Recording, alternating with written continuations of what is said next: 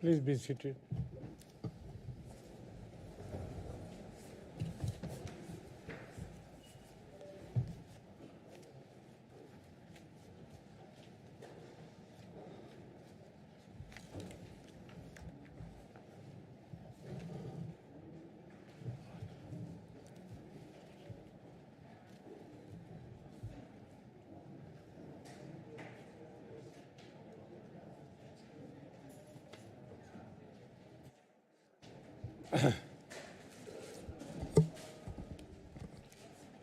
Welcome to the meeting. As usual, let me remind you that today's meeting will be webcast for live.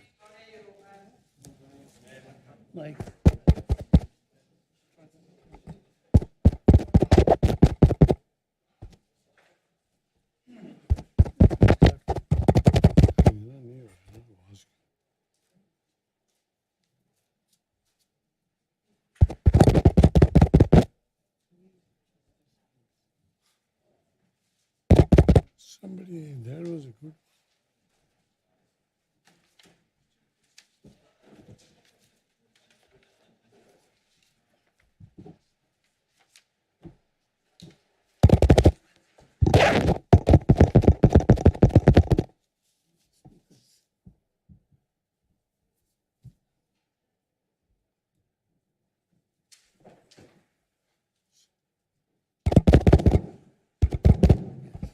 Yes. Welcome to the meeting. As usual, let me remind you that today's meeting will be webcast for live or subsequent broadcast via the link on the agenda. So members, you are reminded that the recording of the webcast will be kept indefinitely. Members of the press or public may record and take photographs except where there are confidential or exempt items.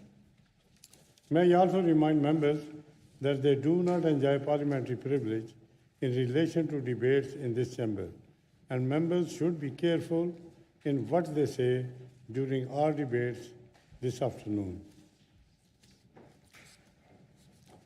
May I also remind members that if they have mobile phones, please turn them on to silent. We have a list of speakers. Those wishing to speak should make their way to a lectern when I invite you to speak. Finally, may I remind members that in order to keep everyone safe, masks must be worn at all times, except when talking at the lectern. Also, could members please wipe down the lectern after you have made your speech. Tea and coffee will be served in the fire, and the fire bar will be open from 1600, 4 o'clock, until the end of the breaks, selling snacks, soft drinks, and food. Finally, I would remind members that they must declare all relevant pecuniary and non-pecuniary interest relating to any items of business to be discussed at this meeting. Please note that there is a report on exempt accommodation, the Scrutiny business report, and item 11A, the first motion on the agenda. I would ask all members to declare any relevant interest in and then not participate in the vote on that item if relevant interests are declared. Does anyone have any interest to declare?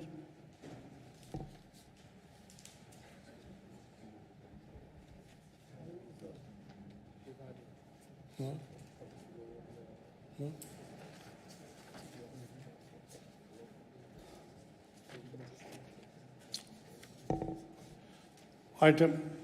Agenda item 3. I move that the minutes of the meeting held on 22nd February, having been circulated to each member of the council, be taken as read and confirmed and signed. Is that seconded? Is that agreed? Thank you. Now, this is item number 4. Firstly, I would like to take the opportunity to acknowledge and thank all those across party councillors who are not standing for the election in May. I thank them for their services and dedication to the Council and their constituents over the years. It has been a pleasure and privilege to work with you all.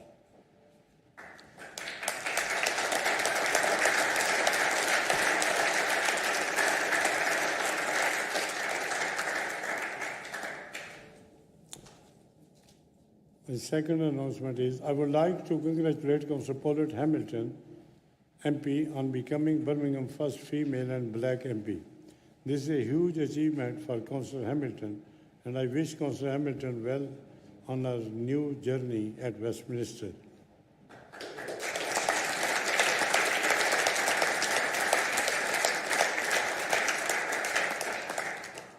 Finally, you will all have seen the horrific events unfold in the Ukraine since the war started just over 2 weeks ago. I am sure you will all join me in recognizing the terrible hardship and impact on the people of Ukraine. While we sit in the comfort of this chamber and enjoy the benefit of our democracy, the people of Ukraine are fighting on the streets daily to keep theirs. I would like to place on record the Council will do all it can in support of and in solidarity with the people of Ukraine. Thank you.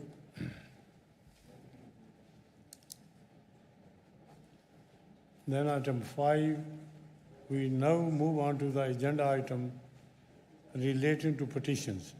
I move that the petitions presented before the meeting be received and referred to the relevant chief officer to examine and report as appropriate. Is that seconded? Is that agreed? Thank you.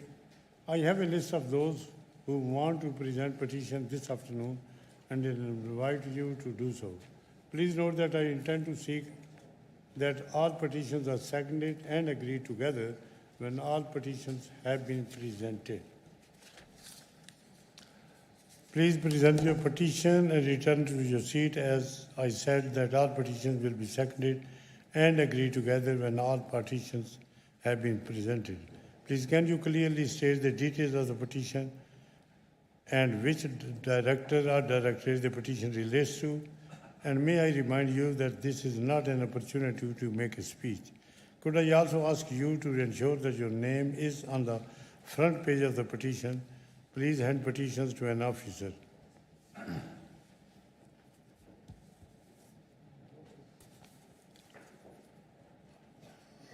Petitions. I call upon Councillor Fowler.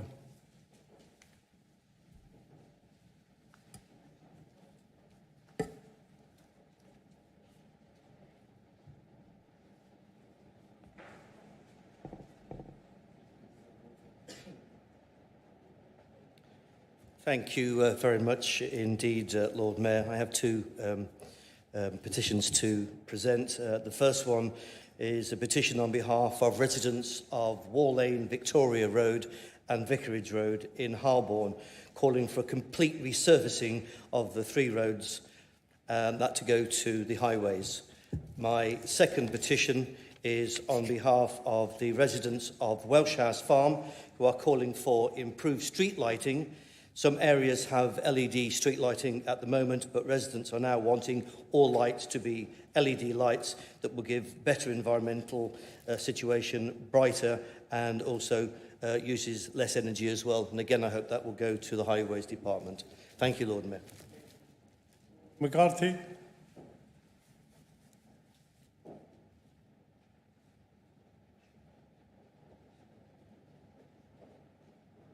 Thank you, Lord Mayor. I have two petitions this afternoon. The first is from residents of Bournebrook and Selly Park Ward, calling for road safety measures on the Pershaw Road. Residents are calling on City Council and West Midlands Police to install average speed cameras and road safety measures such as crossing cameras, junction improvements and regular speed watch operations on the Pershaw Road and the surrounding roads to improve safety for residents in the area. And that one needs to go to transportation. My second one, again, is from residents in Bournebrook and Selly Park, and some signatories from the wider area, calling for a ban on letting agents' boards in Selly Oak and the surrounding areas. This is about letting boards that are supposed to be removed within 14 days of an agreed let. And many of the local letting agents are refusing to do this and have been quite offensive to residents when they've done it. The identified issues include increased crime, increased litter, pressure on the student population to sign house leases too early, use of these boards as free advertising, and the impact it has on the housing market, particularly putting off families. And the petitioners also ask for a Regulation 7 order to be put in place, making it illegal for letting agents to behave in this way. And that needs to go to planning. Thank you.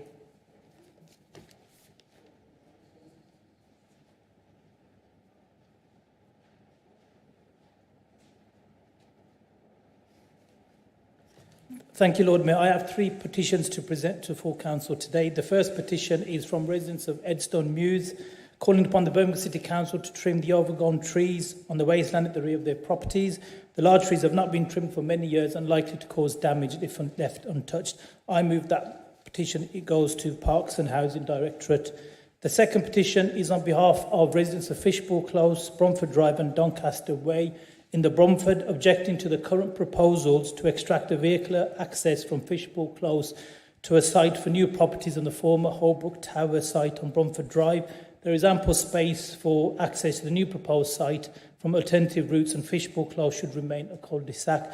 I move that this petition goes to the Housing, Highways and Regeneration Directorate. The final and third petition, Lord Mayor, consists of 1,885 signatures, primarily from citizens of our city of Birmingham, calling upon the government to extend permission to allow registrations of deaths to continue remotely rather than in person. Prior to COVID-19, registration of deaths were required to be registered by the informant, next of kin, in person. During the pandemic, this was eased and electronic notification was accepted to allow those of faith, especially Muslims and Jewish groups, to process burials of their loved ones in a timely manner, fulfilling their religious rights of their deceased. In addition, the process of electronic registrations of death allows those without means to travel safely to the registry office whilst COVID-19 exists. I move that this petition goes to the Leader of the Council, Councillor Ian Ward, and Cabinet Member for Social Inclusion, Community Safety and Equalities, Councillor John Cotton. Thank you, Lord Mayor.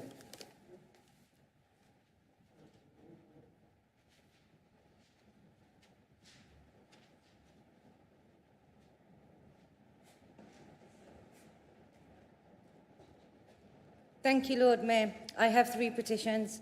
First petition is for improved street lighting at Yateley Avenue. We, the undersigned, request we have better street lights in Yateley Avenue. Currently, the street is dark, with both residents and visitors struggling to see, especially during the winter months. Furthermore, residents have raised concerns about antisocial behaviour, with a number of young people being seen loitering in the area.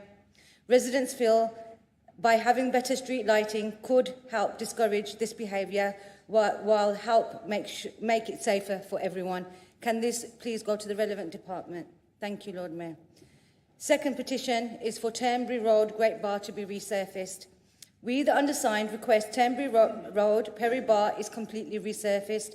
This road is in bad disrepair and has been for a long time, with residents disappointed that other neighbouring streets are getting their roads resurfaced, and yet Turnberry Road is ignored, despite the ongoing complaints and site visits with council officers. Can this also go to the relevant department, please? Thank you, Lord Mayor. Third petition is for pedestrian crossing or refuge at Rocky Lane, Perry Bar, and this will be an ongoing petition. We, the undersigned, request a pedestrian crossing or refuge at Rocky Lane, Perry Bar. Residents, business owners and drivers have noticed the road by Hampstead train station is dangerous, with traffic lights changing quickly, which is not giving pedestrians enough time to cross the road, especially the elderly. Having a pedestrian crossing or refuge will save lives and ensure members of the public are safe when crossing this road. And can this go to Highways and the Combined Authority? Thank you, Lord Mayor.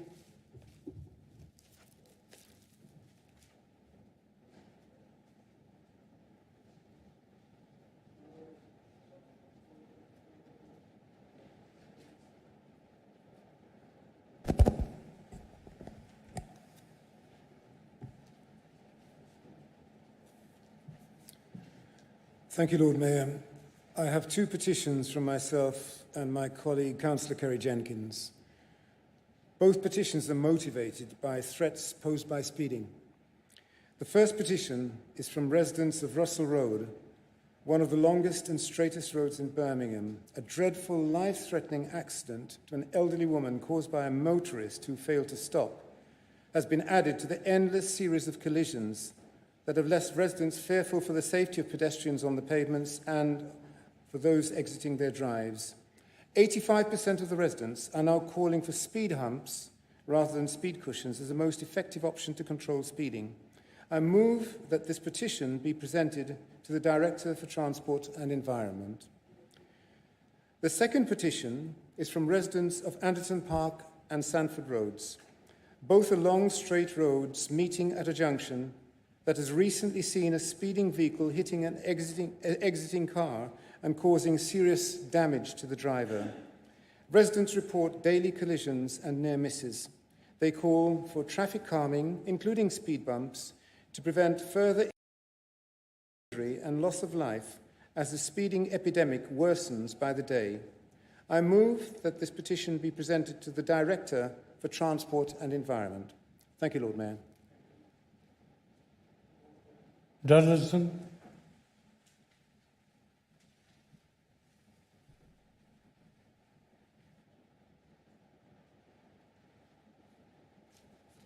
Thank you, Lord Mayor. I present this petition on behalf of the residents of Towcester Croft, Bromford, who object to the proposals to build properties on the green space on Towcester Croft. The land identified is too small and will cause unnecessary disturbance for those residing in the croft. Thank you, Lord Mayor. Councillor Huxtable.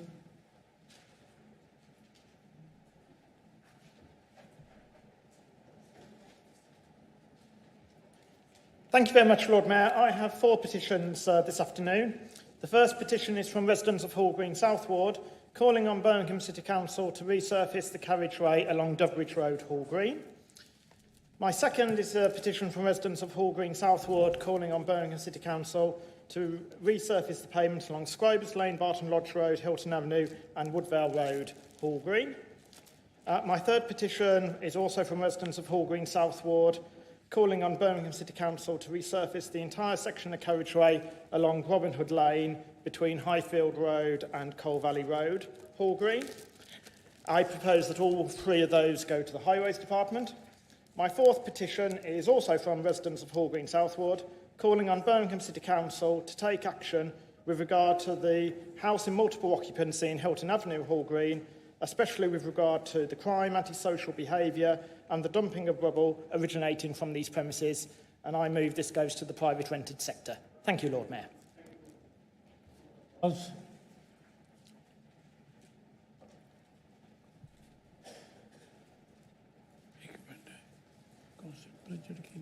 Thank you, Lord Mayor. My petition is from the residents of my ward of Yardley West and Stetchford. We, the undersigned, request a full investigation and action to reduce the severe flooding outside Stetchford Railway Station, Victoria Road. This stretch of road needs to be fully investigated and action taken to improve the flow of water into the gullies and storm drain to stop roadside flooding. Can this go to the Highways Department, please? Thank you, Lord Mayor. Thank you very much. Councillor Pritchard.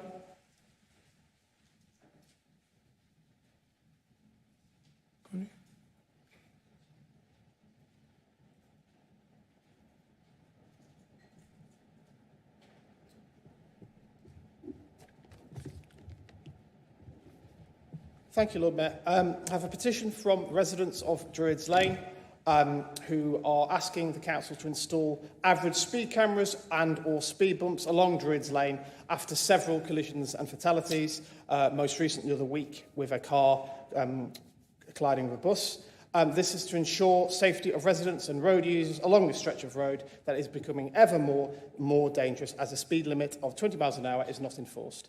And I'd like this to go to the Highways Department. Thank you, Lord Mayor. Thank you. Councillor Brennan, Nicky Brennan.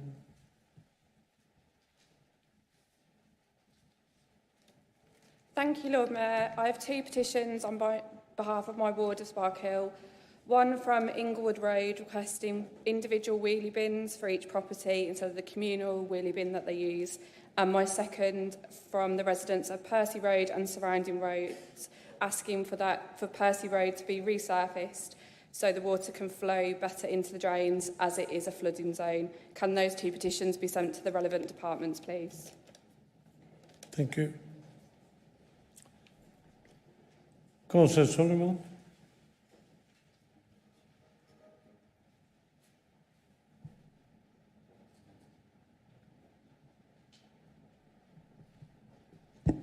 Thank you, Lord Mayor. I'd like to hand in a petition on behalf of residents of Little Over Avenue in Hall Green North Ward who are asking for repairs to the road, footpath and drains. This petition is to go to the Highways Department. Thank you. Thank you. Thank you. Councillor Harmer.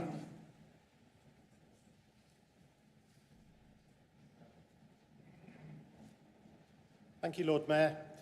I have further signatures for the petition for action on speeding in Acox Green and Hall Green, which I presented last time, and I request that these be added to them. Thank you. Thank you. Councillor Mahmoud Hussain.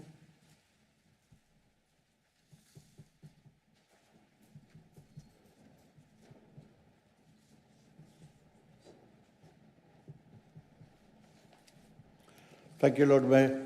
I have a petition signed by residents of Bracken Road, Birchfield Ward, requesting a streetlight upgrading. I move this goes to the highway. Thank you. Thank you. Any other petitions? Yes, please.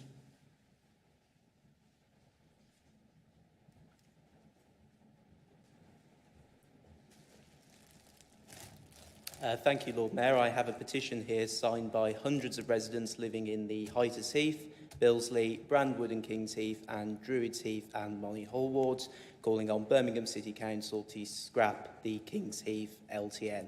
I move that goes to the relevant department, please. Thank you. Any other petition? No.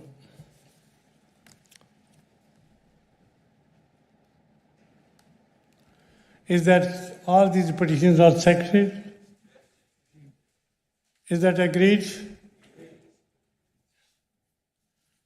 A petition update has been made available electronically. I move that the petitions update be noted and those petitions for which a satisfactory response has been received be discharged. Is that seconded?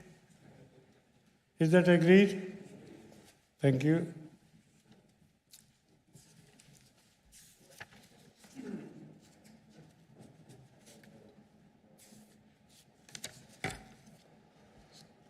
The next item is to deal with the oral questions. Questions from members of the public to any cabinet member or ward forum. Chair. We now have questions from members of the public. The indicative time for this item is 20 minutes. The first question today is for the cabinet member for Social Inclusion and Community Safety and Equality, Councillor John Carter, from Mr. Akram Al-Misbah, who is in attendance at today's meeting. Can I ask Mr. Al-Misbah, could I ask you to put your question? Thank you, Lord Mayor. My name is Akram Al-Misbah, and I'm a refugee from Sudan, and I live in Birmingham with my wife, who was able to join me on a family reunion visa, and our baby daughter. We are rebuilding our lives in this city of sanctuary, but under the Nationality and Borders Bill, we would not have these freedoms and opportunities because I arrived here via an irregular route. This bill, currently progressing through Parliament, has been condemned by the UN Refugee Agency, numerous local authorities, devolved nations, and 67 groups, charities, and schools across the West Midlands region. What assessment has Birmingham City Council made of the impact the bill will have on communities in our city, and what steps is it taking to oppose these measures? Thank you.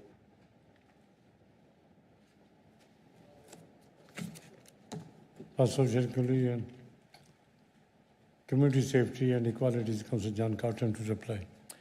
Thank you, Lord Mayor, and thank you very much, Akram, for your question. I think it's a very pertinent and timely reminder of the importance of this city's long history as a place of refuge and of the pledges this council has made to remain a true city of sanctuary. I know that all of us would be delighted that you and your family are able to call Birmingham your home, and like so many others over generations, you have the opportunity to rebuild your lives here in Birmingham.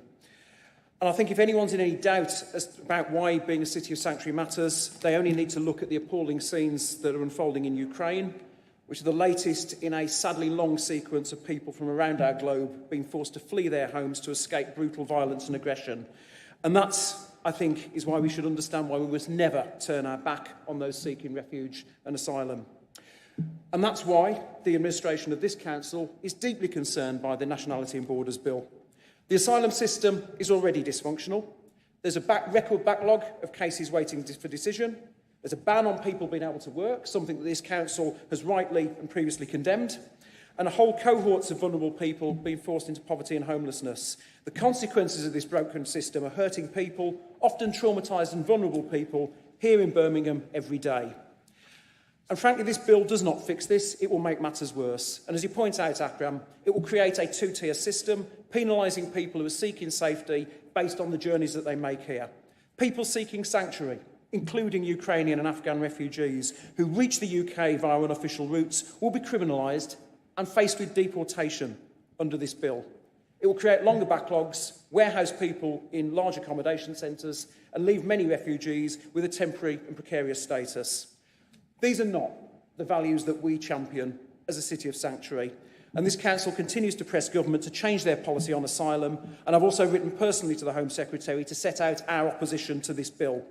And we're not alone in doing so. It's been condemned by councils across the country, by the National City of Sanctuary movement, and by charities, citizen organisations and faith groups here in Birmingham and well beyond. They know at first hand the devastating effect that this bill, if it's passed, will have upon vulnerable people. I think we're fortunate, Lord Mayor, on these shores, not to know the violence, the terror and the persecution that compels others to flee. And I think we should celebrate our freedom from these horrors by ensuring that our nation, like this city of Birmingham, extends a hand of friendship and welcome to those seeking sanctuary. I think our country can be better than this, and that's certainly why we oppose this bill. Thank you, Lord Mayor. Thank you.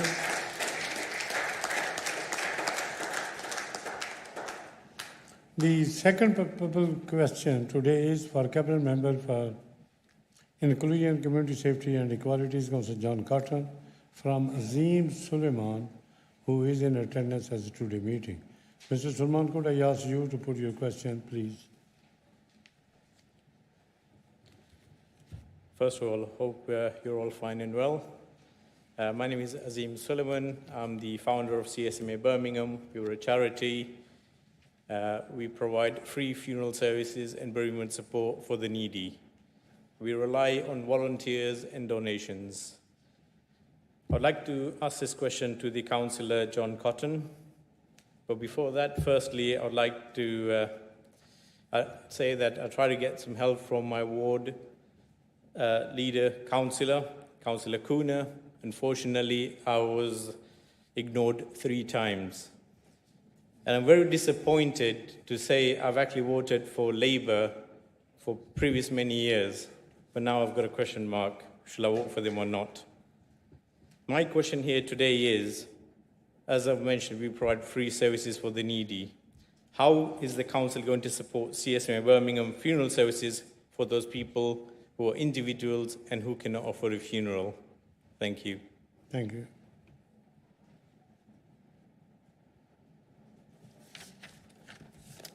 Thank you, Lord Mayor. Thank you, Mr Sullivan, for your question. And also on behalf of the communities that your charity serves, thank you for the work that you and your volunteers are doing to support bereaved residents. I think incredibly important work given the period that we've been through when bereavement has touched so many in our city.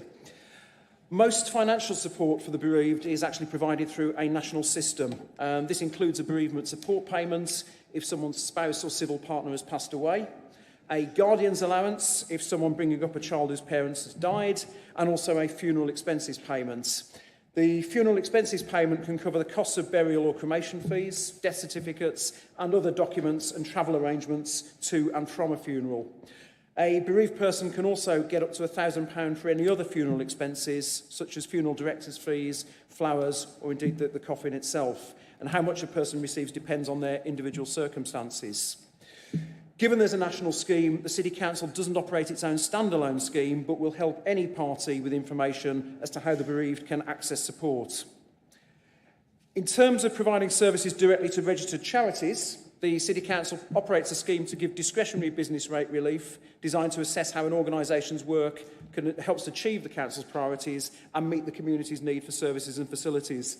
I'm certainly happy to provide you with more detail of these following today's meeting, if that would be helpful.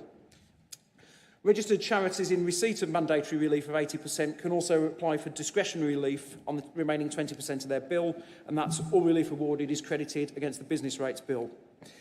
In addition, the City Council has built some really strong relationships with businesses and voluntary organisations within the bereavement sector. And this includes the Bereavement Round Table, which I'm fortunate to chair, and indeed had its most recent meeting yesterday. That brings together a wide range of organisations and charities who are working to support those affected by bereavement alongside our Council Bereavement Services team. I do think partnership is key here. Working together saw us through the unprecedented operational and emotional challenges of the pandemic, and it will be crucial to building even stronger support for bereaved people in this city in the future. And I will certainly welcome the opportunity to work with your organisation on this agenda, and again, perhaps we can pick this conversation up after today's meeting. Thank you, Lord Mayor. Can I just mention one more thing? You mentioned about social services. I've got 10 years experience in this. Please. He has answered your question. You haven't got the right for supplementary question. That's fine. Can the leader arrange a meeting with me later on? Please. You can write to the leader. The next question is not here present, so therefore a written response will be provided after this meeting. Then I move on to the fourth question. The fourth public question today is for the Leader of the Council, Councillor Ian Ward from Keith Rowe, who is in attendance at today's meeting. Mr. Rowe, could I ask you to put your question, please?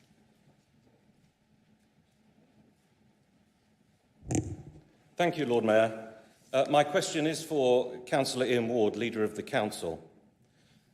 The Leader's strategy for the city centre, Birmingham, doesn't mention Northfield once. I have been working with our local Conservative MP to deliver the benefit of this government's levelling up agenda to Northfield. Will the Labour Leader of the Council now commit to demolishing the Prices Square flats above the High Street to make Northfield's levelling up bid shovel-ready? Thank you. Now I call upon the Leader of the Council, Councillor Ian Ward, to reply. Thank you very much, Lord Mayor. Let me be absolutely clear. My strategy is for the whole of Birmingham and all of the people of Birmingham. And we have been clear from the start that if the government is truly serious about levelling up the UK economy, then communities like Northfield must benefit. This, after all, is a constituency where almost 14,000 families were hit by the government's £20 universal credit cut last autumn, and where over 6,000 children currently receive free school meals. It is a constituency, Lord Mayor, that has consistently been let down by the Conservative government. Levelling up must address the fact that people in areas like Northfield are being left behind, and we have been clear that we're determined to work with the government to ensure that success for Birmingham means success for people in every part of Birmingham. Lord Mayor, 3 of the 4 bids for the initial tranche of Levelling Up Fund were successful, securing over £52 million in new funding for projects that will create jobs and opportunities for people in deprived areas of the city. Officers have started work on a potential Levelling Up Fund bid for Northfield Town Centre. A working group has been set up. Gary Sambrook, local members and the Northfield Business Improvement District, as well as other stakeholders, are part of that working group. And the next meeting is scheduled for the 25th of March. As part of the potential Levelling Up Fund bid, we will revisit proposals for Prices Square, although at this stage it's too early to say whether Prices Square will form part of the bid because the government has yet to publish the guidance for Trans 2 bids under the programme. This is now anticipated in the spring. Let's hope they keep their word. But we are not simply waiting for the government to level up for the people of Northfield, and as I'm sure Keith already knows, we're working with St Modwyn to support the redevelopment of West Longbridge. The Labour Council supported the Colmers School Sports Hall refurbishment and the £7.7 million replacement of Northfield's Pool and Fitness Centre, which was opened successfully in 2018. Thank you. Thank you.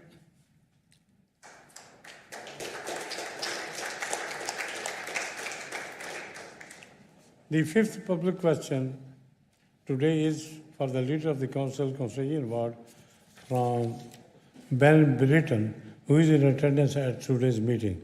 Mr. Britton, could I ask you to put your question, please? Thank you, Lord Mayor. As a local community activist in King's Standing, I, along with many other Birmingham residents, listened to the leader on BBC Radio WM last Wednesday. I was most concerned when a member of the public asked the leader if he thought it was appropriate that his cabinet member for adult health and social care was a director of an exempt accommodation provider. When this is such a big issue in Birmingham, I would like to ask the leader if he will ensure that the monitoring officer looks into any and all decisions where there would be a conflict of interest to ensure all laws have been followed. Thank you. I call upon the Leader of the Council, Councillor Ian Ward, to reply, please. Thank you, Lord Mayor, and thank you, Ben, for your question, and thank you also for tuning into my appearance on the radio. There is an important distinction that I would like to clarify. When delivered well, exempt supported accommodation can play a vital role in supporting people at risk of homelessness and other vulnerable groups, such as those with support needs or disabilities. This Labour Council is not anti-exempt accommodation. However, we are anti-rogue landlord. And, as we will discuss later, we're determined to work with the government, our communities and responsible providers to ensure support is there for vulnerable people, while we also address the concerns of our communities. We need the powers and the funding from government to address this growing issue. And Lord Mayor, as has always been the case, if I'm made aware of a potential conflict of interest, I bring that to the attention of the monitoring officer. Thank you. Thank you. The final public question today is for the Harbour Ward Forum Chairman, Councillor Peter Fowler, from Harriet O'Hara, who is in attendance at today's meeting. I would ask Mr. O'Hara, could I ask you to put your question, please?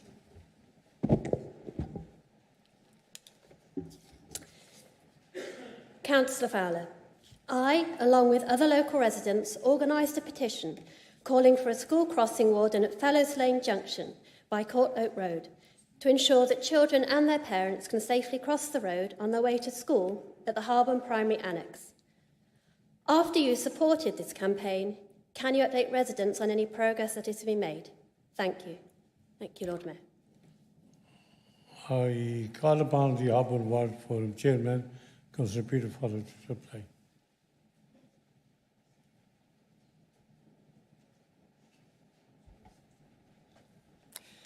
Thank you, Lord Mayor, and thank you, Harriet. I indeed am able to provide you with an update Firstly, I would like to thank all those who signed the petition, especially those parents who raised with me their concerns. Unfortunately, Lord Mayor, our calls were rejected by the Labour administration, and I'm disappointed that it's not more positive news, and that one of the reasons for its refusal is that there was no reported injury collisions involving pedestrians during a 3-year period at this junction. I strongly believe that we should not be waiting for accidents to happen before we do anything, but do something before accidents happen and potentially save lives. I, along with other Conservative colleagues, have repeatedly called for the Labour-run council to put £620,000 into school crossing patrols, which would restore levels back to what they were back in 2012. Unfortunately, Lord Mayor, this has been refused too. Thank you. Thank you.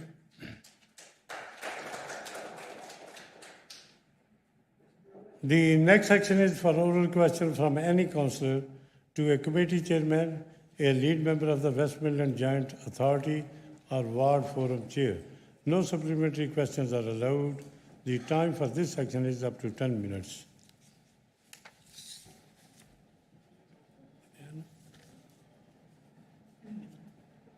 I call upon Councillor Marion Jenkins, please.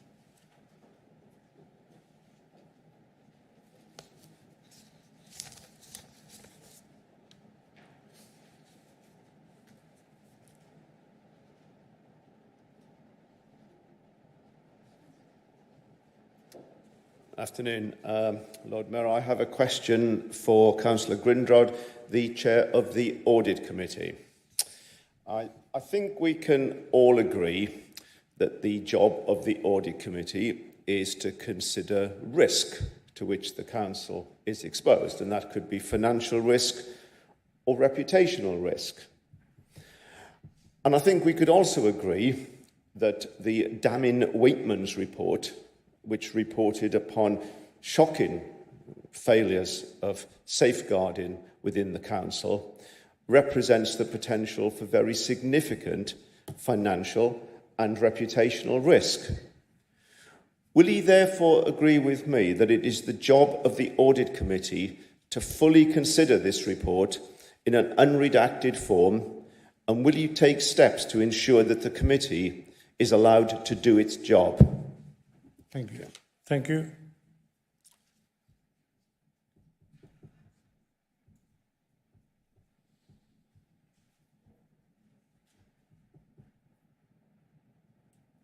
Thank you, Lord Mayor, and thank you, Councillor Jenkins.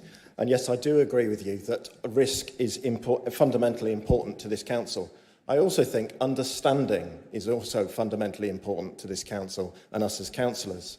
And as we have been through this issue time and time and time again, I have to say again, yes, I believe that the Audit Committee should, in due course, when process and has completed its course, see a full unredacted version of the Waitmans report, as has been committed to us by the City Solicitor.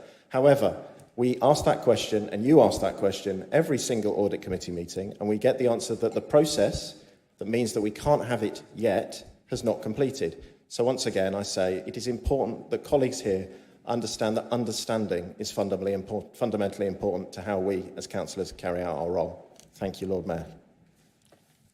Councillor Bass.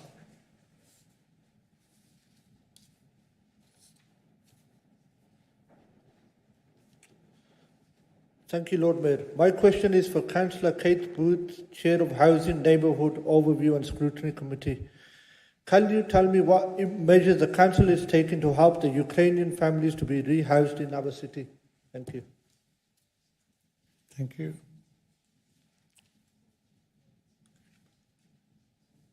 Kate Booth. Thank you very much for your question. I'm afraid I'm not in the position to be able to do that now, but what I will arrange is for us to get a briefing to all council members out as soon as possible. So we'll try and get that out to you tomorrow morning. Thank you. Thank you, Lord Mayor. Thank you. Councillor O'Reilly.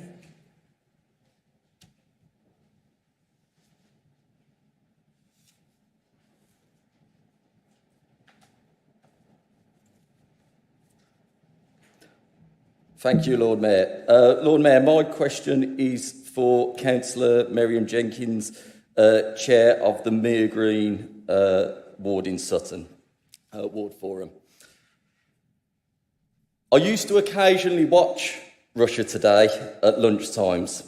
I didn't think its journalism or bias was any worse than the BBC.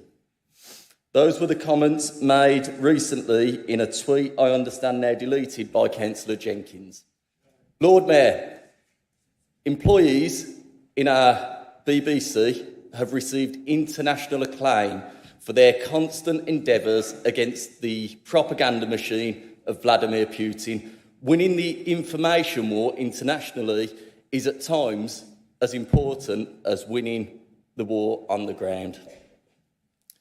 Will Councillor Miriam Jenkins give a public apology to this chamber for bringing the post of councillor in this city into disrepute, and will he also apologise to the brave souls that are serving on behalf of us and the free democratic world to win that information war in Ukraine and Russia? Thank you, Lord Mayor.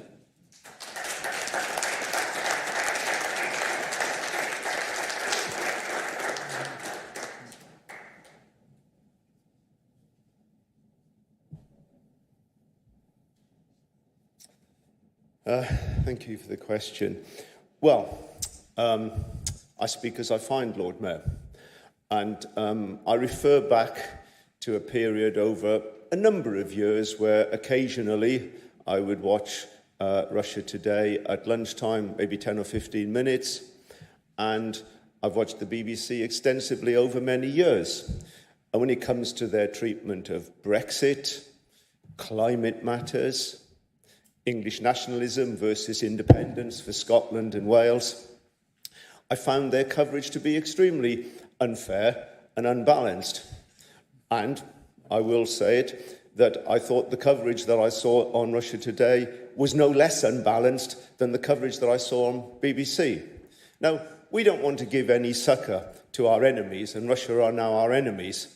So nothing I say here should offer any comfort to the terrible regime that has inflicted so much pain and unnecessary suffering on Ukraine. But, as I say, I speak as I find, and that's how I found it. And that was a couple of years ago, before it was actually removed from the channel that I watch. Thank you. Thank you. Councillor Mariam Jan.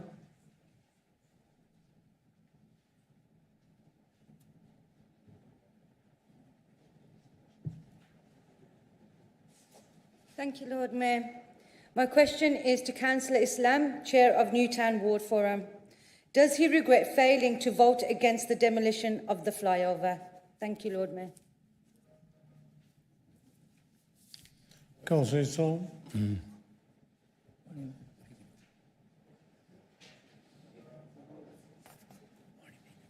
Thank you, Lord Mayor. I don't think I'll be, the voting against the demolition of flyover. Thank you. Thank you, Lord Mayor. Thank you.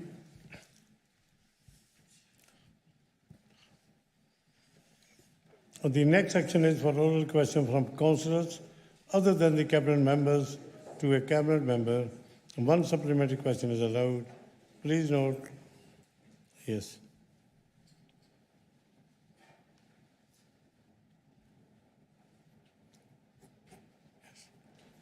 The time for this section is 20 minutes. I have a list of those wishing to ask questions. The first person is Councillor Fowler.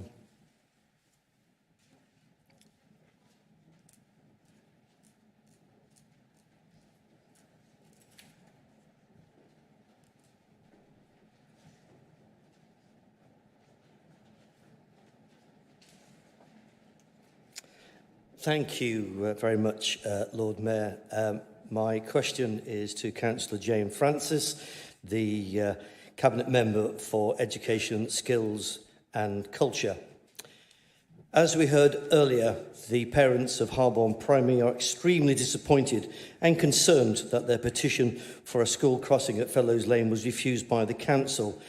As the Cabinet member responsible for travel to and from school, do you believe that it should be the case that we should have to wait for a serious accident or death before taking action?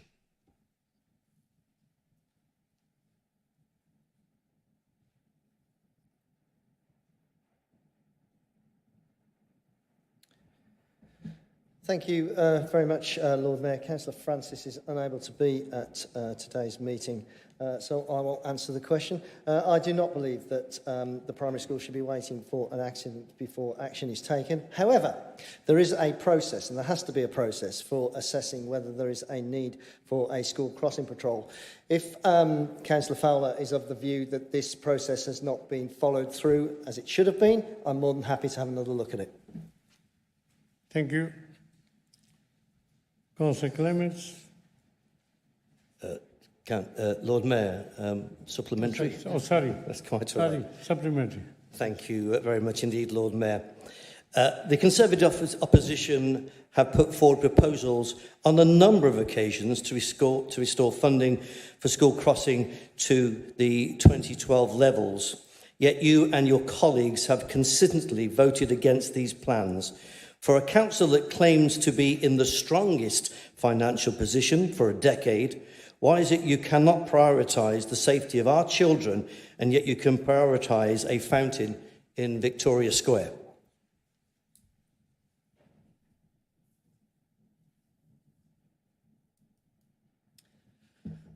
Thank you, Lord Mayor. It's rather disappointing that members on the Conservative side of this chamber do not understand the way some of the council's funding comes to the council.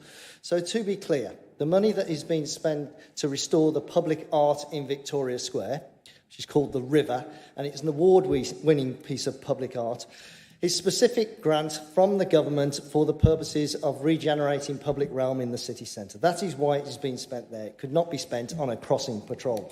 As I said to Councillor Fowler in answer to his first question, if he believes there is a case here to look at this matter again, I'm happy to do so. Thank you. Councillor Clements.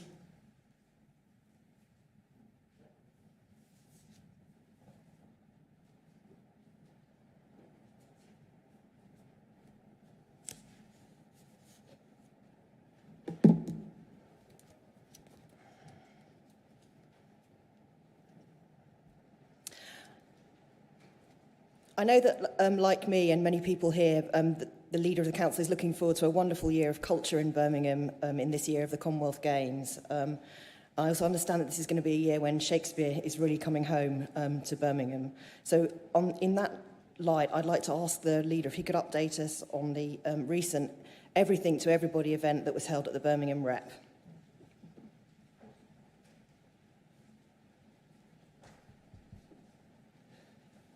Thank you very much, Lord Mayor. I am delighted that last Monday saw the world premiere here in Birmingham of the screening of Shakespeare's Coming Home at the Rep Theatre. The project is being led by Birmingham City Council and its partner, the University of Birmingham, and aims to use Birmingham's forgotten past to inspire the future by reviving the first great Shakespeare collection in the world with people and communities from across the city. A film featuring Adrian Lester and Frank Skinner has been produced by the Rep and the Royal Shakespeare Company. It's an absolutely brilliant project, and huge thanks to Professor Ewan Fernie, who has dedicated so much time to the project and is a wonderful example of how we can showcase the very best of Birmingham. We are, of course, incredibly proud to own a first folio, which belongs to all of the people of the city. It represents beautifully the vision that culture should be accessible to all, a vision that was held by George Dawson, the founder of the Birmingham Shakespeare Memorial Library, who believed, as I do, that the works of Shakespeare should be available to everyone in the city. Thank you. Is there a supplementary question?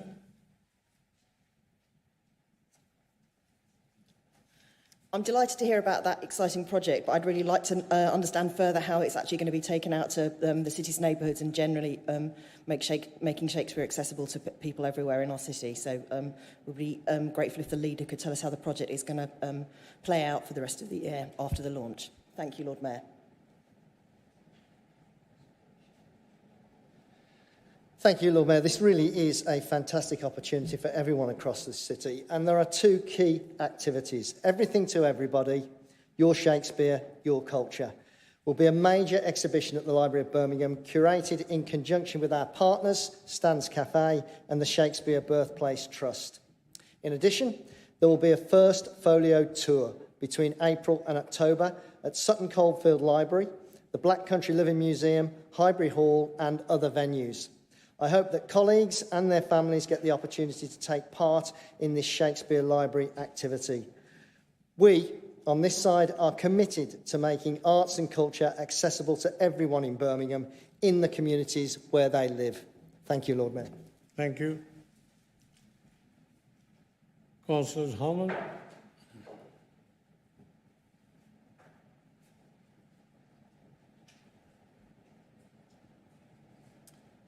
Thank you, Lord Mayor. I have a question for the Cabinet Member for Street, Scene and Parks, Councillor O'Shea. Last month, I presented a study I did of missed collections to Scrutiny. This showed that of 2,100 acknowledged missed collections in our ward in 1 week in January, only 56 were individually reported. Applying that reporting rate to the number of reported missed collections in the city from April to October last year gives a missed collection rate of 9%, or a collection rate, if you prefer, of 91%. Will you now accept that the fiction that we have a collection rate of 99% is just that, a fiction?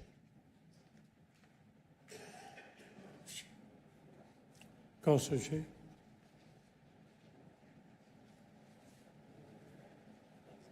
Thank you, Lord Mayor, and thank you, Councillor Harmer, for your question.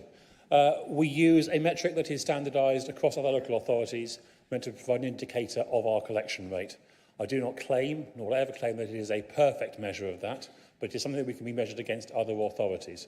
I was happy to look at any other measure that would provide a more accurate figure, but equally I want to ensure we use something that can be measured across authorities so as to understand our true performance. Thank you, Lord Mayor. Thank you. Is there any supplementary question? Yes, thank you, Lord Mayor. What my study showed is that around 1 in 37 of actual miscollections are actually individually reported.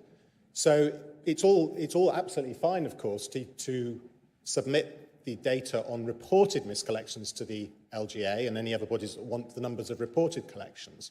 But to say that it has anything to do with the actual level of actual miscollections, well, you're going to be out by a factor of about 37.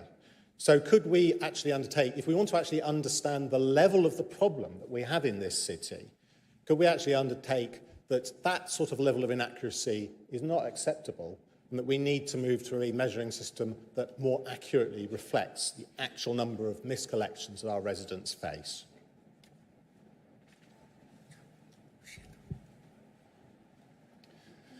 Thank you, Lord Mayor, and thank you, Councillor Harmer. I will, of course, happily look at any alternative measure that we might be able to suggest. But again, I want something that's going to provide us with a reasonable measure of how our services are performing at any given time. And certainly, I think what we have now is a reasonable indicator of the trends.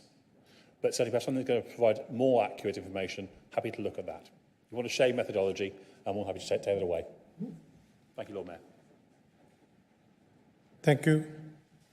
Councillor Mahmood Hussain.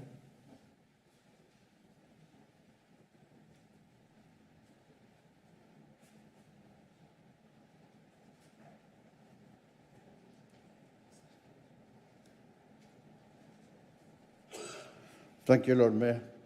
I have a question for Cabinet Member for Street, Scene and Parks, Councillor John O'Shea.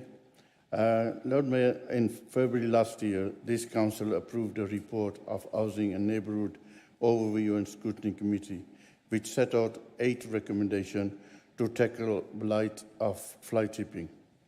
Fly tipping is a criminal activity which causes distress for residents and leads to a neighbourhood feeling untied and unloved. Would the Cabinet Member for Street and Scene and Parks, Councillor John O'Shea, please provide the Council with an update on the progress of implementing the recommendation from last year's report? Councillor Janushay. Thank you, Lord Mayor, and thank you, Councillor Hussain, for your question. In the time I have, I probably can't provide a full update because there's an awful lot going on, awful lot has already taken place. What I can say is we recognise the problem. We have crews out about every single day, and the new initiatives announced last summer have already cleared over 3,000 tonnes of waste from our city's streets, with over 1,500 tonnes of fly tipping removed by our specialist crews. In one day in February, just one of our graffiti teams cleared 1,000 square metres of graffiti. Using data, we have identified a number of camera deployment sites in wards across the city, including Northfield, Ward End, Hall Green North, Allen Rock, North Edgbaston and Small Heath. They've already had cameras deployed and prosecutions are in progress. Further deployments are in hand to Lozells, Holyhead, Yardley West and Stetchford, Small Heath and Bolton Heath West and Soho and the Jewellery Quarter. And again, I expect prosecutions to follow from that. I also tell Council that during December and January alone, fines and costs totalling over £78,000 were gifted as a Christmas present to people who littered and fly-tipped on city streets. But there's more, Lord Mayor. What is still early days, fly-tipping reports are down 27% on the same time last year. And our street surveys show the percentage of streets not meeting a satisfactory standard of cleanliness has halved. There is much still to do, Lord Mayor, but this is always a long-term project. Birmingham Labour is getting on with the job of cleaning up our city and taking on those criminals who blight our neighbourhoods. Thank you, Lord Mayor. Thank you. Is there a supplementary question? Yes, Lord Mayor. Thank you, Councillor Janushay, for this important update in my ward, Birchfield. The mobile household recycling centre has proven very popular with residents. They have allowed people in the community to get rid of their bulky waste free of charge at the local place close to their homes. Could Councillor Janushay please give assurance that the mobile household recycling centre will become a permanent if Labour re-elected in May?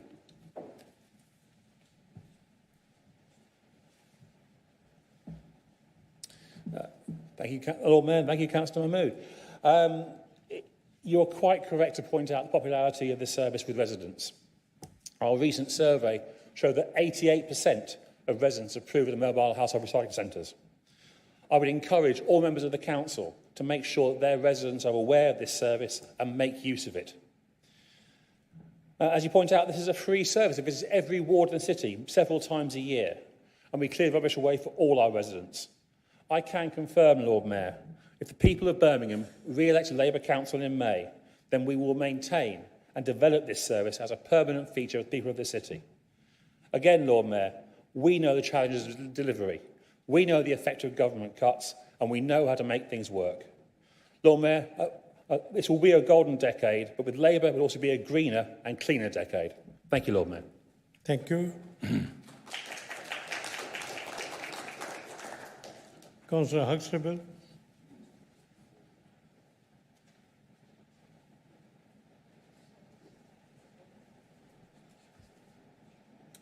Thank you very much, Lord Mayor. My question is to Councillor Azim Safar, the Cabinet Member for Transport and Environment. Councillor Safar, when you announced in January that a school in every ward in the city would get air quality monitoring sensors, it was billed as being part of a 12-month plan. To best understand air quality and its causes, guidance is quite clear that one needs to record data over long periods of time. For how many years have you budgeted to monitor this data? Thank you, Lord Mayor. Thank you. Councillor Azim Safar.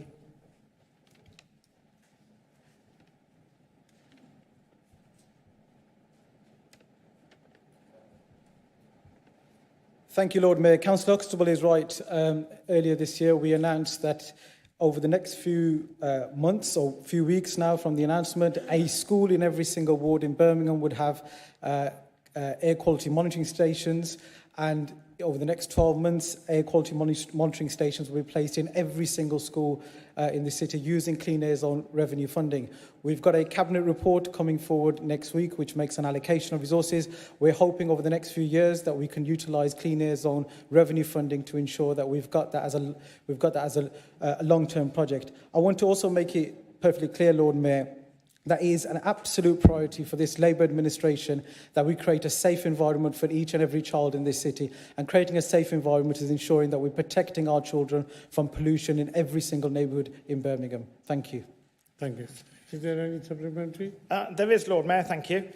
Why is it, therefore, from letters that have been seen by colleagues from the City Council, schools are being told that this will be for 6 months only, with a significant proportion of this period being taken up by school holidays?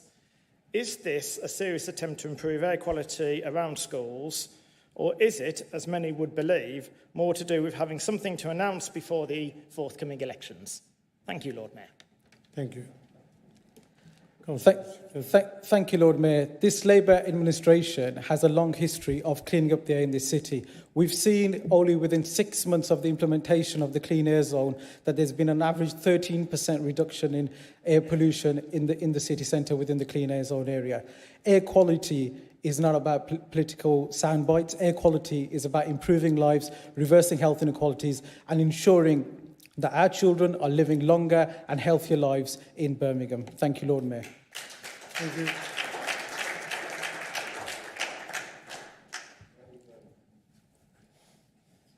Councillor Cooner.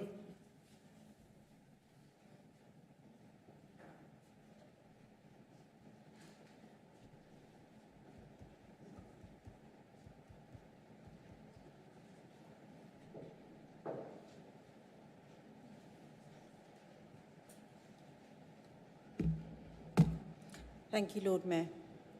I have a question for Councillor Wasim Zafar, Cabinet Member for Transport and Environment. Councillor Zafar, Camp Lane is a narrow road in Handsworth Ward that has had ongoing road safety issues.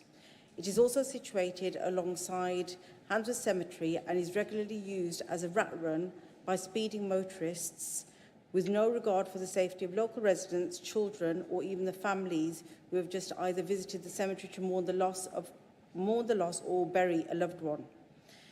In addition, it is also situated off Park Lane, which is notorious for dangerous driving and speeding cars, some of which have sadly resulted in the death of many local residents. I have worked jointly with Sandwell and Birmingham Highways departments in the past to have road safety measures installed and get the speed of this road reduced from 60 miles per hour to 40 miles per hour. Sadly, this has not had the anticipated knock-on effect on Camp Lane, and the dangerous driving has persisted. Local residents and councillors feel so strongly about the safety issue. Please, your question time is over. Yeah. That we have presented a petition asking for traffic calming measures. Can you please give me an update on what actions have been taken to listen to the voices of local residents and councillors in the Handsworth Ward? Thank you, Lord Mayor. Thank you.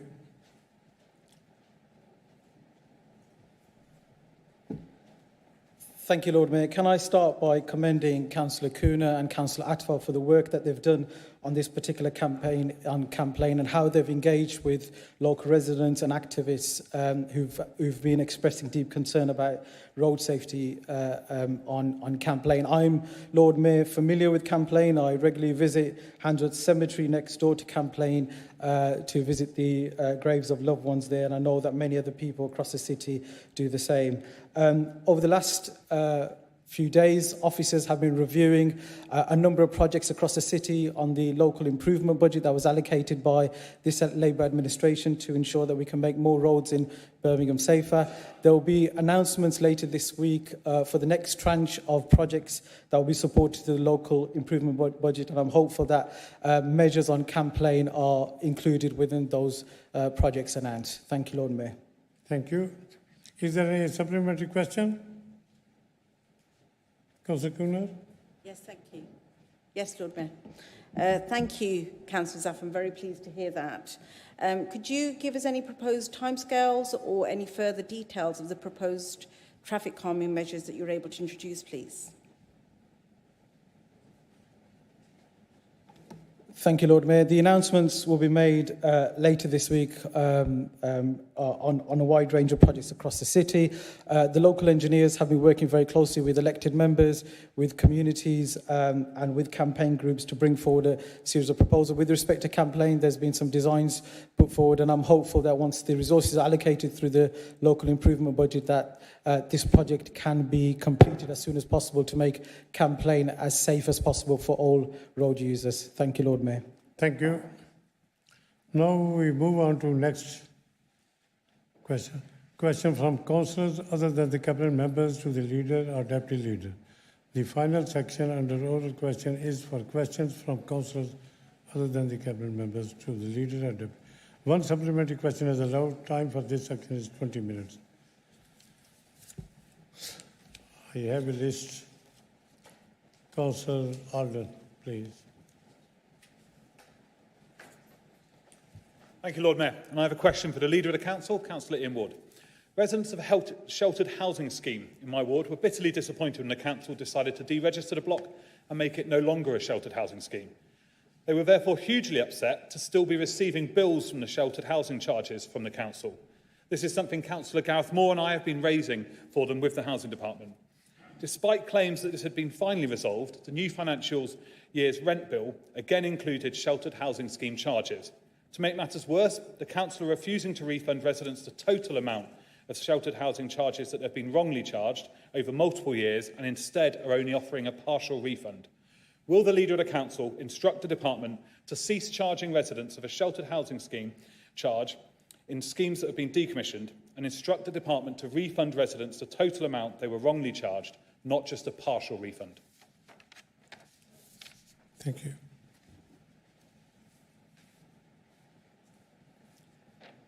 Well, thank you, Lord Mayor. If the facts of the situation are indeed as Councillor Alden asserts, then I will, of course, look into the matter. Supplementary. Yes, I do. And indeed, I have here a copy of one of those rent bills, including the sheltered housing scheme charge on here. Given the situation that has occurred in Erdington here, will the Leader of the Council also instruct Housing Department to review all other decommissioned former sheltered housing schemes in the city to ensure that other residents in the city aren't also being wrongly charged?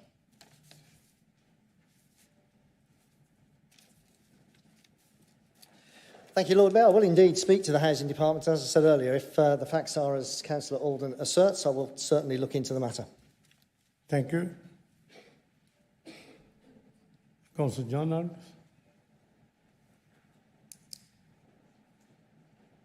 Thank you, Lord Mayor. My question is to the Leader of the Council. There appears to be a brutal, dangerous and unstable individual in charge of Russia. He's been making threats of nuclear war. I wonder if the Leader can tell us what he has done to review our city's civil defence readiness in the event of the unthinkable happening.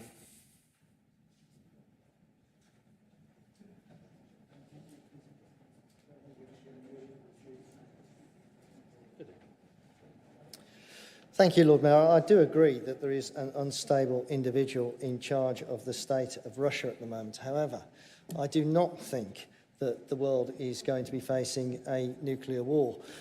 Of course, the City Council keeps under constant review its emergency provisions and its emergency measures should there be a civil problem in this city, and that will continue to be the case. But like everybody else in this room, whilst I condemn the Russian invasion of Ukraine and condemn President Putin for the actions he has taken in Ukraine, I hope and pray we are not going to see things escalated to a nuclear war. Supplementary. Thank you, and I very much hope indeed that you are right there, and that we see peace and justice prevail very, very rapidly in this situation. There are, of course, millions of refugees, and there's been real concern about their plight and a massive outpouring of concern for them from the British public. Can the Leader tell us what is done to ensure, again, the city's readiness to take and willingness to take in refugees, particularly in the light of our city of sanctuary status?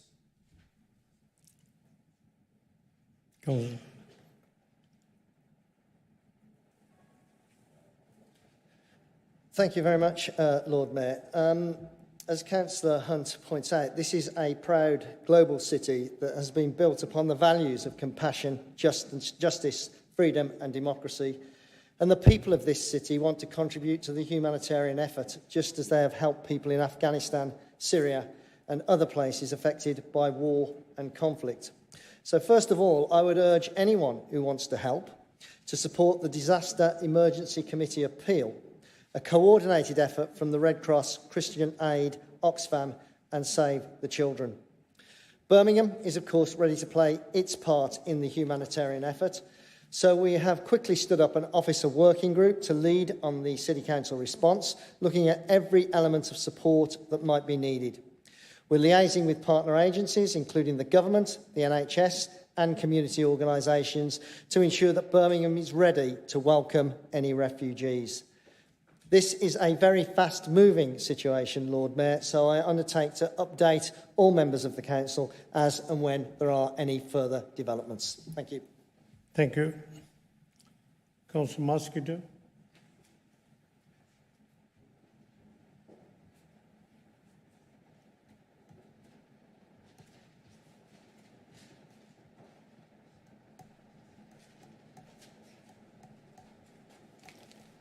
Thank you, Lord Mayor.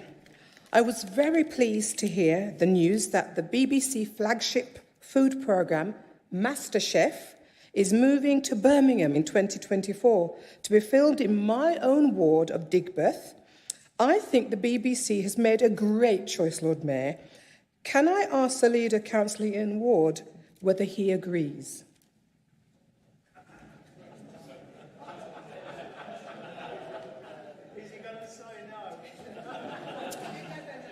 Well, patience.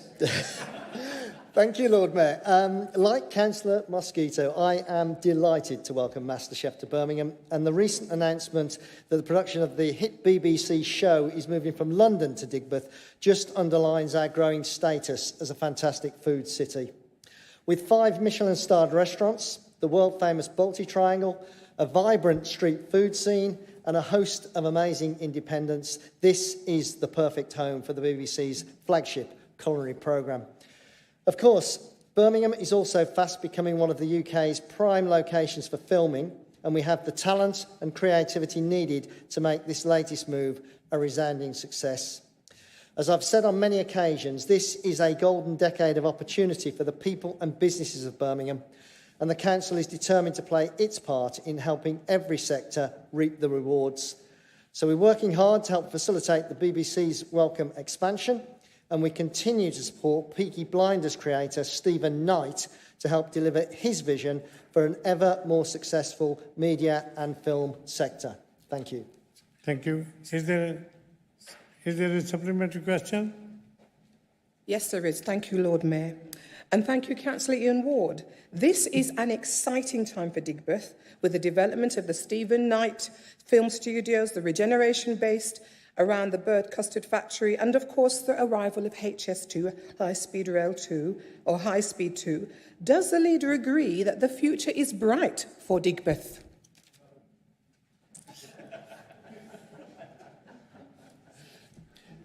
Thank you, Lord Mayor. The MasterChef announcement was a real vote of confidence in Birmingham's future and in our flourishing creative sector.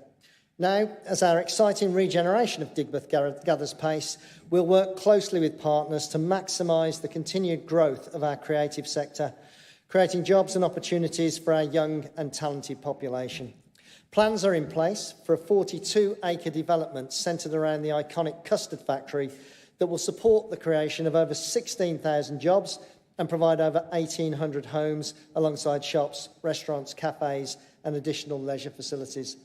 If you throw in the Midland Metro extension, the BBC relocation and Stephen Knight's proposed film studios, it is very clear that Digbeth will play a major part in the next exciting chapters of the Birmingham story. Indeed, I would argue that the Digbeth part of the city centre is the coming area in this city. Thank you. Thank you. Councillor Donaldson. Councillor Donaldson.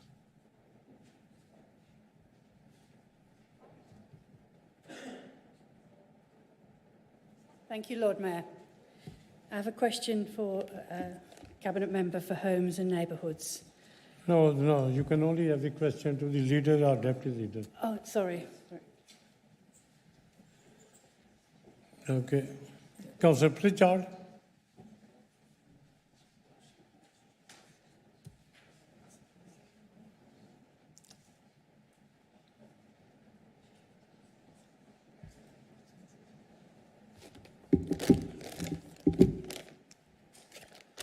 Thank you, Lord Mayor. My question is for the Leader of the Council. At a recent ward meeting, residents expressed dismay that the Baverstock site is not being used as a quick win site to build homes to rehouse residents. Officers' reasons given at the meeting was that council needed to develop a master plan for the whole of the north of the Druids Heath estate before any building of homes could begin on the Baverstock site, meaning Baverstock site lies empty, and from what our officers said, this could be for years. Is this a position and a situation that the leader supports? Leader of the Council. Thank you very much, Lord Mayor. I've been out on several occasions to Druids Heath, and I recognise that the people of Druids Heath believe that the council should be being more ambitious on the regeneration of the Druids Heath community, and that is indeed what we are now intending to be, hence the need for a master plan for the area. Having said that, I'm going out to visit residents in Druids Heath shortly, and I'll be more than happy to discuss this matter with them. Thank you. Any supplementary? Yes, Lord Mayor. Thank you for the Leader for his response. Can I take it from his response that he would be willing to look at some way of building at least some housing on that Baverstock site earlier and as a wider master plan for the north of the estate is developed?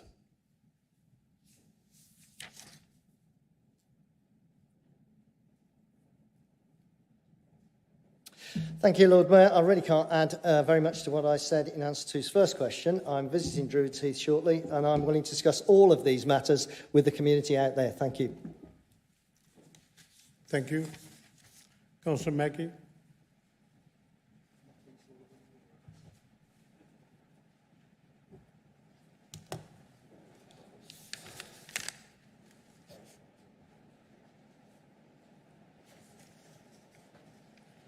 Thank you very much, Lord Mayor. My question is to Bridget Jones, Deputy Leader of the Council. What does it say about your administration that it tells councillors that they are explicitly prohibited from sharing and discussing a report? It stops debates at full council and audit, claiming confidentiality and legal privilege, then goes on to share the report with the press in September 2021, and yet still denies access to parents to that report to this day.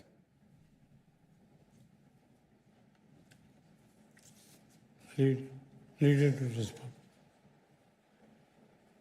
Thank you very much, Lord Mayor. This is a matter that has been the subject of extensive correspondence between members of the Conservative group and the City Solicitor. It's a reference, of course, to the Wakeman report, a redacted copy of which has been circulated to members of the Council, and I believe the press also have a copy of a redacted version of that report.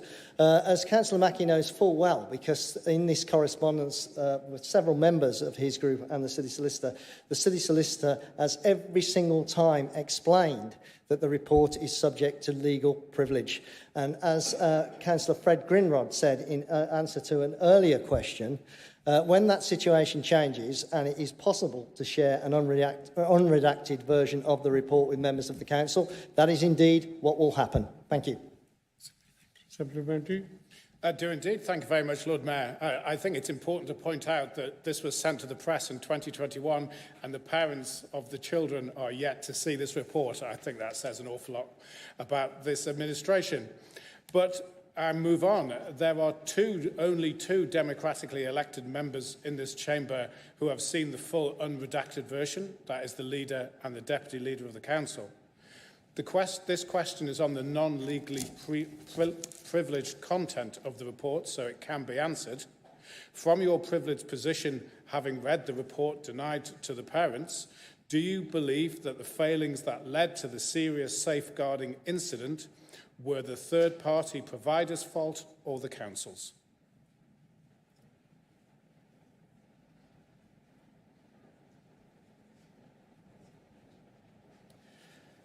Thank you very much, Lord Mayor. First of all, let me say that it is my belief that the Parent Carer Forum have also been provided with a copy of the redacted report. So it's not correct to say that parents have been denied a copy of that redacted report.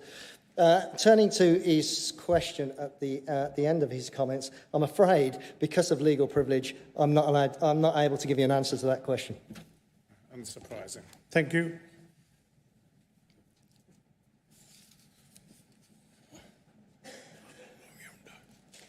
The next item is appointment by the City Council. Before we consider the appointments, I call upon the leader to update the Council on the position relating to the Cabinet Member for Health and Well-being following Councillor Hamilton's election to Parliament.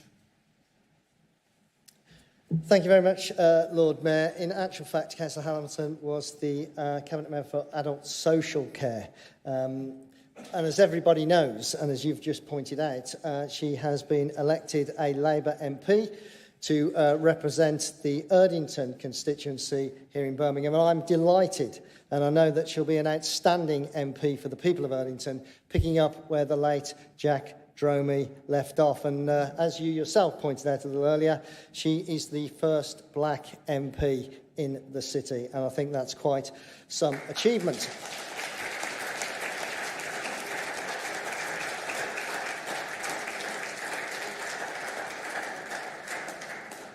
Clearly, Paulette's new role means she will be unable to continue as the Cabinet Member for Health and Social Care. In the short term, she has, however, agreed to continue attending the Health and Wellbeing Board and the Birmingham and Solihull Integrated Care System Board, and I'm grateful to her for that. I want to thank Paulette for everything she's done as Cabinet Member to support many of the most vulnerable people in Birmingham. She really has made a big difference, especially through the COVID pandemic of recent years. Lord Mayor, given that we are just weeks away from May's all-out elections, it is not my intention to appoint a new Cabinet Member. I will leave that until the annual general meeting. In the short period between now and then, myself and the Deputy Leader will take on this particular portfolio. Thank you. Thank you. Can I ask now Councillor Martin Sticker-Wells? No? Councillor Gareth Moore?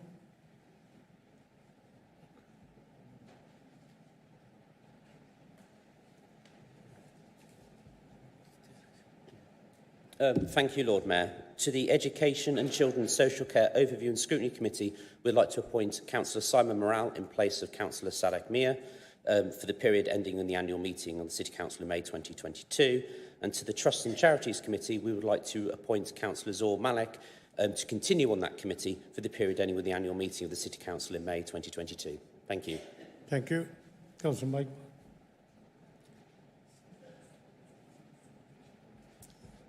Thank you, Lord Mayor. I propose that Councillor John Hunt join the Council Business Management Committee in place of myself.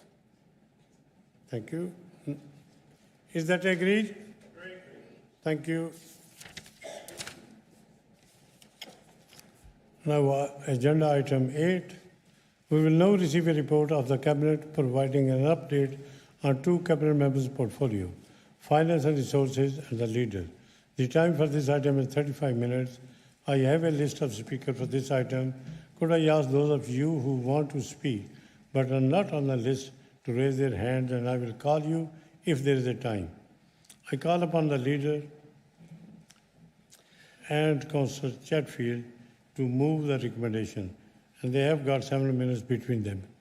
Thank you very much, Lord Mayor. For 2 years now, these executive business reports have been compiled against the backdrop of a COVID pandemic that has impacted on every household, every community and every business across Birmingham.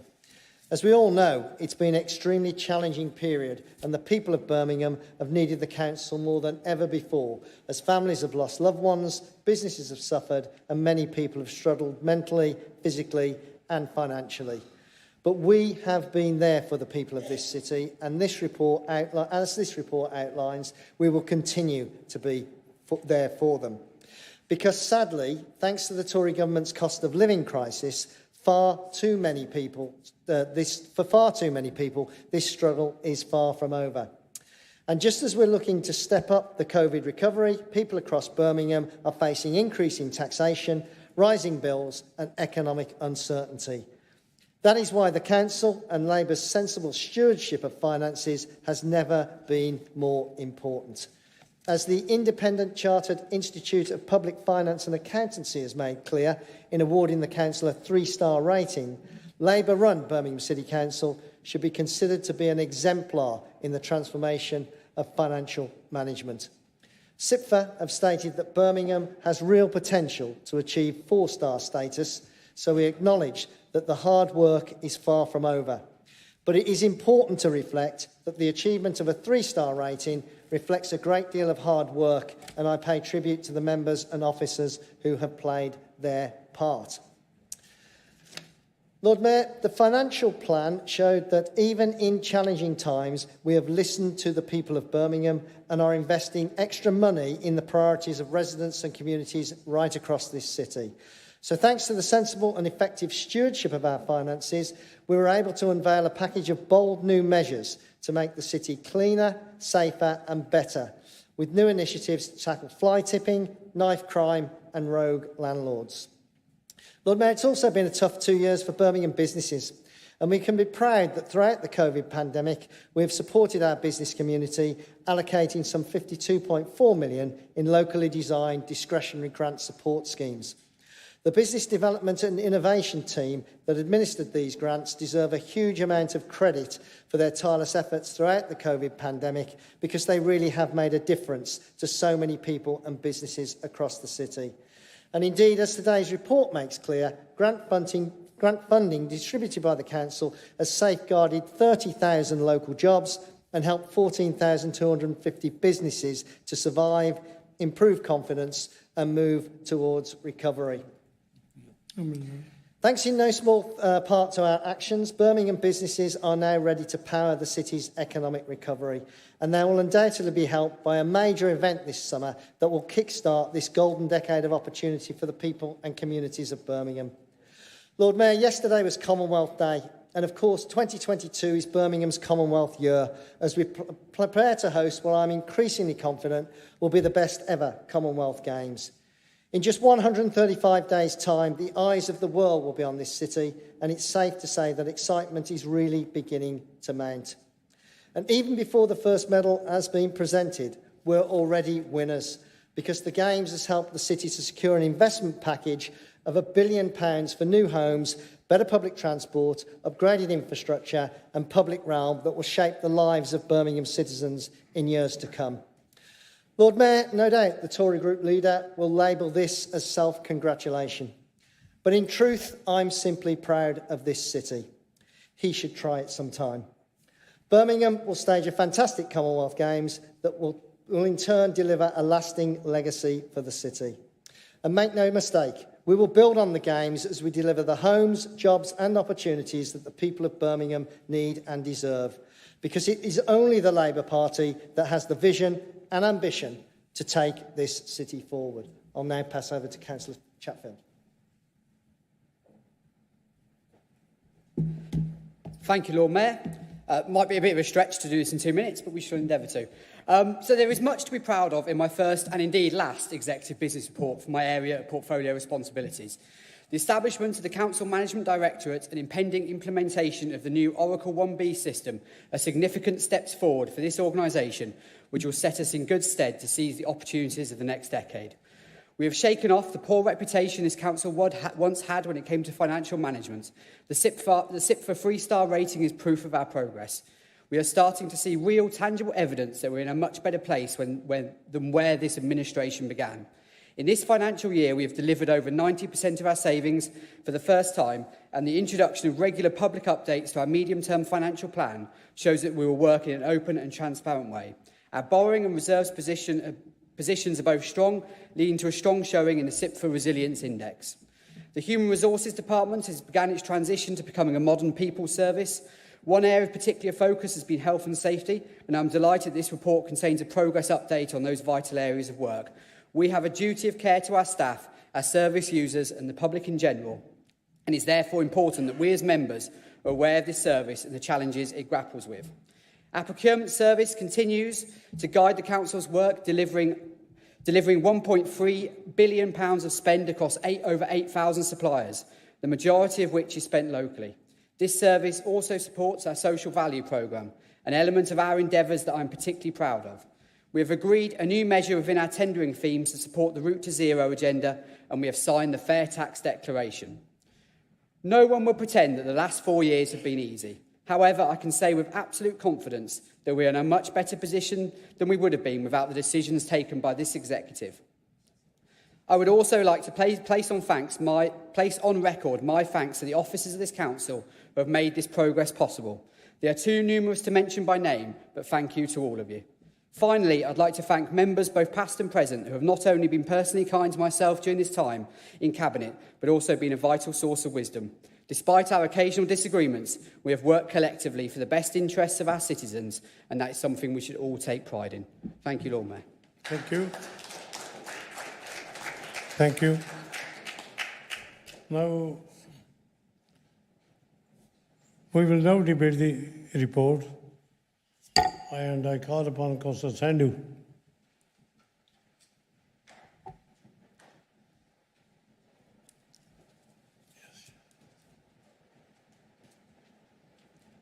Thank you, Lord Mayor. Thank you. First, may I start by saying thank you to the finance officers for their efforts in putting this report together. But it's clear that the hard-earned improvement looks set to be sacrificed as Labour try to claim that they have the answers to the failure they themselves have created over the last decade. The budget meeting saw this council bring a sticking plaster to this city's finances. Most council meetings we hear the same thing: be bold, Birmingham, and of course the legacy of the Commonwealth Games. Well, let's just look at the legacy of the finances in the city. From maximum increases in council tax to overspending on budgets, on projects, the council's finances over the last decade shows it cannot be as bold as the leader likes to claim.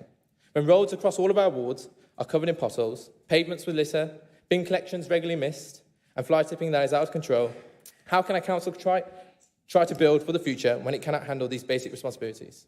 As residents are asked to pay more and more each year in council tax and other charges, they consistently ask, where's the value for money? Whether it be potholes on Lambeth Road, which stretch for nearly the entirety of the road, or the risk to green spaces like Old Horns Crescent site, which was in my ward, which the council has already tried to sell, or the amount of residents who have had their weekly refuse collections missed. Increasing the cost to residents, yet not getting value for money from the council.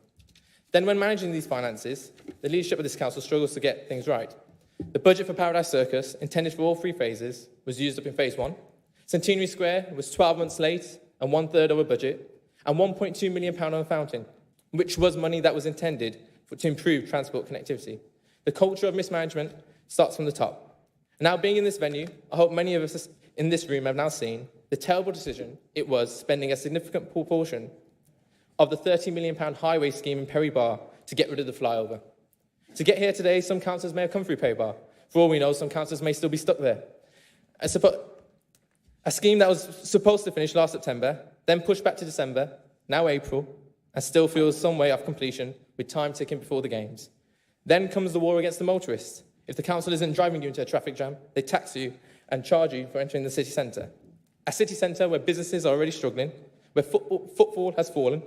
They say it was to resolve the issues with pollution, but let's just look at what's happened. Most of the roads surrounding the clean air zone, highly residential areas, now find themselves facing the same issues. This charge was then solved.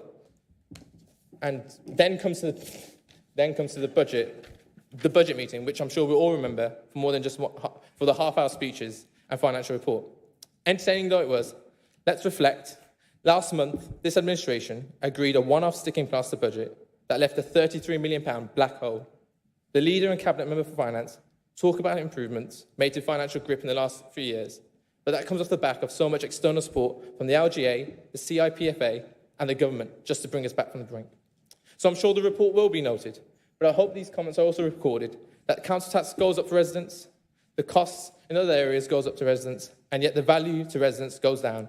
This is Labour's record with Birmingham's finances, not just this year, but for the preceding decade. Thank you, Lord Mayor. Thank you. Councillor Harbour.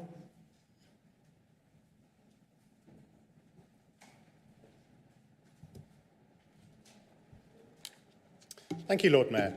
I welcome this report, but have some concerns about it. On economic growth, there is a worrying juxtaposition between all the positive stories in the report and the deteriorating relative economic performance of the city, with the gap between our unemployment rate and surrounding areas worsening significantly. I am very concerned that the growth areas we see now and in the future are not sufficiently accessible to the large proportions of our population, and that this will drive growing inequality unless more proactive action is taken. On the route to zero, it is positive to note that we are allowing bidders to commit to achieving net zero by 2030, though the report says nothing about how much extra weight bids from bidders making such a contribution would have. I'd like to know how we would respond if bidders point out that since the Tyseley incinerator contract is being renewed to 2034, we have visibly committed to not achieving net zero by 2030. So why should they? Isn't it a green light to them making commitments that were more about spin than actually amounting to much in reality? In that context, I note the spin in the Route to Zero section, with the sentence, "The city's CO2 emissions decreased by 40.6% in 2019 from a 1990 baseline."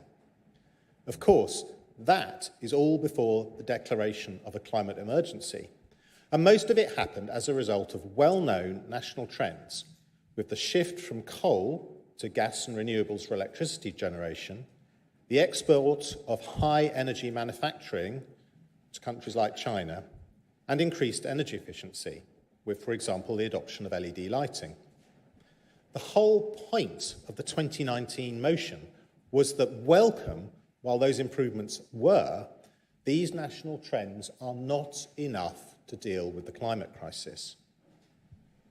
Similarly, the month-by-month reduction of non-compliant vehicles in the CAS zone, trumpeted in the report, would have happened irrespective of the introduction of the CAS zone, as new low or zero-emission vehicles replace older, non-compliant ones. The question is not whether it's happening, but whether the CAS has accelerated that process, and if so, how much. The report is silent on this. As in many areas, the report seems to be more about spinning good news stories than a realistic discussion about overall progress on the challenges we face. I hope that future reports will move significantly in that direction. After all, we know now all too acutely that securing net zero is vital, not just for responding to the climate emergency, 1 minute left, but also for our energy independence, so that we no longer have to choose between relying on Russia or Saudi Arabia to keep our homes warm and our transport moving. Thank you, Lord Mayor. Thank you. Councillor Wasim Zafar.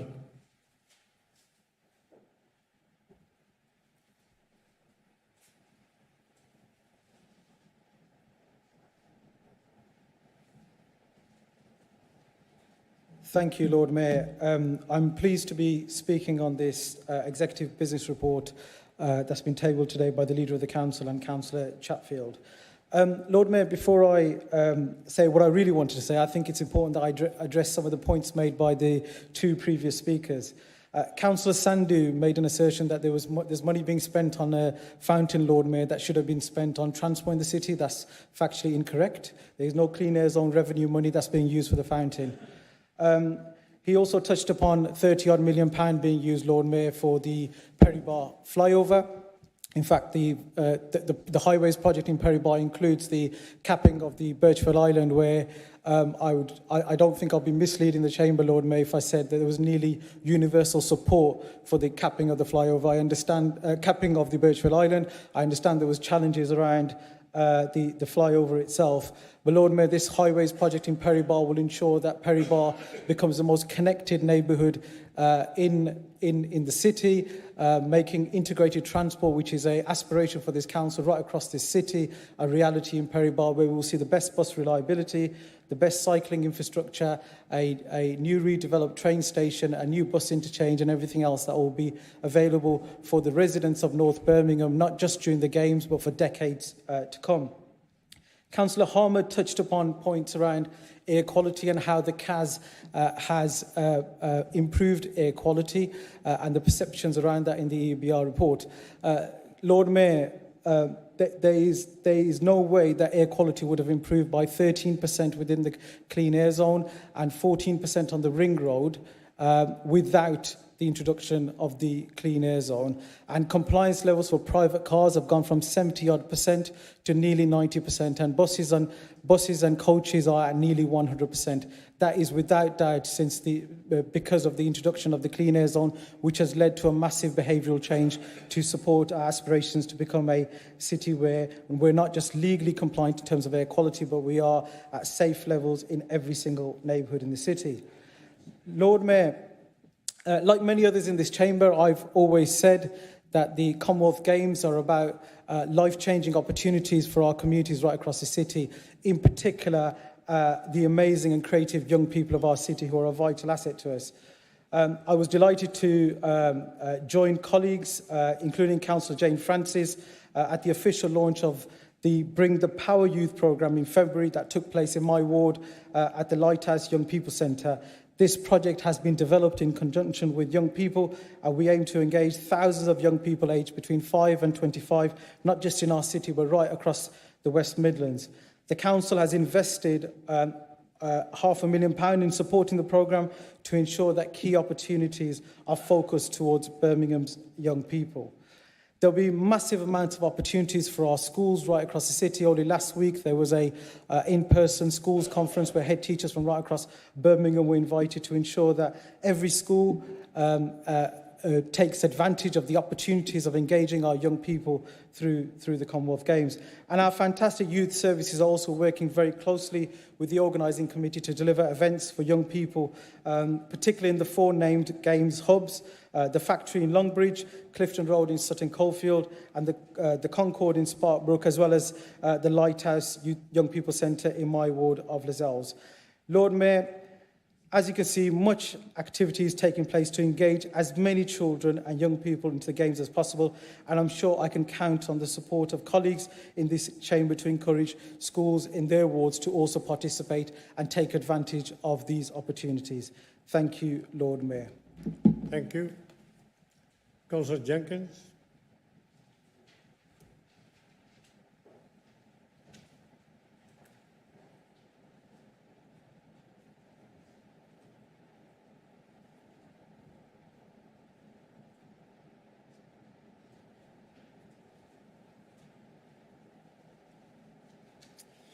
Thank you, Lord Mayor.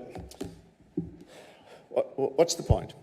What's the point in us being given these reports if they are only ever going to be sugar-coated and we're not going to be given a balanced view of a particular project? I wasn't going to... Please listen. Yeah,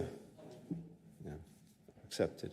I wasn't going to talk about this until I got to the section of the report that refers to the new ERP system. Now, if a councillor had read this report and didn't have any background knowledge as to what's been going on, you would infer from the words that are written in the report that the project has been going okay and delivered more or less as anticipated. But the report should say that this implementation of the ERP system, the new Oracle system that's replacing SAP, is now running a year late, and the budget has doubled from approximately 20 million to approximately 40 million pounds. Just think about that. That's 40 million pounds to implement the new accounting system, double what we thought it was going to be, and a year late. Now, don't you think that something like that is sufficiently significant that it should have been mentioned in a business report of this nature presented to full council? I'll leave it with you. Thank you. Councillor O'Reilly.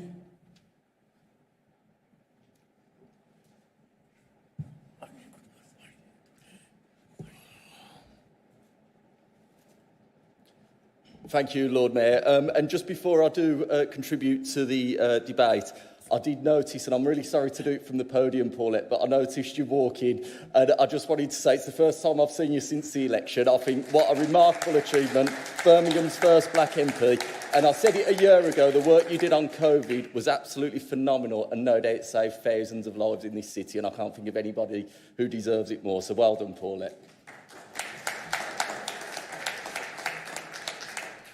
Lord Mayor, it's quite fitting that I'm here contributing to this debate where we're having a lot of discussion about finance, because that's exactly how my tenure in this city started, talking about finance back in 2012.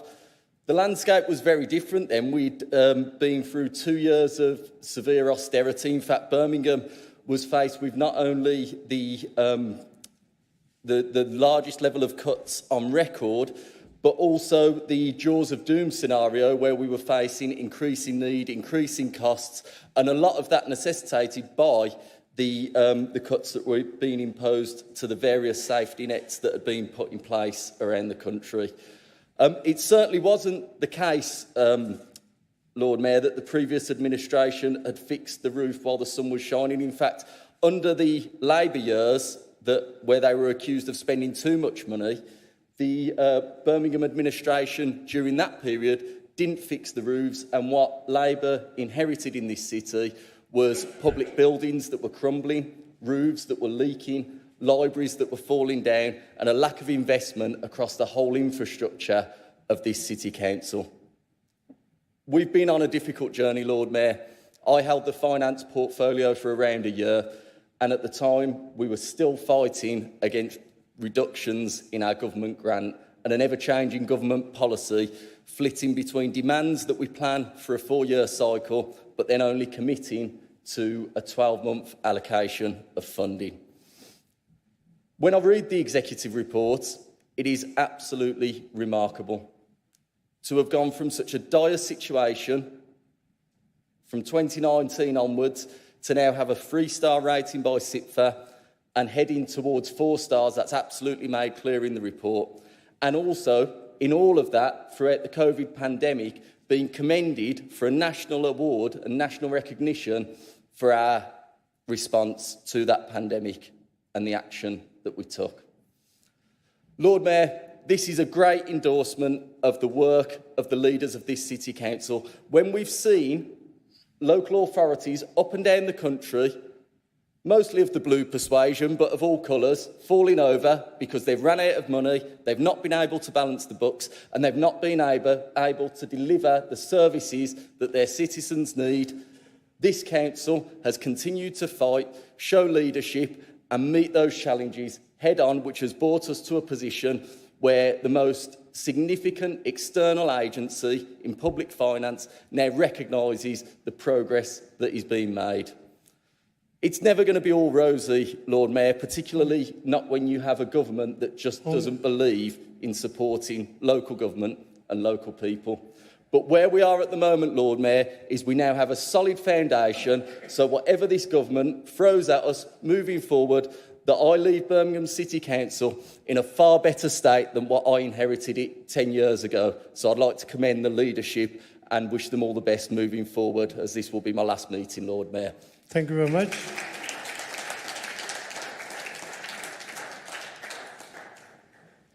Councillor Davis.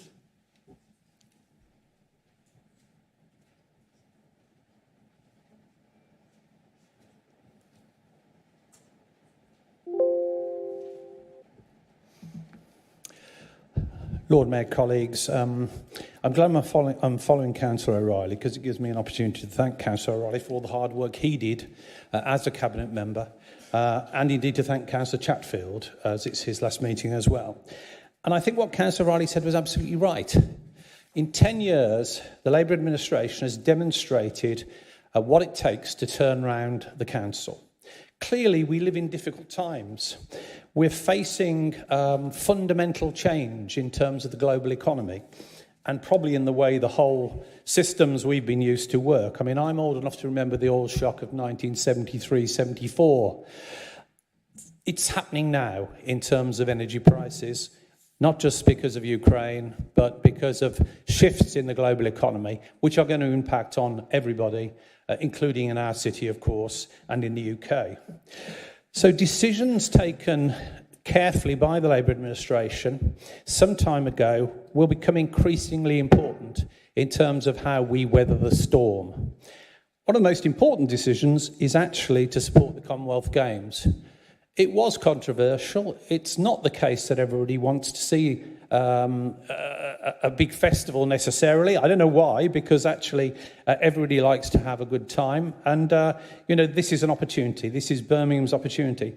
And as the leader said at the last council meeting, for every £4 that are being spent on the Commonwealth Games, £3 of that is coming into the city as an investment.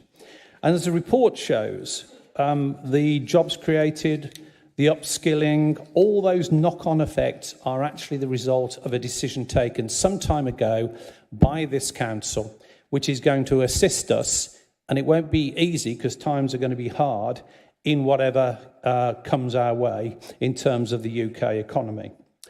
Contrast this with the position that the Labour Council inherited in 2012. When we had, and this was just one of the problems we inherited, Councillor O'Reilly has very eloquently described the general problem, but we inherited £1 billion debt from the mismanagement of equal pay cases by the previous Tory administration. Now that has been managed. That has been managed down, and it's a fact. It's not the case that those issues go away; they never do. But that's where careful stewardship of not just the budget, but also good HR and other mechanisms makes a difference. And this report tells you what the council has done to tackle those problems, and the facts speak for themselves. Of course, the facts also speak for themselves in terms of Tory austerity. We know that 750 million has been cut off our council budget since 2010. We know that 11,000 employees have gone since 2010. That's the result of Conservative policy. We also know that the current government is still irresponsible when it comes to the national finances and local finances, because it's particularly irresponsible not to guarantee local government a 3-year settlement to allow everybody to plan, particularly in difficult times. But we know what the government's attitude... You only got 30 seconds. OK. I was just going to mention the 4.9 billion the government wrote off in fraud, leading to the resignation of one of their ministers. But I've made my point, and I think the report really speaks for itself in terms of the great stewardship of this Labour Council. Thank you.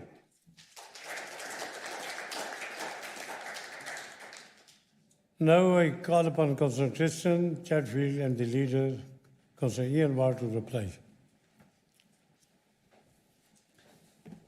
Thank you, Lord Mayor. First of all, can I thank Councillor Davis and Councillor O'Reilly for their kind words. We all stand on the shoulders of giants, and Councillor O'Reilly, without doubt, is one of those, the giants I inherited this portfolio from.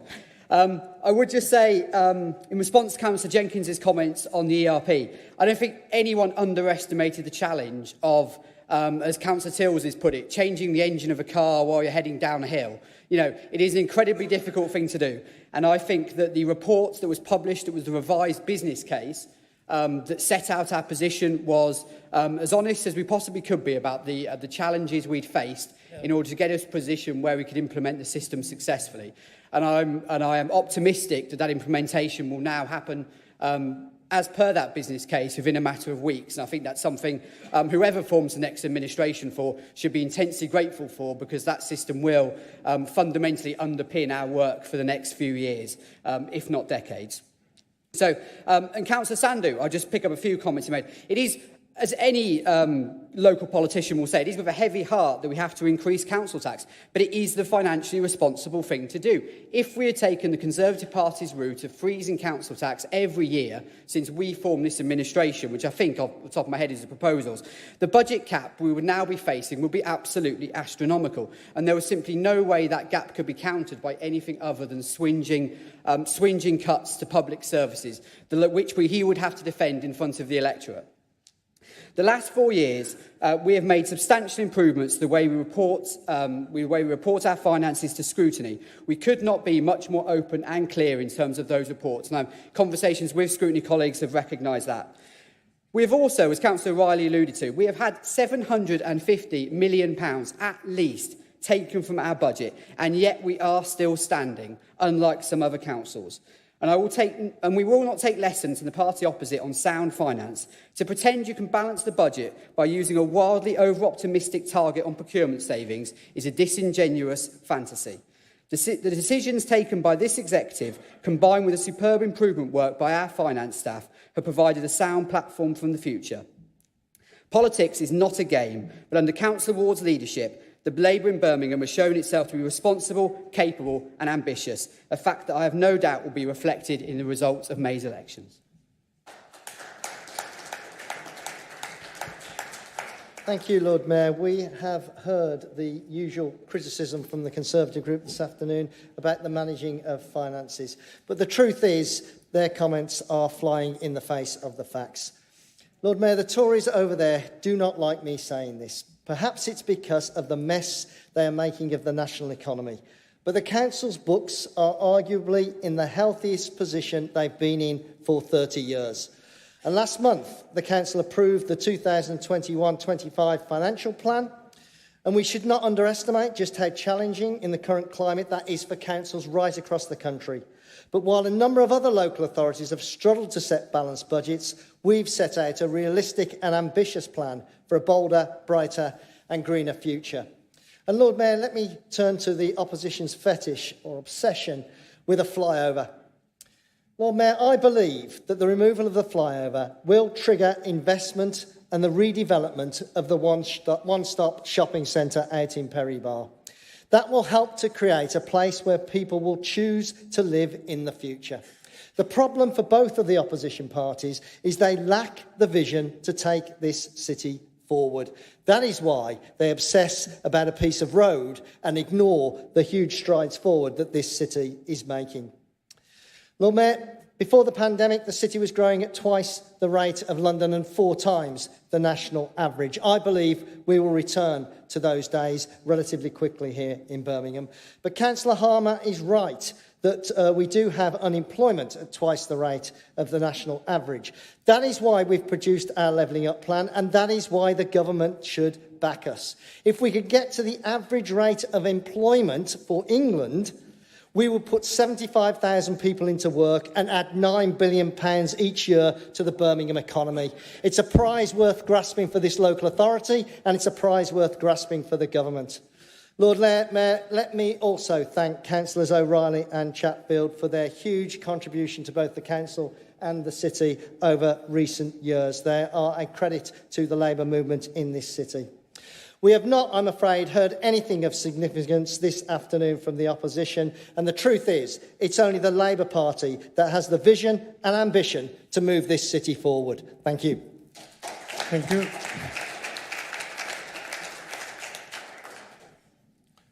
We will now vote on the recommendations. Those in favour? Those against? So this is carried. Thank you very much.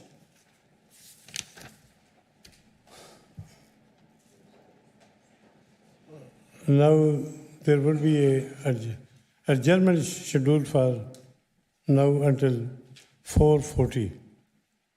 There will be now a break for the council members.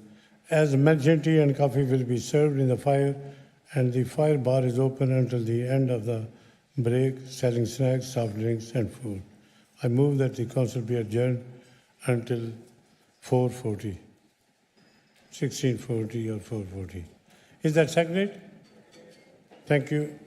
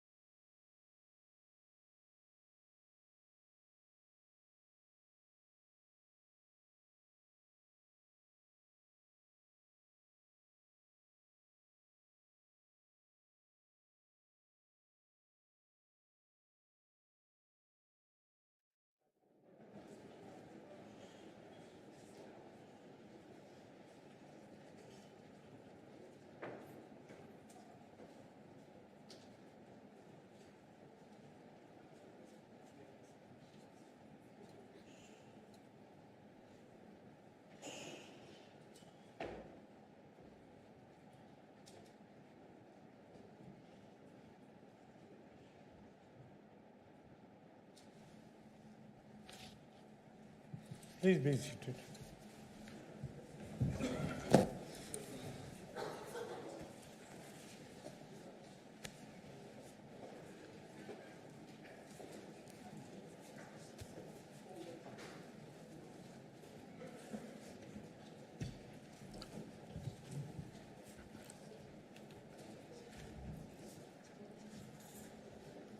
We are now on agenda item 9. We will now receive a report of the interim head of Scrutiny and Committee Services, providing a reflection on the work programs of Overview and Scrutiny Committee for the past 6 months. The time for this item is 35 minutes, and I have a list of speakers for this item. I call upon Councillor Carl Rice to move the motion.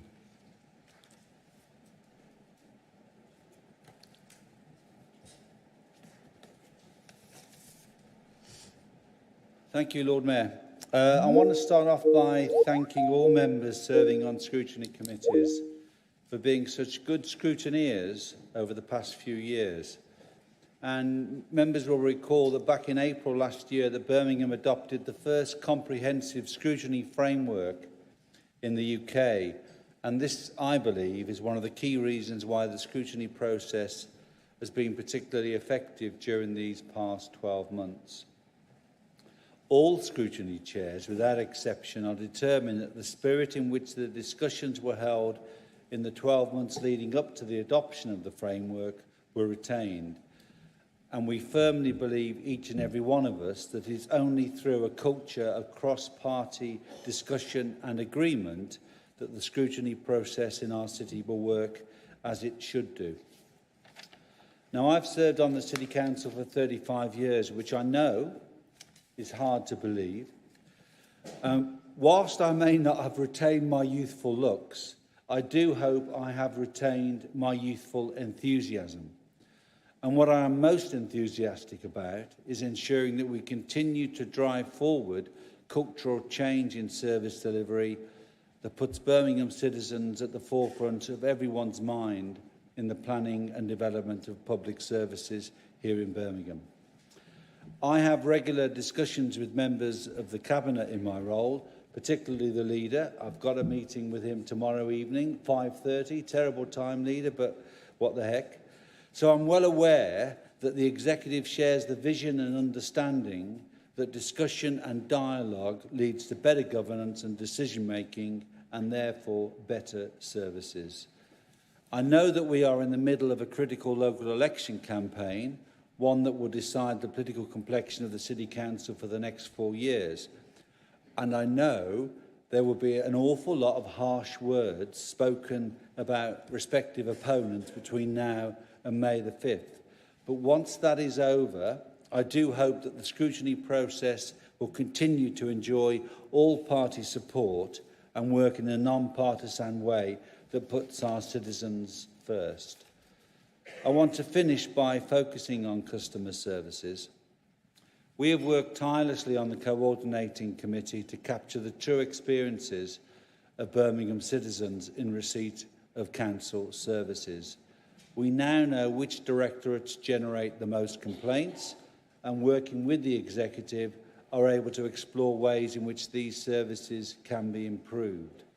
A good example is housing needs, and I'm looking at my ward colleague Sharon Thompson, who was instrumental in sorting this problem out. 2 years ago, someone submitting an application to get on Birmingham's housing register was waiting over 6 months for their application to be processed. Absolutely appalling. Faced with such evidence, the executive allocated significant extra staff to housing needs, which has led to a dramatic reduction in waiting times. This was in part due to Scrutiny's focus on customer services, but it's equally because of the positive relationship we have developed with the executive over the past 12 months. I've often in the chamber or in Villa Park talked about the gap between the voice of the public and relevant discussion at City Council meetings. And that is why I believe we should look again at the structure of the City Council to ensure that we have a standing quarterly item on the agenda that lists complaints by service department. And that item should also have an executive response leader, detailing why services may be falling short of residents' expectations and what measures are proposed to rectify the situation. We need the glare of publicity on failing services. Only then will officers begin to put them right. I know the leader is keen to look at the structure of the City Council once more, and I do hope that this idea will be given serious consideration. My final comment is on exempt accommodation, which is now firmly on the national political agenda thanks to the work of both the scrutiny and executive arms of the City Council. I do hope that the spirit of cross-party work and cooperation will carry through into future months so that Birmingham can continue to be at the forefront of policy development on this critical issue for our citizens. Lord Mayor, I commend the report to the City Council. Thank you very much. Thank you.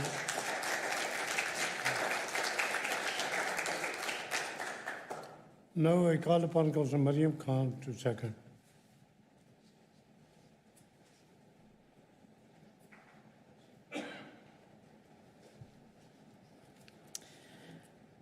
Thank you, Lord Mayor. Lord Mayor, I rise in support of the Scrutiny Business Report moved by my colleague Councillor Carl Rice, the Chair of the Coordinating ONS Committee. Can I take this opportunity to thank Carl on behalf of my colleagues in Scrutiny for his time and commitment providing a fair and focused leadership who will be greatly missed. I will specifically focus my attention on the appendix to the Scrutiny Business Report, which is a report of my committee, the Commonwealth Games, Culture and Physical Activity ONS Committee, looking at the role of overview and scrutiny in the run-up to the Games. It has been an absolute privilege to chair this committee and work alongside officers ever since the Council first took the bold step to successfully bid for the Games, right through to the point of the Games now being less than only 20 weeks away. Serving on this committee has meant that members have ultimately watched ideas and concepts from very early days transform into a once-in-a-lifetime reality, both for ourselves as elected members and also citizens of this great city who are already benefiting in various ways even before the Games begin. Lord Mayor, the Birmingham 2022 Commonwealth Games will put this fantastic city on an international stage, showcasing our talents, skills and ability to organise a world-class event, as well as provide amazing opportunities to the residents of Birmingham and the wider West Midlands region. In the early days of this committee, members were keen to focus the work on engaging communities across Birmingham to begin to feel involved with the Games and help shape ideas on how their communities, youth groups, elders groups, local sports clubs, etc. can benefit from the Games.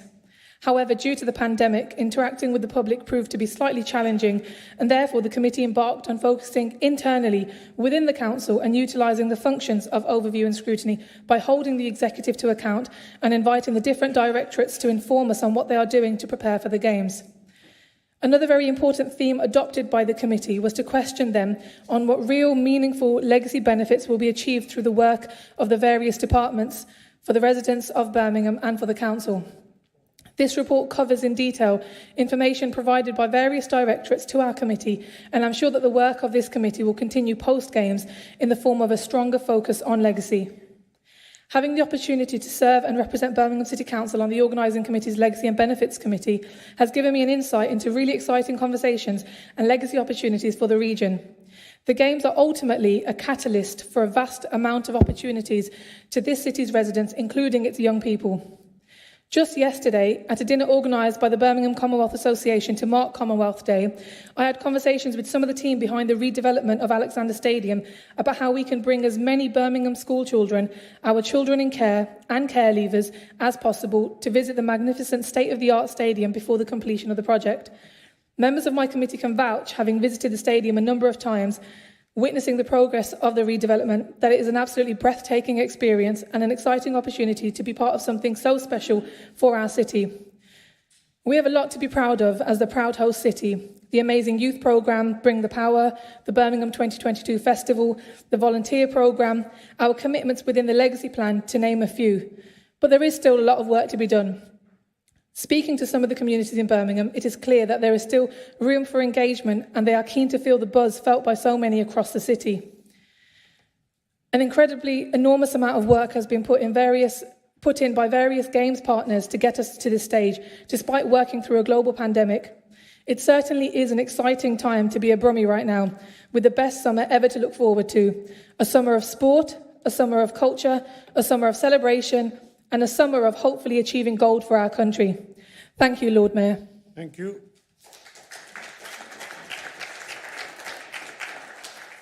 We will now debate the report.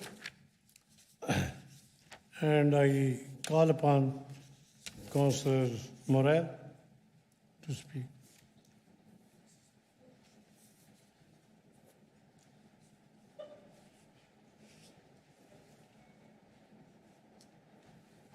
Thank you, Lord Mayor. Thank you, Councillor Rice, for the report, and thank you for the officers for showing up today. Colleagues, given what's happening in Ukraine today, I've told myself that I'm going to try my best not to get political, because I think it's kind of put a lot of things into perspective about our democracy, in particular scrutiny. I was in the toilet once with a Labour colleague, and I said, I always get nervous. Careful. I said, I always get nervous before I get up on this platform. And he said, Simon, we all get nervous when you get up on that platform. To which I responded, you guys get nervous. Please. My goodness, how on earth do you think the Conservative group feel? Lord Mayor, I represent Frankly Great Park, and it was often referred to as Forgotten Frankly. And the reason I became a councillor was to actually challenge my own internal bias. And I'm proud to say I'm the longest-serving member of the Economy and Skills Overview and Scrutiny Committee on Britain's second city and the largest local authority in Europe. And in that time, I have consistently called for a marketing strategy so we can reach our young and disenfranchised people. It's no good just relying on the same old methods. We need to start thinking outside the box. I've discussed repeatedly how university has failed a generation, and we need to rethink the approach of sending 50% of students off to university. I've scrutinised the Cabinet Member for Education over employment figures again and again, and I've happily scrutinised the quarterly update on Brexit, famously getting a £20 note out in 2018. I've scrutinised the clean air zone and its impact on business, and in particular the effect it's going to have on the poorest in society, of which I represent. We've scrutinised the Commonwealth Games across the wider city to ensure that jobs from that don't just go to Perry Bar but across the city. We talked about digital inclusion, and I want to give a shout out to New Starts in Franklin that have done an awful lot of work around digital inclusion and the COVID-19 recovery plan.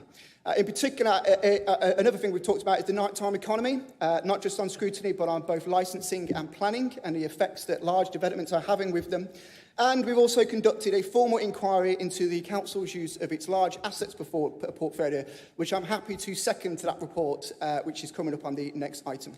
However, when it comes to challenging one bias, there is one thing that unfortunately I have consistently talked about and I do feel this council has ignored, and it just happens to be the very thing that I stood on a platform. It was in my election address in 2018, and that was how working class boys are failing drastically in education. And it's why I want to talk about perspective and about challenging your own bias, because I certainly don't believe that everybody in this room are just ignoring that for the sake of it. I do think it's ideological. And sometimes when you get ignored and when you have that apathy, sometimes you have to be radical. I mean, the Shufflerettes threw themselves in front of a horse. They did cigarettes on a march, and they also burnt down Northfield Library. Now, I'm not suggesting that I should burn down any public buildings, Lord Mayor, but all I'm trying to say is that there's a lot of issues in society at the moment that I believe can be directly linked to the fact that boys are failing in education. And do you know who gets the blame for all of this? It's single mothers. And I know I've made it quite trendy to talk about single mothers because I never shut up about mine. But it's true. And it's the single mothers in Franklin that I go out to and speak to all the time who tell me about their boys failing in education. And they are the people who came out and voted for me. And I'm absolutely certain that they will vote for me again because I'm going to continue to talk about this issue. My mother, I dropped out of school, and I've got 26 seconds. This institution threatened to send my mum to prison because I didn't want to go to school. It's something I'm incredibly passionate about, and I'm your greatest asset to help solve this problem. And if I'm back here in May, please leave your ideology at the door and work with me. Let's solve this problem. Thank you, Lord Mayor. Thank you very much.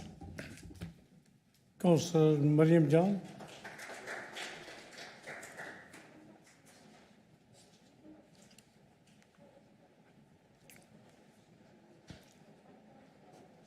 Thank you, Lord Mayor. First of all, I would like to say from our group to Councillor Carl Rice, we wish you all the best for the future.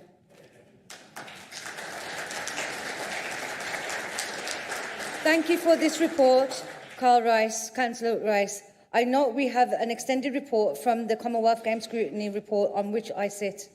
Like everyone here, I hope the Games are a success and they help build the reputation of our city as a Commonwealth Games city. However, the report strays well beyond the Games to express a positive view of projects in my ward on which very large sums of public money have been spent. In one instance, a roads project has gone ahead in the teeth of public oppositions. It is not near enough to completion for users to see how the road interchange at Perry Bar will work. Not well at all. And we have not yet seen the impact of putting large numbers of dwellings close to such a busy junction. Now, let me be clear at the outset of the Games. Myself and my ward councillor, John Hunt, worked hard to connect the Games to the local population. We set up a resident liaison group, which about 100 people attended. As attendance came from an even wider area, we asked the council's Games team to take it over. Nothing was done. That committee advised the leader not to touch the Walsall Road allotments. It advised not to demolish the Perry Bar flyover. Its advice was ignored. Now there is poorly attended liaison forums managed by specialist liaison staff, but they are like dealing with the outside of an onion. There are layers and layers of decision-making, and those who make the decisions hide away from the public. The result is poor decisions are taken. Was it really necessary to dismantle the one children's play area in Perry Park for the sake of a few square feet of land?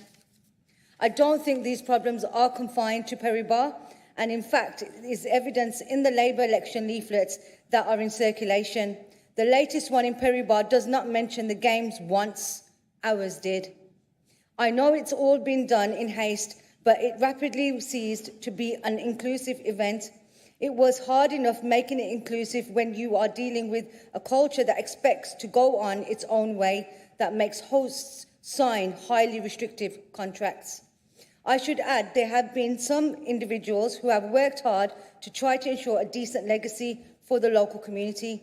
There has been some opportunity to shape the future, but from the centre, too much of an altitude of let them take the pain, let them get over it, and let the games, and they will enjoy the games when it arrives. We are finding the legacy in our discussions with residents. We asked about priorities for Perry Bar. We listed 10 suggestions. Residents have ranked getting them out of the games out of 9 out of 10. They are different. Too many are indifferent. They do not see and may never see the promised benefits. Think about the tickets we had, a regional lottery. Join in and get your tickets in advance, but only included 20% of the tickets when local visitors could well represent half of those attending. So a minority of the local population have tickets and will get something out of it. Half of these applied, got nothing. Half did not apply. At an outset, we did say that there needs to be a legacy for these games. It needs to be a legacy, not just in the city, but for the Commonwealth Games itself. It came here because no city outside the UK wanted this. There is an opportunity for it to be an event. Your time is only 10 seconds. Okay. However, no, that's fine. That's fine. Thank you, Lord Mayor. Thank you, everyone. Thank you very much.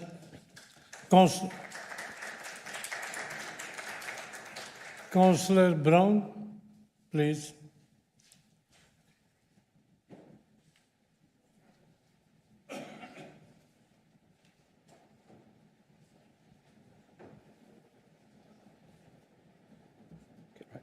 Lord Mayor, I want to start by thanking my colleague, Councillor Pocock, for giving me the opportunity to take on the role of Host Chair at short notice, and to members of the committee for being inclusive and welcoming.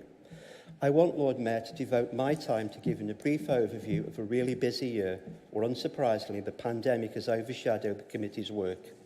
However, we have continued to hear about the impact of services right across the board, from hospital pressures to surgery waiting times, through to the negative repercussions for people's mental health, especially for younger people. The move to primary care networks, coupled with the pandemic, has clearly seen new systems of supporting people to be required. This is including triaging of calls and video conferencing. But in my view, and the committee's view, this has not been aimed to undermine the traditional GP-patient relationship, rather to make it more effective. For example, the development of services such as social prescribing has both freed up more GP time for medical issues and provided more targeted support for patients with non-medical issues. Lord Mayor, the anticipated winter pressures, along with the winter vaccine campaign and the possibility of a COVID strain equally dangerous as Delta, were key issues for the committee, and members were able to speak to GPs firsthand to hear about their accounts of frontline primary care work. The ongoing discussions around the introduction of the integrated care system and the move from West Birmingham to become part of the Birmingham footprint from summer 2022 are clear examples of how the committee has provided a critical friend challenge at a time of significant systemic and individual emotional challenge for NHS staff. We have had constructive discussions about how Scrutiny can effectively operate within the new integrated care system, and by integrating with other bodies such as Health Watch and Health and Wellbeing Board, act as a critical friend.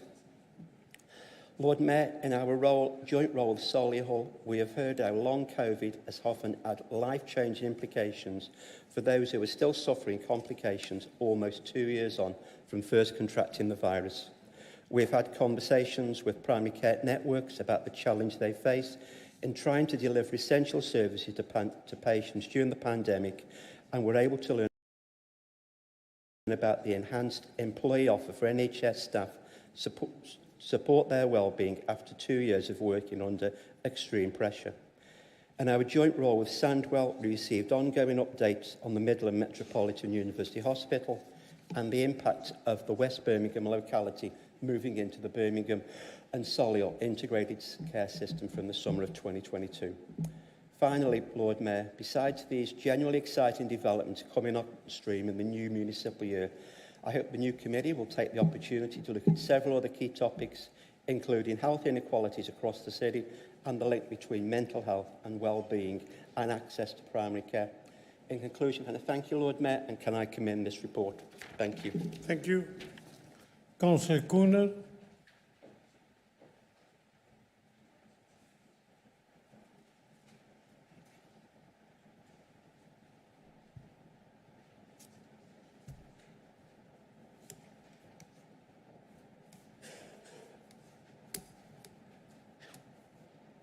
Thank you, Lord Mayor. Firstly, I would like to join my colleagues in thanking Councillor Carl Rice in his ongoing support as a fellow councillor, but also his exceptional leadership as Chair of Coordinating ONS. As you would expect, the Education and Children's Social Care ONS Committee has had a singular top priority since the autumn, and this has been the improvement journey of the SEND service. We are holding the executive, namely the Cabinet Member for Vulnerable Children and Families and the senior leadership, to account at every committee meeting. I'm pleased to say that we have worked closely with the representatives of the Parent Carer Forum, and they are invited and have attended every session to aid our committee's work and to help provide the check and balance from a service user standpoint. The DfE Commissioner for the SEND Service, John Coughlin, recently held a virtual meeting with all councillors, where he started by saying how he wished to emphasise the importance of not politicising the issue of the findings of the SEND review, as this would be very inconsiderate towards the families who are at the receiving end of the services. He went on to say that he wanted to make it clear that he was not here to criticise the service, but to work with the Cabinet Member, Executive and officers to understand how the areas of concern highlighted in the Ofsted review will be addressed. I totally agree with his view and approach, and I am committed to working with all relevant parties to shape our SEND services. I will be meeting with the DfE Commissioner to discuss how my committee can further add value to the SEND Improvement Journey and the SEND Improvement Board. Safeguarding children is also within my committee's remit, and the Children's Trust and the Birmingham Safeguarding Children's Partnership have both attended to update members on this very important issue. One of the actions leading from this is the committee writing to the Minister of State for Crime, Policing and Probation to express the committee's concerns about the new offensive weapons homicide reviews, specifically the proposed age criteria 18 and above, as set out in the Police Crime and Sentencing Courts Bill. As Chair, I met early in the new year with the Cabinet Member for Vulnerable Children and Families to discuss areas of importance for scrutiny and agreed there should be a focus on child exploitation. The Cabinet Member is already working on a piece of work with the hospitality industry and hotels, an awareness-raising campaign, and has invited Scrutiny to contribute to this work. We will be discussing child exploitation at our March meeting. Other issues my committee has looked at include school attainment, school attendance and school exclusions. As you would expect, the pandemic has had and will continue to have major implications for children, their families and schools. Children and young people's health and well-being has been affected, with levels of anxiety increasing. We will continue to look at how and what support is available to help alleviate the negative impacts. In addition to the motion to City Council on the 11th of January 2022, called on improvements to be made to traffic management and road safety around schools, and asked for developments made to be reported to Sustainability and Transportation and Education and Children's Services ONS committees. It has been agreed that the Cabinet Member for Transport and Environment will provide twice-yearly updates as part of his reporting to Sustainability and Transportation ONS Committee, and members of my committee will also have the opportunity to take part in these meetings. Lord Mayor, I hope this gives an indication of the important work of my committee has and will continue to undertake. I would like to thank all members of the committee, including the parent governors, church representatives and support officers. Thank you very much. Thank you.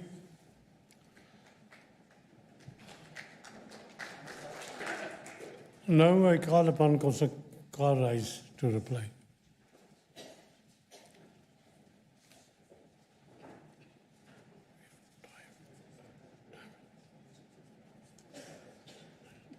Thank you, Lord Mayor. Thanks to Councillor Mariam Khan for seconding the report and for her very kind words. In fact, thanks to everybody who said kind words. I'm only standing down from the council. You give me the impression that somehow I'm going to bury myself in a cave somewhere and not see the light of day. But I'm still going to be out and about in Birmingham. Simon Morell, one of the best speeches you've made, in fact, the best speech you've ever made on the City Council, and it shows. We nearly gave you a clap on this side, you know, which would be unprecedented. But thank you for your contribution. And thank you for the very impressive and extensive work programme that you ran through over the past 12 months. And I'm delighted that you've engaged with Scrutiny in the spirit that I talked about when I introduced the report. Working class boys failing in education. I was born in a council house to bricklaying father, hospital cleaning mother. Both left school at 14. The thing is, parents have to have aspirations for their children. So it isn't just about working with the boys themselves, it's working with their parents and their extended family. And when I was chair of Ladywood Constituency Committee, poorly performing working class boys and from all ethnic backgrounds and health inequalities were two of the main focuses of that committee. And you know, I'd love to see some form of devolved administration back in this city, the largest local authority in Europe. We need it so that we can locally begin to have a role in tackling those issues. But let's get a government that gives us the money that allows us to reintroduce it. That is what I would say. Mariam Jan, I'm not going to talk about the flyover. I drove past, in fact, I took a wrong turn on the way here. Not because of the roadworks, but because of my navigation skills. And yeah, it is chaotic.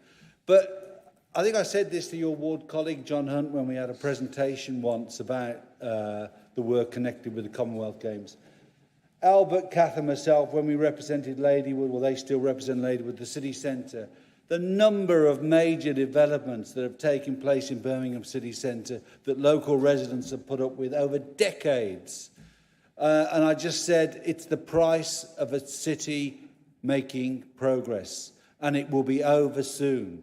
So my message to you is I'm really glad that you're going to celebrate the Commonwealth Games along with everybody else, and I'm sure it will be a great success.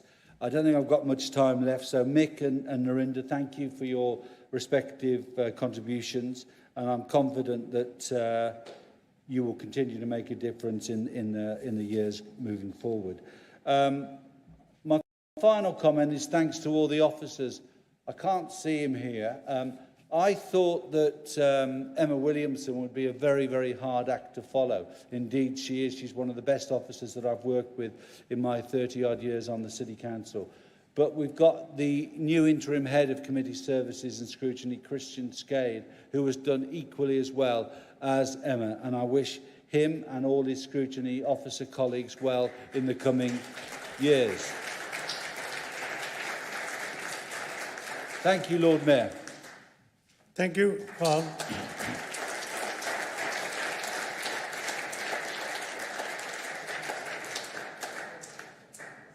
We will now vote on the motion. Those in favour?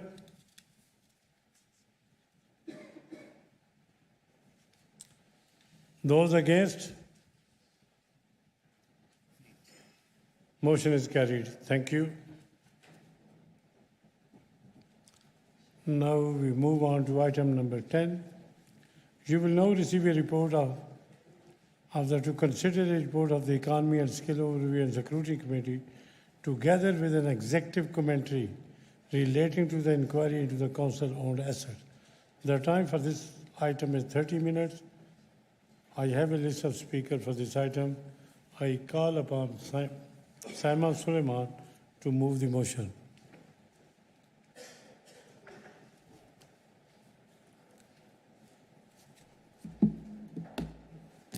Thank you, Lord Mayor.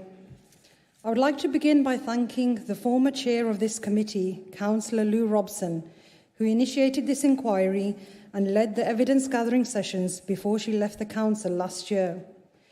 I would like to thank the committee members, past and present, and in particular the cross-party working group who strived to get this report completed and who shared the vision of improving the service. I would like to thank all the community groups, individuals and organisations that contributed to this report, which I hope will not be an isolated piece of work, but one which we can build on and continue to improve the service for all those who use it. Could I also pay tribute to the role that community organisations, in particular across the city, played during the COVID pandemic, whether it was organising donations for our NHS staff in their time of need, supporting food banks to ensure that people didn't go hungry, or looking out for vulnerable neighbours. Our community groups stepped up and made a difference when we needed them the most. In the Hall Green constituency, ward councillors worked alongside community groups and businesses to deliver food and medicine to vulnerable residents. I was proud to work alongside my neighbours in Hall Green North Ward during what was a challenging time for residents across the city. Lord Mayor, we are a generous city and our community groups have a lot to offer, and we want to see recognition for community and voluntary groups of all sizes, but especially those that came to light at such a challenging time. Here in Birmingham, there is a clear need to level up, exasperated by the effects of the pandemic. Sadly, 42% of our children grow up in relative poverty. And as mentioned earlier this evening, our rate of unemployment is double the national average. This council's levelling up strategy recognises and supports the community organisations that are the backbone of our communities, and if delivered would give a boost to the local centres and high streets that are the heartbeat of local areas.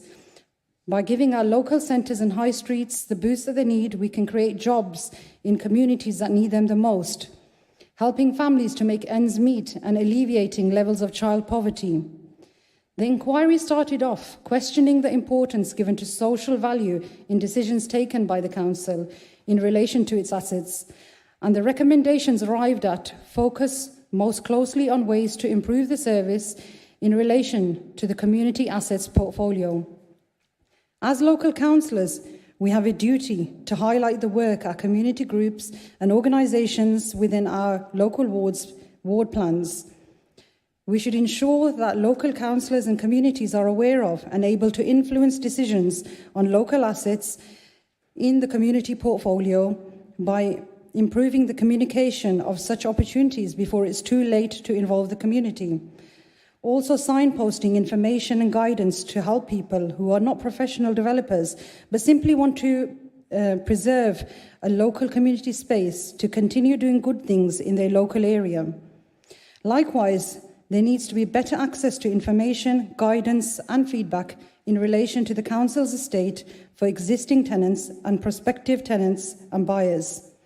The inquiry highlighted issues that merit further work, but that didn't form part of the recommendations because they fall outside of the remit of this specific committee. It would be commendable for the executive and scrutiny to work together on some key issues, such as procurement restrictions and community capacity building in relation to the council's property estate. These are some vital blockages to genuine community wealth building at a time where, as we have acknowledged already, we owe a debt of gratitude to community organisations that stepped up and helped out, or the micro businesses that almost went to the wall during lockdowns. I would welcome a commitment from the executive to work with Scrutiny to take this agenda forward. Lord Mayor, I commend this report to the Council and I look forward to seeing the progress of the recommendations in the months to come. Thank you. Thank you. Now I call upon Councillor Simon Morale to second.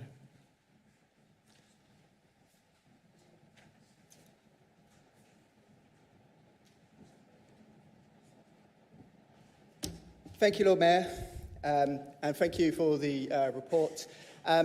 No, hell hasn't frozen over. This is a cross-party. I am absolutely seconding this, and I would like to firstly also put on record my thanks to Councillor Lou Robson, who's no longer on the council, so I can be as nice as I want. Was a fantastic chair for the Economy and Skills over in the Scrutiny Committee, and also was a valuable asset on the Planning Committee as well. In fact, I'm told by some colleagues she's still sending emails about heritage assets and stuff. So this was a cross-party piece of work. For me, it was, you probably remember the Hollymore scandal that happened in my ward, which was basically, it's a brilliant old mental hospital that could be a fantastic community asset for my residents, but they have a broken boiler. And they went off to the private sector. I told the girls there to go and get 3 separate quotes, and the quotes came back between £60,000 and £90,000. And we had to wait for the council to go through their own procured system. And it came back at £450,000, which was 7 times the cost. And it made us think, well, how many more buildings across Birmingham are in a similar situation, lying in disrepair? And unfortunately, because of our internal procurement, they couldn't actually be fixed. And on the inquiry, we discovered it wasn't just Hollymore, it was actually happening across the city. And I want to shout out special thanks to people who came to that inquiry, such as, in particular, Montonery Group, the Stetchford Baptist Church, and the Jewellery Quarter Development Platform, Councillor Phil Davis. Apologies if I've botched that name up there. And while I support this report, because it's really important that we utilise our council assets to maximise social value, especially as we come out the other side of the pandemic, the disappointing thing is that a lot of the procurement elements of it that we were talking about has been removed from it. But that doesn't mean I'm not going to second it. Now, there is one argument that's made normally by the council in procurement, and that is government regulation. And I was really happy to see during the Queen's speech, the Hollymore scandal got raised. In particular, Gary Sambrook MP name-dropped me and Hollymore, and it's part of the agenda to radically reform procurement laws across the nation so that local councils have more flexibility. Because while I respect the fact that you can't just give taxpayers money, for example, to the community group at Hollymore and let them just go to the private sector, because frankly, how do you enforce or regulate if that money is going to be spent where it is? Internal procurement is an issue. And I'd love to raise the issue of Civico in particular. And I'm looking around the room at certain people here. Civico is 100% owned by Birmingham City Council. And they go out and do a lot of the repairs to a lot of these council assets. Now, I might save that for another debate, but this is called in economics too big to fail. If you have a commercial asset that's run by the state, how is that competing in a competitive free market? And I think we should probably explore that maybe as another council. But yeah, just to say, this is a great piece of work. It's long, long overdue. I've consistently been up here calling for it to come to council. I'm happy that we finally got it here. And it is a good piece of cross-party work. And I do hope that this doesn't just sit on a shelf and a lot more community assets are put into use to benefit our citizens in all ways moving forward as we come out of the pandemic. Thank you, Lord Mayor. Thank you very much.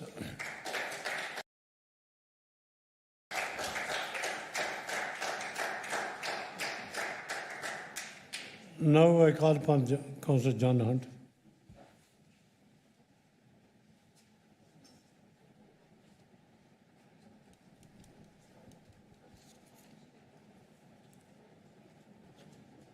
Thank you, Lord Mayor. Can I thank the Scrutiny Committee for this piece of work?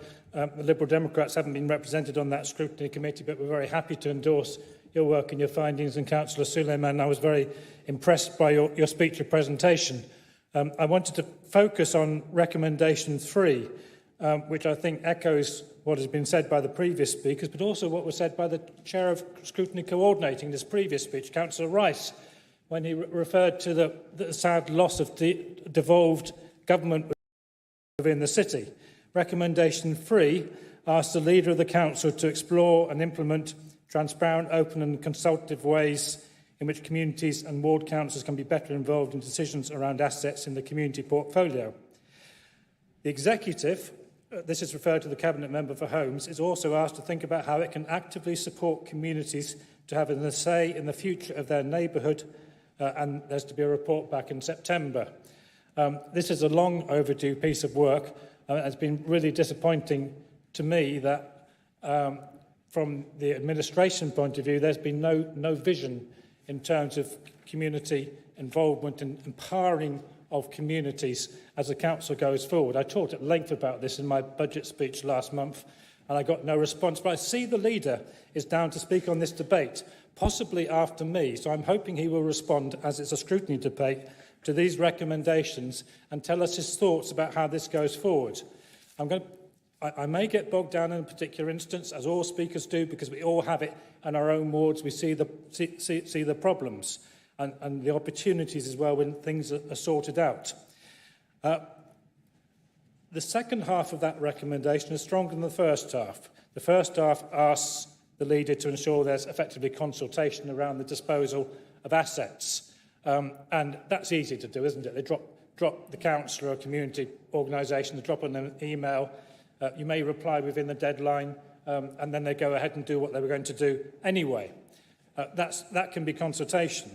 But the second half, actively support communities to have a say in the future of their neighbourhood. That's a big change we need to get back to. And there is work going on in the council, and I've been involved as a member of the Pioneer Places Group, which is established by the Homes and Neighbourhoods Directorate, which has been trying to bring forward pathfinders in communities across the city of all backgrounds, doing innovative things to engage and involve communities. In my community, we, after 6 years of work, have not got just a ward plan, we have a neighbourhood plan, which is a statutory development document. And I'm not going to be able to resist a particular instance, but I should be careful how I phrase it. The neighbourhood plan refers to a community centre, which actually Councillor Mike Leddy was instrumental in getting in place when he was a councillor in Perry Bar. It refers to that community centre as being a community asset which should be protected by planning. So when I hear that the community centre is struggling and being told that it will not be supported, and when I hear that it's being told in particular that the neighbourhood plan has no weight, then I get very concerned about the culture within this council. And we know it's a problem of culture, and the culture has to be set from the centre and from the leadership. And we need a culture which listens to communities and involves them and works with them to find answers to what needs doing. And particularly this report refers to the community assets, community centres, buildings which could be fantastic community centres, provide opportunities, often run by people very much struggling with what they're trying to do and not wanting to take on all the extra burdens that are placed on them by bureaucracy and red tape. How can they be supported to do that better? So I do look forward to hearing the response to recommendation 3 and how it is taken forward. Thank you, Lord Mayor. Thank you. Councillor Chamanlal.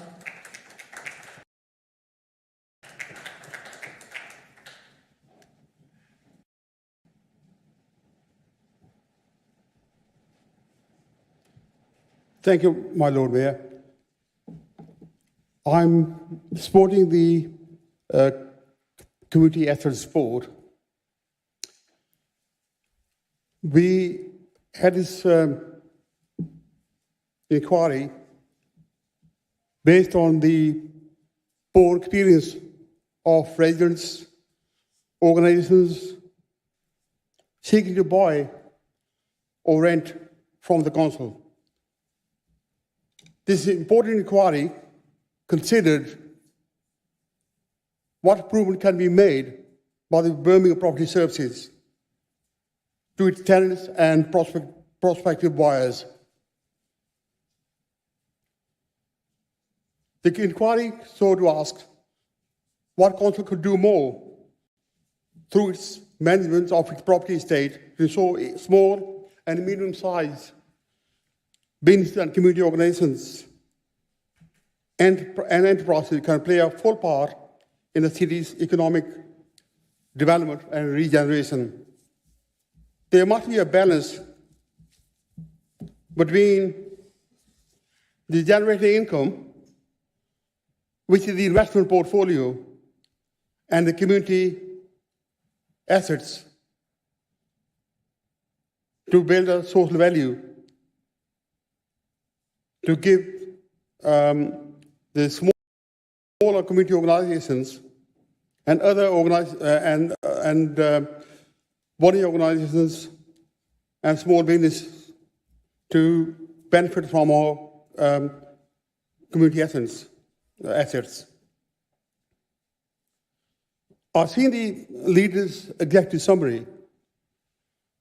There's a distinction being asked for, saying that we got to treat the investment portfolio different to community asset portfolio. To me, whether it's an investment portfolio or community asset portfolio, we shouldn't forget it's not council-owned assets; they're public-owned assets. So public have a right to say in both cases. My personal experience has been that we wholly rely on consultants to tell us what's best for us, for the best investment on our property, invested property portfolios. But I can tell you, local members in your own wards are probably better experts.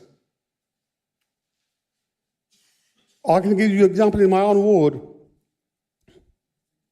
We had it may be considered as an investment portfolio, a waste transfer station. Lease come for renewal. I've asked for my comments.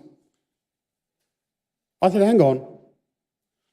This waste transfer station is now in the middle of smelling to Birmingham regional corridor, and we are going to renew the lease of the waste transfer station. And this side is by a canal. As we all know, any properties by a canal for housing, it carry a premium value. No, 3 months later, I had a reply to say, no, we can't rescind the lease, we have to renew it. To me, that's waste impunity. So I think, whether it's community assets portfolio or investment portfolio, local members must have a say in it. Because after all, we are all working in the interest of for the citizens of Birmingham. Thank you. Thank you.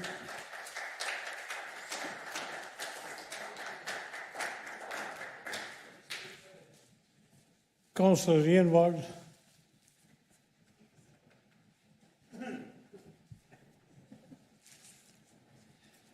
Thank you, Lord Mayor. And could I begin by thanking the Chair and members of the Economy and Skills Overview and Scrutiny Committee for carrying out this important inquiry.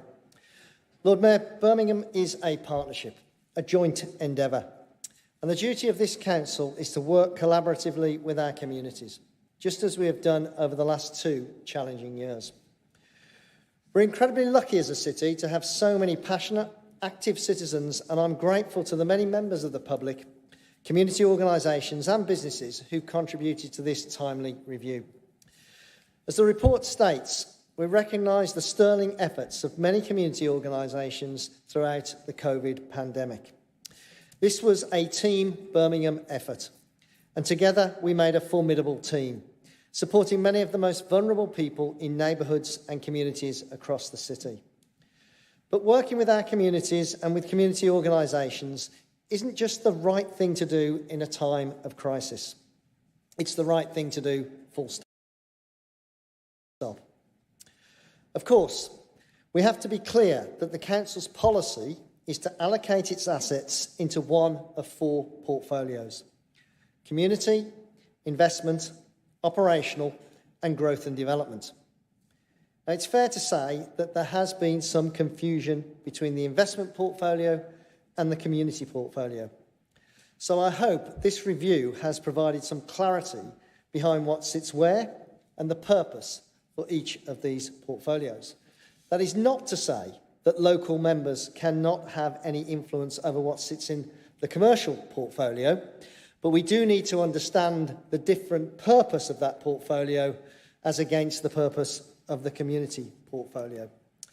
And that brings me to the comments made by Councillor John Hunt. If he does recognise the different purpose behind these portfolios, then I'm very happy to join him in welcoming the report's recommendations to develop more transparent, open and consultative ways in which communities and ward councillors can be better involved in decisions based around assets in both the community portfolio and the investment portfolio. And I'm further happy to have discussions with Councillor Hunt on the issue that he has spoke about this evening. Yes, times continue to be challenging for councils across the country. So as part of our sensible stewardship of the council's finances, we must continue to make the most of the investment portfolio in order to balance the City Council's budget. But we can and will actively support communities to have a greater say in the future of their neighbourhoods. Lord Mayor, together we can ensure that this golden decade for Birmingham is a golden decade of partnership and collaboration. Thank you. Thank you very much. Councillor Nicky Brennan.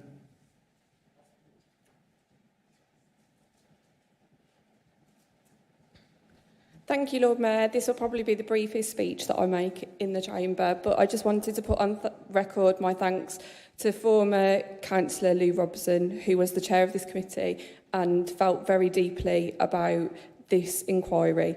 I hope that she's having a wonderful new life in Norfolk with her lovely dog Fido, and I hope this inquiry has done her justice. Thank you, Lord Mayor. Thank you. Councillor Zahir Khan.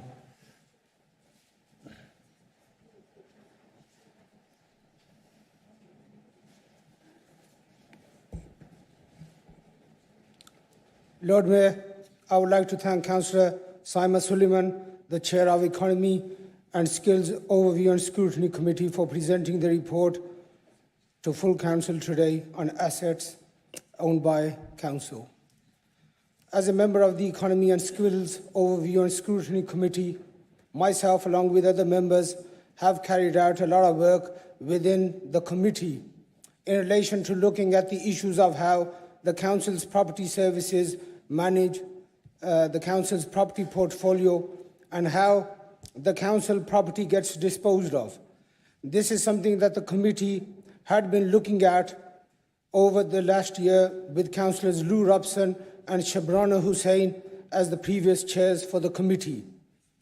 Lord Mayor, the committee heard evidence from a number of ward councillors from all parties suggesting that it is not routine that they are informed in any detail about property or land in their wards owned by the council or being made available for sale. Lord Mayor, as a committee, we started looking into the issue of how our council-owned community land and property is sold. Members of the committee, along with other members and local community groups, raised inquiries as to how the community assets were being disposed of by the council's property services. The committee has undertaken video interviews with a variety of people, which includes businesses as well as community organizations, of their experiences of seeking to buy or rent property from council. This resulted in the committee having to consider what was the criteria or basis to form the decisions taken by Birmingham Property Services in managing the council's assets. In addition to this, the committee looked into making recommendations to the executive as to what improvements can be made to the service for the benefit of the council, its tenants and prospective buyers. The committee members also looked at what more the council can do to ensure that the management of its property estate is available and to ensure that small businesses, medium-sized businesses and community organizations can play a full part in the city's economic development and regeneration post-COVID-19 pandemic era. Lord Mayor, the role of our community organizations was very important during the COVID-19 pandemic. During the hour of our need, it was our local community organizations that stood up to the challenge and helped people who are most vulnerable in our city and came to their aid. Lord Mayor, some of these local community organizations operated from council-owned properties. The emergency community response included providing food parcels and hot meals being prepared at the premises in order to help the vulnerable people. We as a council must listen to the concerns raised by our community groups who fear that council-owned assets property which is being used by local community groups may be sold off in the future due to being of little value in terms of income generation to the city. But its loss would be keenly felt by the many local groups that regularly make use of its low-cost facilities to provide affordable or free services and classes for their neighbourhoods. Lord Mayor, I am glad to hear that the Council Leader Ian Ward welcomes the recommendations proposed by the committee to develop more transparent, open and consultative ways in which communities and ward councillors can be better involved in decisions around the assets in the community portfolio. Thank you, Lord Mayor. Thank you very much.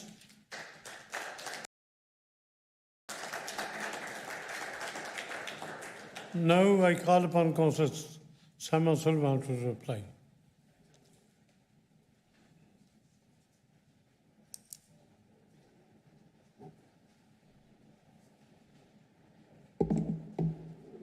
Thank you, Lord Mayor. I'd like to thank everyone for their contributions today and welcome the cross-party support for this report. I agree with Councillor Lal and Hunt that local member engagement is essential, regardless of whether assets are commercial or community, and I welcome the commitment by the leader today to encourage communities to have a greater say in their future. I look forward to working with the leader on developing those ways of engaging with local members and communities. I also agree with the leader that we must seize the opportunities afforded by the Games to the city and the spirit of partnership across the city. I want to thank Councillor Morel for his support and recognition of for his support on this. And I also want to thank former members of the committee, Councillor Brennan and Pritchard, for helping shape this report. As I mentioned earlier, I hope that this will not be an isolated piece of work, but one which we can build on and continue to improve the service for all those who use it. And I look forward to seeing a progression of the recommendations in the months to come. Thank you. Thank you.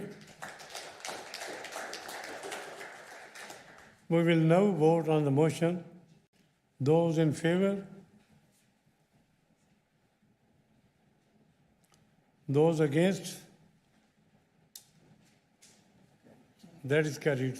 Thank you very much.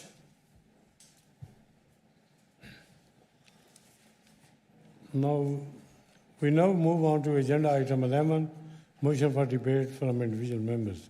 The time for this item is 90 minutes. I have a list of speakers for this item. Could I ask those of you who want to speak but are not on the list to raise their hands, and I will call you if there is a time. Could I also ask that when you present the motion, that you clearly state that I move the motion as set out in today's paper.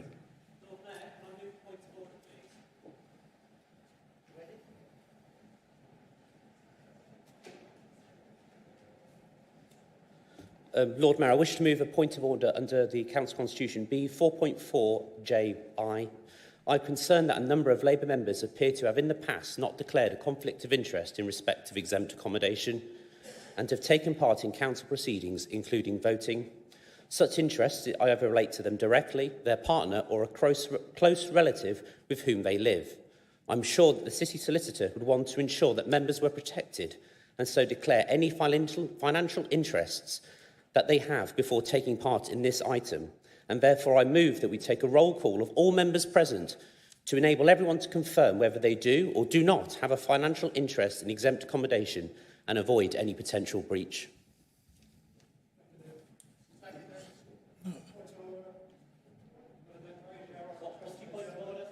Just, okay.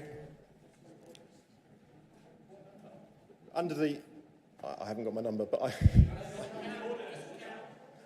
I'll come requesting an adjournment, Lord Mayor.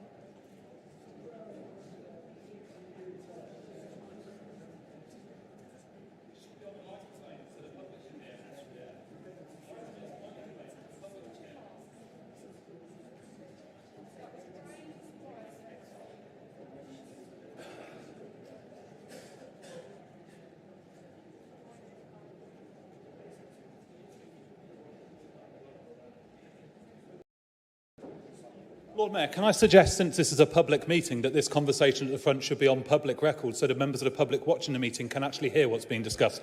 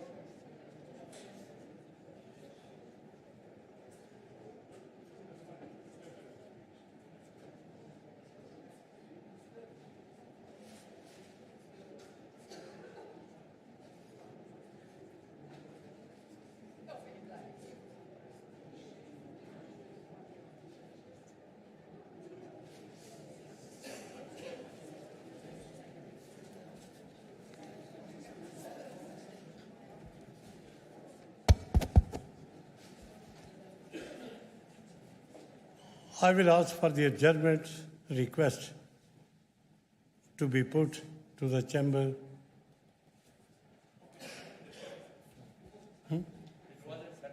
Is it? For moving and seconding. Is it moved? Move for a 5-minute adjournment. Moving for a 5-minute adjournment, I propose. Second. All those in favour? All those against? That is carried. So,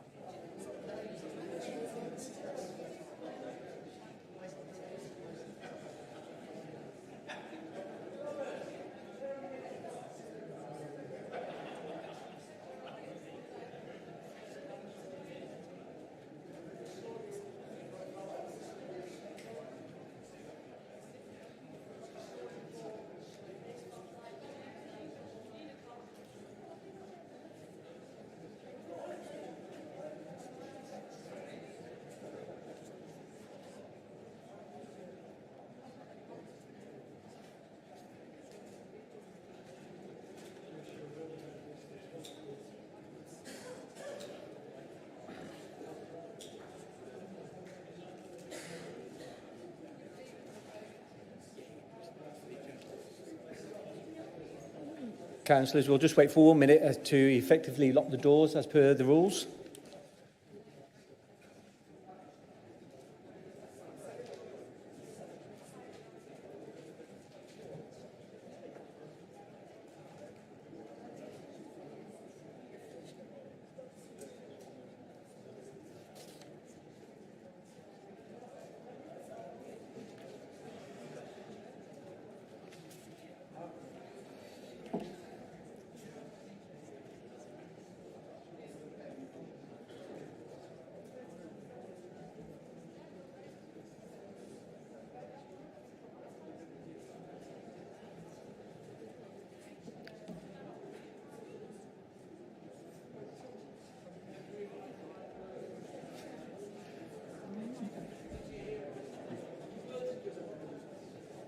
Councillors, we'll start the vote.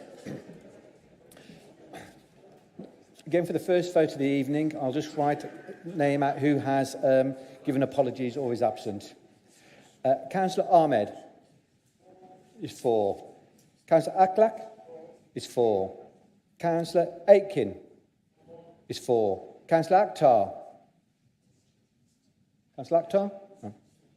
Councillor Deirdre Alden is against. Councillor Robert Alden is against.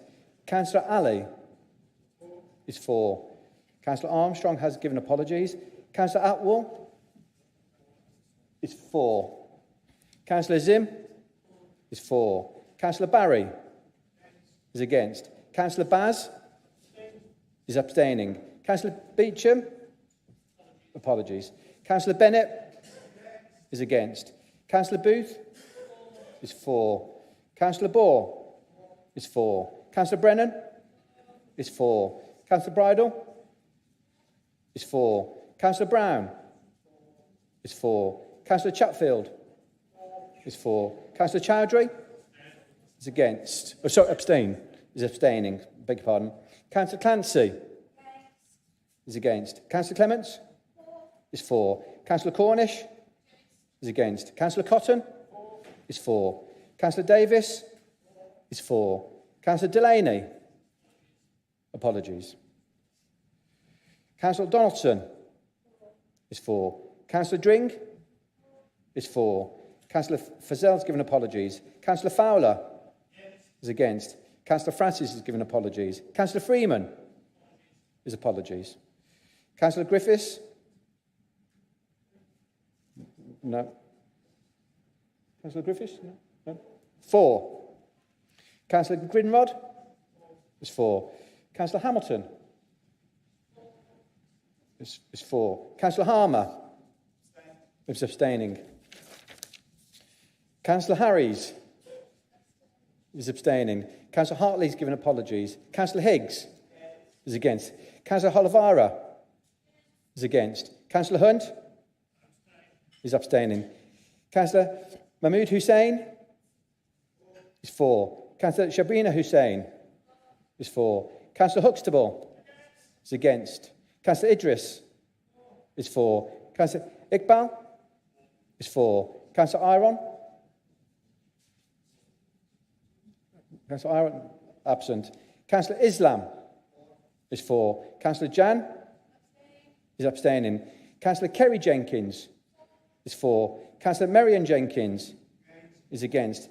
Councillor Johnson White has given apologies. Councillor Bridget Jones has given apologies. And Councillor Josh Jones is absent. Councillor Causa is for. Councillor Khan? Sorry, Marion Khan, is for. Councillor Zahir Khan is for. Councillor Kuna is for. Councillor Lal is for. Councillor Leddy is for. Councillor Bruce Lines is against. Councillor John Lines is apologies. Councillor Locke is for. Councillor Mackey is against. Councillor Mahmood is for. Councillor Malik is against. Councillor McCarthy is for. Councillor Meir is for. Councillor Moore is against. Councillor Morell is against. Councillor Mosquito is for. Councillor O'Reilly is for. Councillor O'Shea is for. Councillor Pears is... Sorry? Against. Councillor Pears is against. Councillor Pocock for. Councillor Pritchard is abstaining. Councillor Quinnan? No response. Apologies. Councillor Rashid? No response. Councillor Rice is for. Councillor Sambrook? Apologies. Councillor Sandhu is against. Councillor Scott? Is for. Councillor Shah is for. Councillor Sharp is for. Councillor Spence? There's apologies. Councillor Stamford is against. Councillor Storer? Apologies. Councillor Straker-Wells is for. Councillor Suleiman is for. Councillor Thompson is for. Councillor Tilsley is abstaining. Councillor Trickett is giving apologies. Councillor Ian Ward is for. Councillor Mike Ward is abstaining. Councillor Webb? Apologies. Councillor Wood is against. Councillor Yip is apologies. And Councillor Zafar? Apologies. Just bear with us one moment.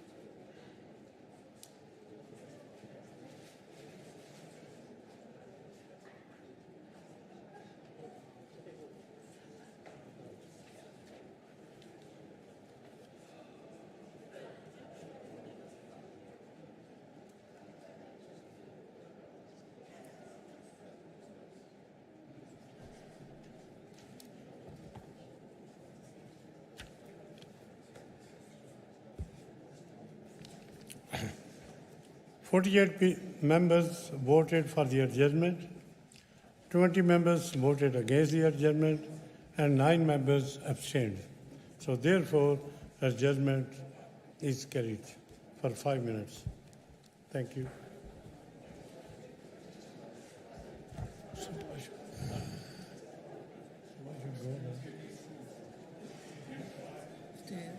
Hmm?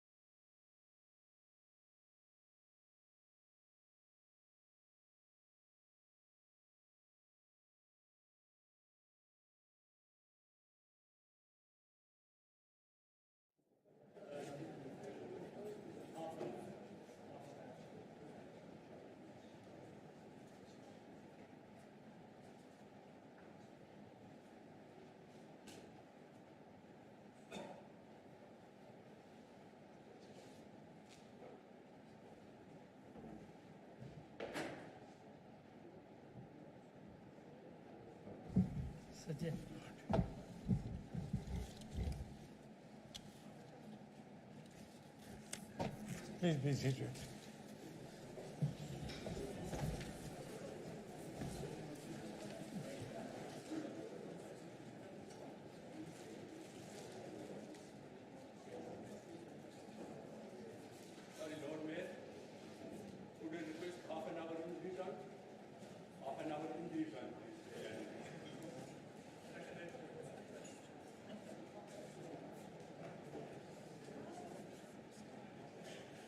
To be helpful, Lord Mayor, we started the debate at 6:45. It's now 6:15. If we're going to have 90 minutes, it should start from now.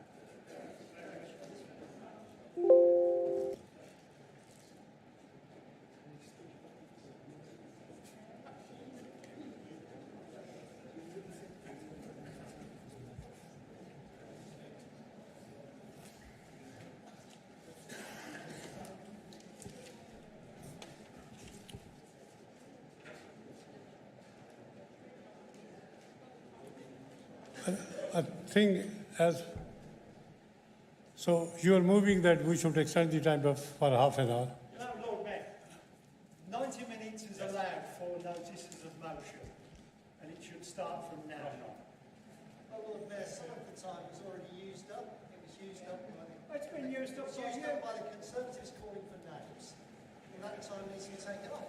Agreed. Agreed. So what is that mean?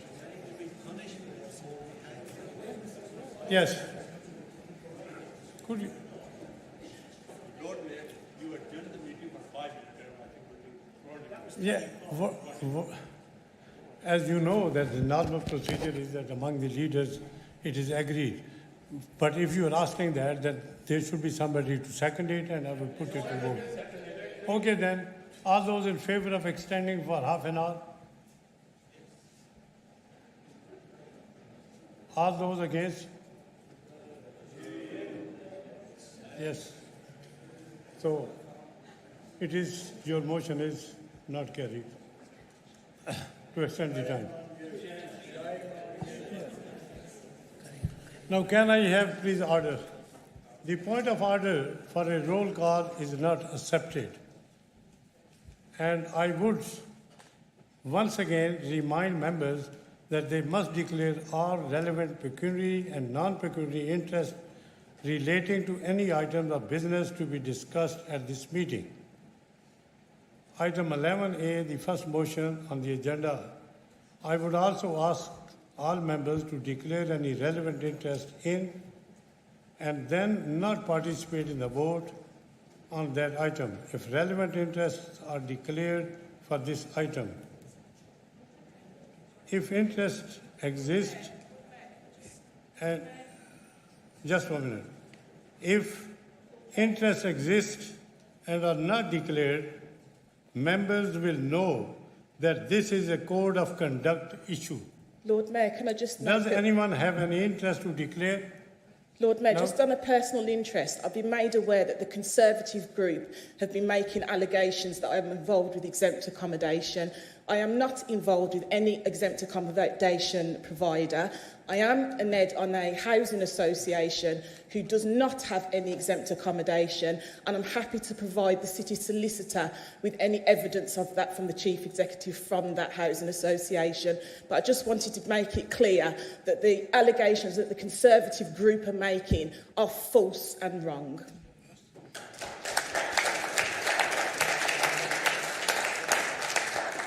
Now I ask again, does anyone have any interest to declare?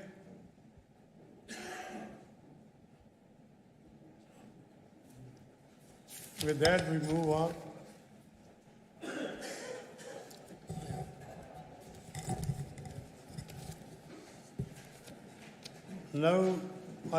Now I call upon Mariam Khan to move the motion for which she has given notice.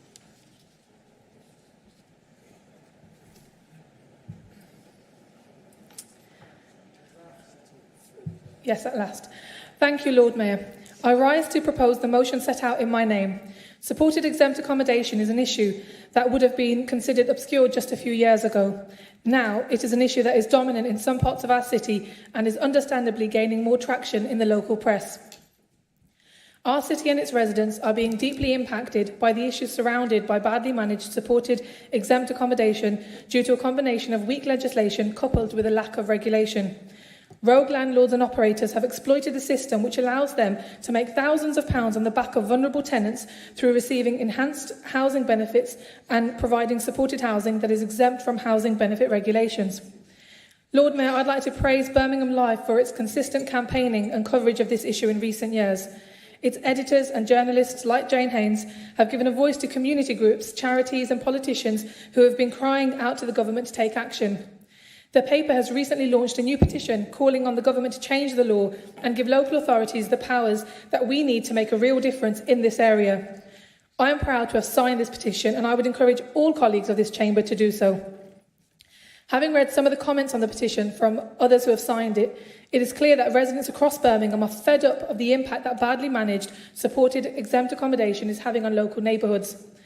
I am sure that many of us in this chamber have received complaints around the antisocial behaviour which is unfortunately attached to many of these provisions, and received concerned phone calls from residents every time a property on their road is converted from a family home into another HMO providing exempt accommodation.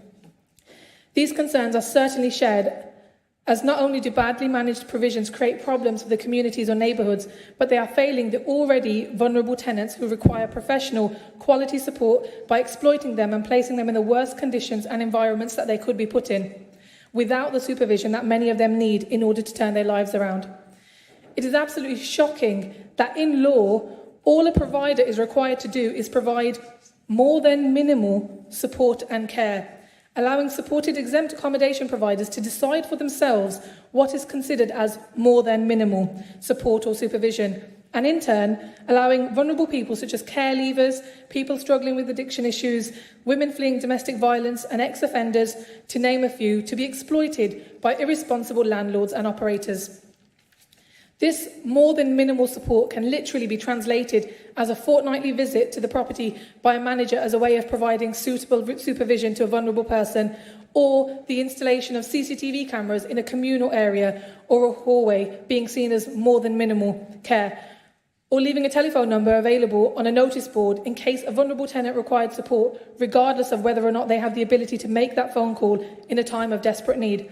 In some instances, there are stories of exempt accommodation providers giving nothing but a loaf of bread each week to their tenants as support. This more than minimal needs to be changed by the government to at least give some dignity to the vulnerable tenants who deserve so much more than just more than minimal support.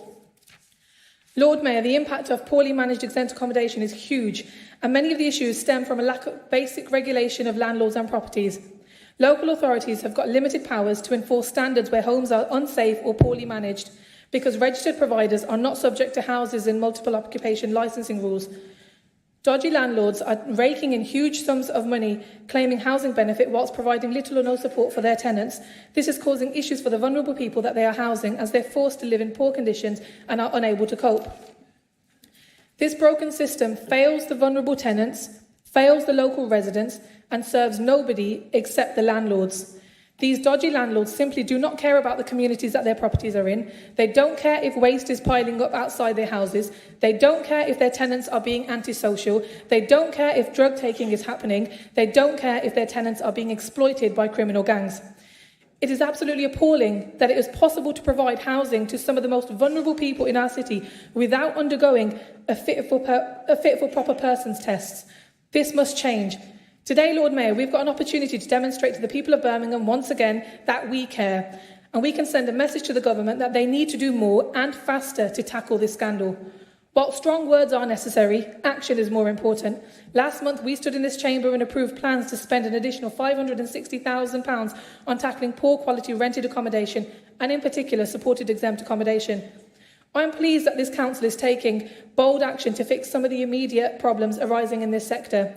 But let us be clear on this. We need the government to step up, change the law, and provide councils with the funding and power that they need in order to end this scandal once and for all. Because whilst the additional spending in next year's budget will help to carry out more inspections of properties and take dodgy landlords to task, our powers to limit the spread of exempt accommodation are still very limited. As a local authority, we need the power to control the provision of exempt accommodation and ensure that we as a city have got the right provision to meet our needs based on our own assessments. The responsibility here lies with the government to give local authorities the power to better manage the scandal that is unfolding in our city. This should include an end to the open access that these dodgy landlords have of seeking referrals to house vulnerable people from beyond the city's boundaries without providing the adequate support for them. Of course, where certain circumstances, such as coming to Birmingham due to fleeing domestic violence are the case, being rehoused safely should be the priority. It is only fair to also recognise in this debate that not every single provider of supported exempt accommodation is dodgy, and that there are some good, responsible providers who ensure that their tenants are supported appropriately. There is an argument that has flown back and forth in parliamentary debates where some of our Birmingham MPs have been very vocal in regarding the potential negative impact a legislative reform may have on the good providers and the risk of it driving them out of the sector if stronger, tighter regulation were made possible. It should just go without saying that if a provider is already doing what they should be doing by providing safe, well-supported, good quality accommodation to vulnerable people in order to class them as good, then they would have no issue with the tightening up of the sector, as the whole purpose would be to toughen up on the dodgy, irresponsible, exploitative landlords and providers. Lord Mayor, the current system is in urgent need of reform, and we believe that the government must act now to ensure that all homes funded in this way are safe, well-managed and provide good quality and effective support. Lord Mayor, I hope that the motion before us this afternoon will be passed, not just by my fellow Labour members of this council, but the opposition members too. We can show our city that we are united in our desire to see changes brought in which will benefit the vulnerable people living in such terrible conditions and the communities that have been blighted by this scandal. I therefore move the motion in my name. Thank you, Lord Mayor. Thank you very much. Now I call upon Councillor Liz Clements to second it.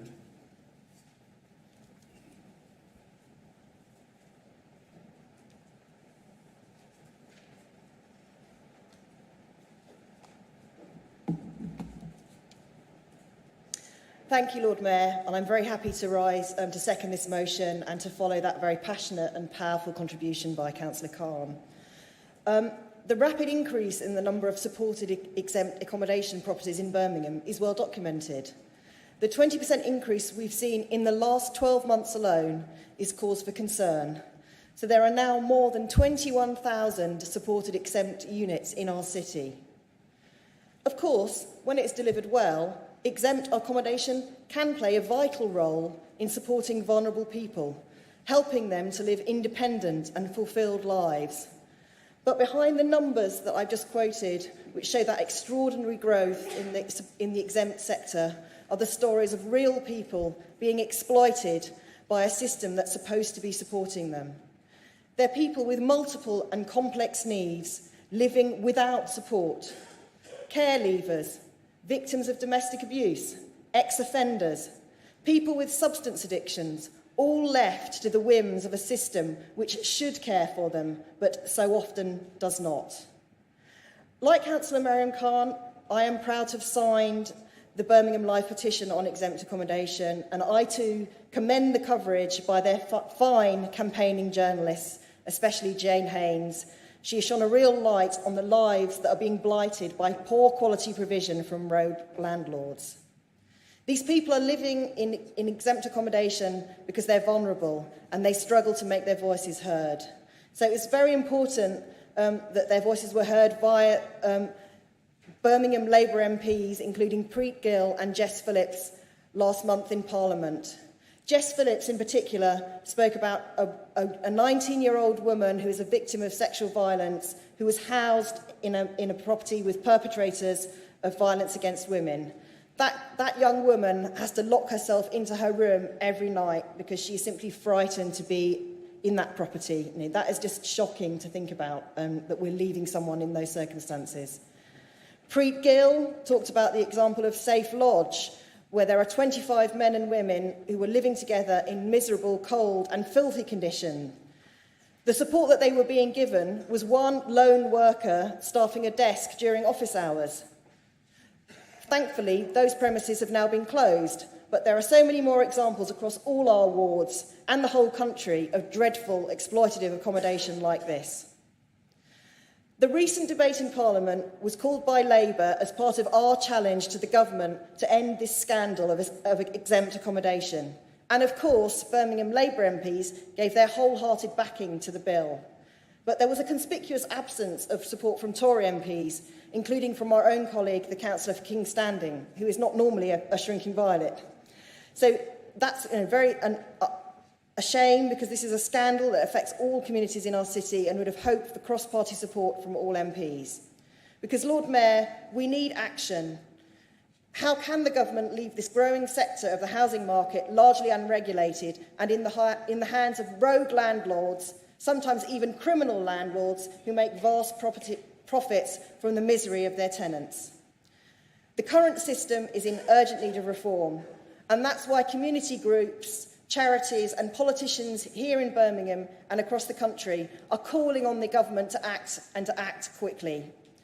This council's scrutiny inquiry had a high impact, and I'd like to congratulate Councillor Rice, Emma Williamson and all the residents' groups who contributed to that inquiry on an excellent piece of work. And I know that a number of us had residents and groups from our own wards who were part of it. The motion today proposes 6 reasonable measures, and I hope it will get cross-party support, because this is a scandal affecting everyone in our city and we should unite around it. Thank you very much. Thank you.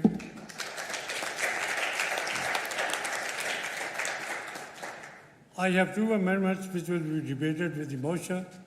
Now I call upon Councillor Roger Harman to move the first amendment.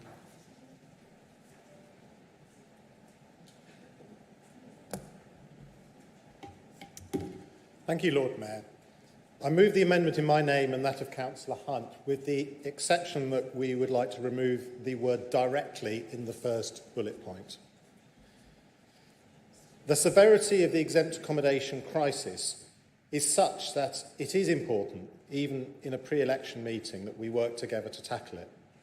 So we put together an amendment that adds to the Labour motion rather than amending its wording, and I'm glad that by removing that word we hopefully will get cross-party agreements on our amendment and support for the Labour motion.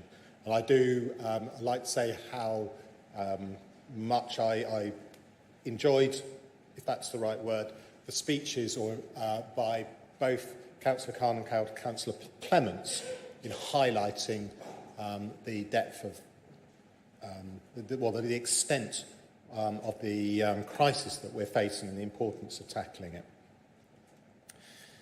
The cross-party work that we have seen on this, as the motion has been bolstered, as the motion states, by excellent campaigning journalism by Jane Haynes, with her latest article on Birmingham Live today illustrating the nature of the crisis with an example from my ward. If you haven't seen it, it describes an exempt home where the police attended following crimes in Acox Green Village and found the floors strewn with, they estimate, around 2,000 needles. By coincidence, I was at a meeting a few days later in Acox Green Police Station with some of the providers, including the one responsible for that property. When our sergeant explained what his team had found, the representative of the provider said they were unaware of the incident. And the specific support worker for the home claimed they had visited a few days before and the house had been fine. To put it politely, and our sergeant wasn't quite as polite as me, this didn't seem credible. So we need action. We need tenants to get the support they need to tackle their problems and to allow their neighbours to live in peace. And where we have good, well-managed supported living, that's exactly what happens. But for it to happen everywhere, we need regulation that allows us to encourage the good providers, improve the marginal ones, and drive out the bad. And we also need exempt accommodation to come under the same planning regulations as HMOs, so that we can avoid over-concentration of properties that threaten the nature of communities and make it harder for them to succeed. But and this is the point of our amendment, we should also acknowledge that this crisis hasn't come out of nowhere. The longer-term context is that one of the many consequences of the housing crisis we are facing, with a chronic shortage of socially rented housing, is part of the picture. The huge growth that we've seen in exempt accommodation in the last few years isn't because the number of people who need that support has grown at that rate. It's partly because of it's become a form of housing of last resort for those people who can't get social housing. While good quality supported living has a key role in the housing mix, its growth has been fueled, as I say, in part by the lack of alternatives that many people face. Building more affordable housing that is far from affordable for so many people is not an answer for them. What they need is more socially rented accommodation, and therefore a major building programme of socially rented housing is vital. The 100,000 a year aim in our amendment looks audacious in the context of the 6,600 built in 2019, and these are national figures. But compared what was built year after year, for most of the time between the 1920s and the 1970s, with the exception of the Second World War, it would actually be seen as pretty modest and easily achievable. It's time to rebuild the consensus that proper housing for all is a national priority. If we don't, the exempt accommodation scandal will be just one of many that we will face. And clearly, we already have a parallel issue with the number of people living in temporary accommodation. So in the spirit of building that consensus, we accept the removal of the word directly from our amendment and hope that there will be cross-party support for our amendment. Thank you, Lord Mayor.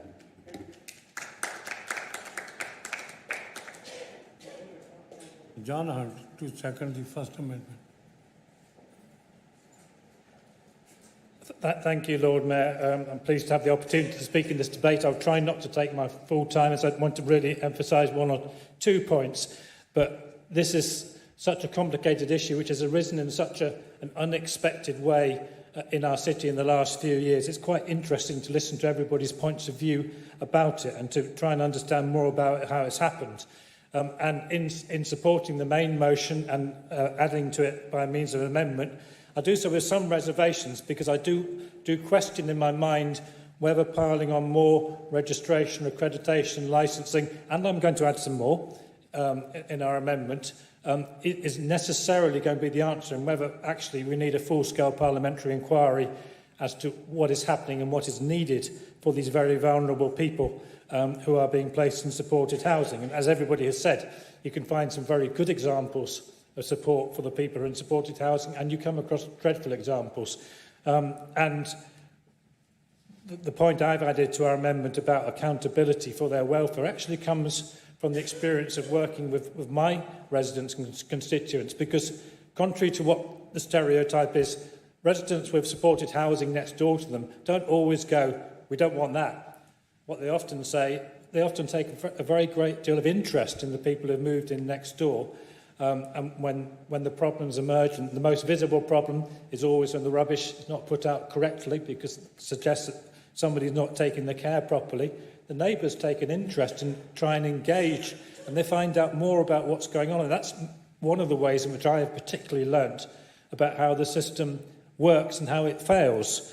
So our proposal, or our point, is that because these are primarily very vulnerable people, they've all come through a route. They've come from off the streets, they've come through the probation service, out of prisons, they've come out of the mental health services, they've come out of care.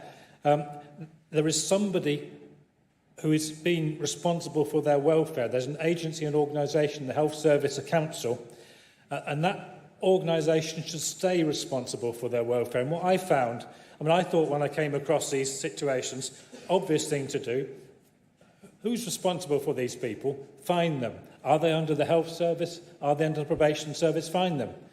No, they're under registered providers. Some of the registered providers are very credible organisations.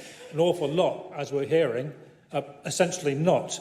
And the reference that was made in the Cabinet report a few months ago to organised crime hasn't been mentioned again, but effectively we have heard how it's being done, how money is moving around, how money is being taken out of the system and it's not being applied for the welfare of the people in these homes. So certainly, under the current route we're going, I'm proposing that we need to put that line of accountability back in directly to those agencies like the Health Service, the Council, Probation Service, who effectively have placed these people in the community or have supported them out of the community.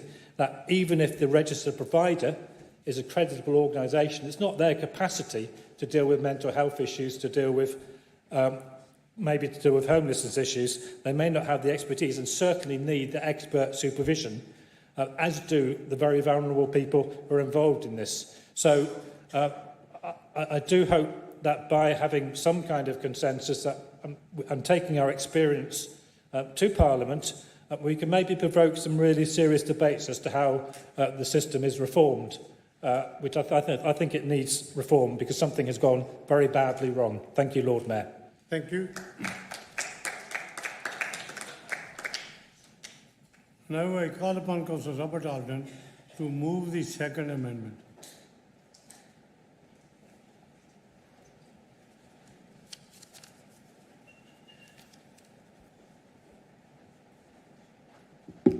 Thank you very much, Lord Mayor, and I rise to move our amendment to this motion.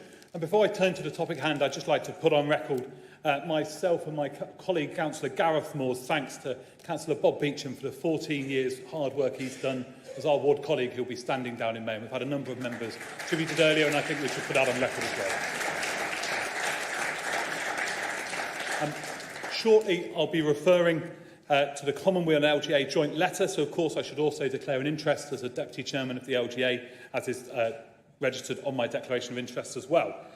And despite the comments we heard earlier, obviously Councillor Gareth Moore, when he stood to speak, didn't actually make any claims against anyone. He rather just said that members should have that chance to give their declarations of interest, and no doubt members will choose to during the meeting.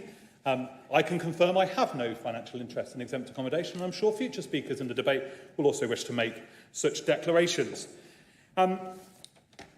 We welcome the Labour motion. We're going to be voting for it shortly, so that's something that I think, as you've seen in debates previously on this topic, we've all been in support of, because as you already heard some really graphic and depressing stories about some of the situations people are finding themselves in, where they are let down by both the providers and the accommodation market. Just how much change is needed and how much needs to be done to make sure people don't have to live in that situation. I very much welcome the work that's been done by the Birmingham Mail. And James in the corner over there, I won't repeat what's already been said, I think it was Councillor Clements, but we'd echo those comments. There are sickening examples, and it's absolutely needed they're brought to the forefront. And I'm sure Councillor Clements would have mentioned in her speech, if she'd had time, the fact that the 10 MPs in Birmingham did in fact work cross-party, doing a cross-party letter. So in fact there was cross-party support from all the 10 MPs, from all political parties, rather than the suggestion that there wasn't. I'm also sure, Lord Mayor, that the Labour group will have not been told to filibuster this item at the end of the meeting, because they'll want to ensure that the two female councillors bringing the next motion get a chance to speak today as well.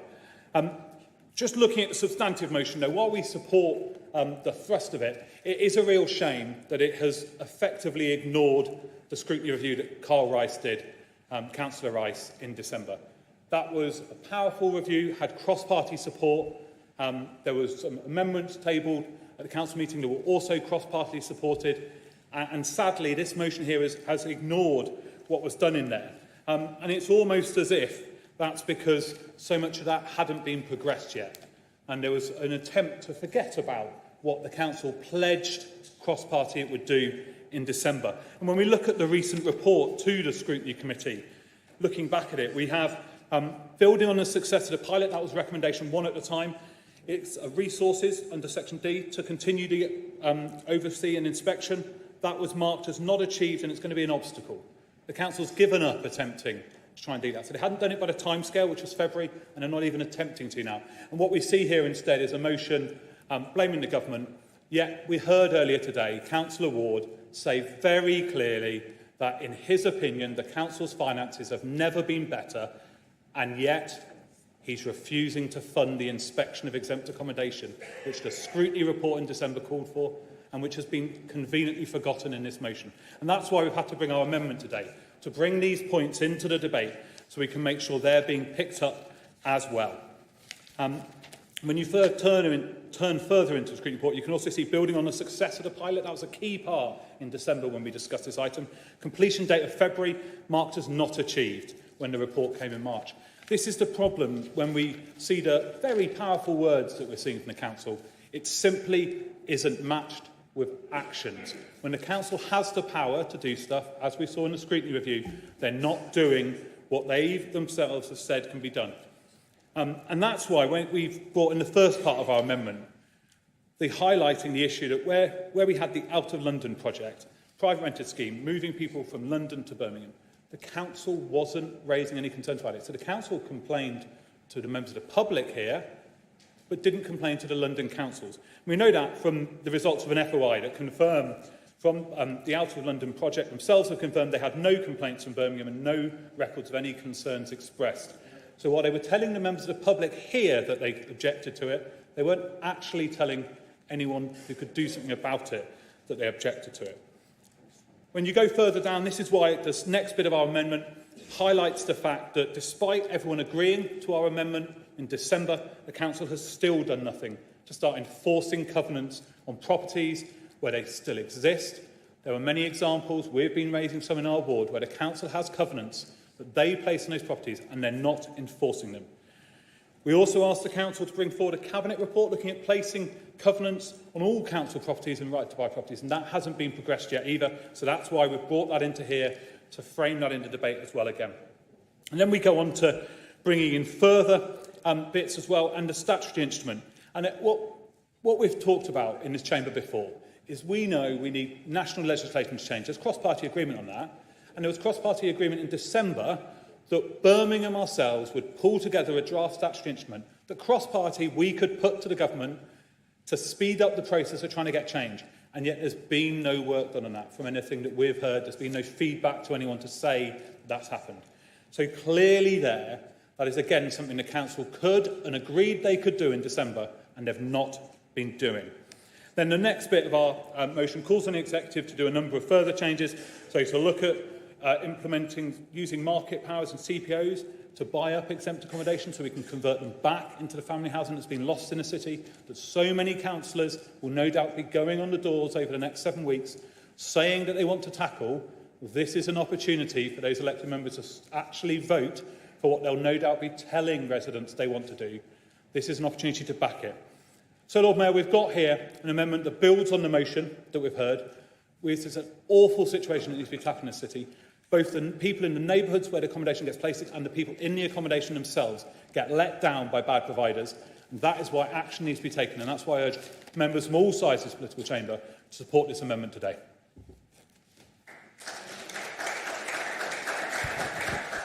Thank you. Now I call upon Councillor Mackey to second the second amendment.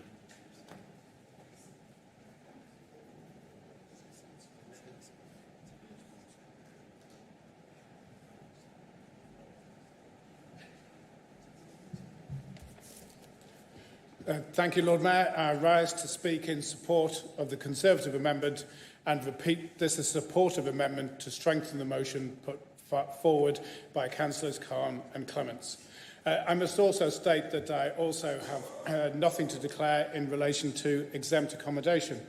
And I must also thank Councillor Carl Rice for, first of all, it's his last meeting here today. He's been a fabulous chair of Scrutiny, and I think that the highlight of his time on Scrutiny has been the inquiry that he's done into exempt accommodation. That had cross-party support from everyone on the committee throughout the whole period of time that was held. Councillors, regardless of party, working in tandem to ask difficult questions. When that scrutiny report came to Council, that again had total cross-party support. Carl put the report and I seconded it, and we're proud that we were involved with that. And so I was slightly concerned about the tone of some of the early points that were made, because I would just like to stress that this is a cross-party issue and that everyone is on board on this, and it is the vulnerable residents in society that we're looking to protect here. So to stress again, you'll not find any dissenting voices on this side of the chamber about the need for legislative changes. This chamber has already demonstrated cross-party support for that very point. Indeed, the Conservative councillors in Birmingham have been lobbying for such changes for a number of years, and you will certainly not find a stronger voice on the LGA for these changes than our group leader, Councillor Robert Oldham. It is, however, important that we use these council debates for self-reflection, rather than simply asking others to do something, to also look at whether we ourselves are doing enough. What more can we do? How can we do, and what are we already doing better? Importantly, the largest local authority in Europe should not be waiting for others to lead or going cap in hand to the government whenever it suits it to do something of local priority. Importantly, we're not saying that we should not make those changes and asks of government. As I say, we already have on numerous occasions. But what we should do is also doing everything that's in our power as well. This is not only the right thing to do for Birmingham residents, it also strengthens our case to government. Lord Mayor, we all know how important perception can be in politics. So when individuals on social media who are closely connected to a Labour MP are making comments that the council is part of the problem because Labour councillors are profiteering, etc., for exempt accommodation, it is important in everyone's interests that there's no ambiguity with regard to any conflict of interest. It's not for me to say whether or not it's appropriate for Labour councillors who may or may not own exempt accommodation or serve as directors, etc. It's the voters and themselves who can make those judgments. The most important thing is, if you have a declaration of interest, is to make it, because that's what everyone is required to do. Lord Mayor, I know that the Council does not have enough powers to deal with exempt accommodation crisis, but that does not mean that it has no powers at all. That was made clear by the recent Scrutiny report, and it's so disappointing that more tangible progress has not been made in implementing the recommendations from this, and in particular that we're only told that the answer on covenants will be provided in due course.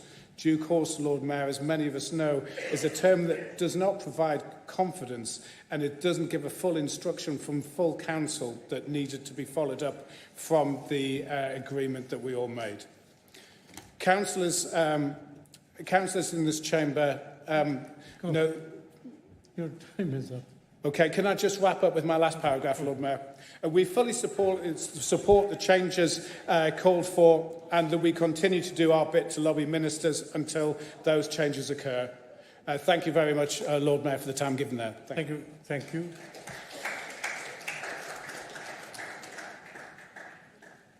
Now, I would call Councillor Gareth Moore, because as he's leaving. Councillor Gareth Moore.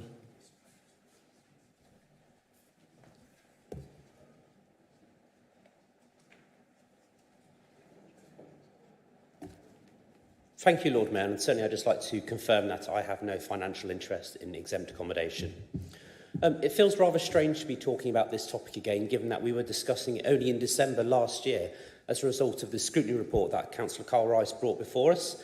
It also seems to be forgotten, based on the Labour contributions earlier, that actually that did have cross-party consensus. We put forward an amendment which Labour supported. We supported that report. And as has been indicated today, this is an issue which we're all united on. We all acknowledge that there's problems with exempt accommodation. So I think we have to make that fundamentally clear, because based on the speakers earlier, particularly Councillor Khan, who asked us to be united, we already are. That's important to remember. And it's wrong to try and portray that the Conservative councillors here present are not on the side of residents in tackling exempt accommodation. Now, it's something we're very familiar with in Erdington. It is a very growing problem. Sorry, Lord Mayor, I've got a croaky voice here. And we acknowledge that there's a need for urgent reform to tackle this. There are too many people who are simply waking up to find out that properties next door to them are being converted into supported accommodation, that they're having people, very vulnerable people, being placed next door and are not being given the support that they need, and the problems that this is creating. And we fully acknowledge that there's a role for the government to play in this as well, but so does Birmingham City Council, and we must not overlook that.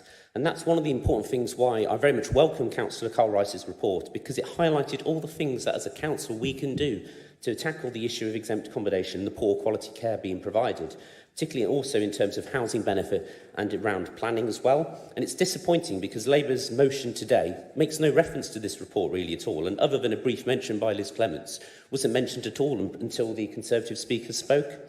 And I think that's disappointing, given that this is Carl's last meeting. I've always considered him a fair-minded person. He's the leader that Labour never had, and it's very disappointing that he's bowing out on this stage.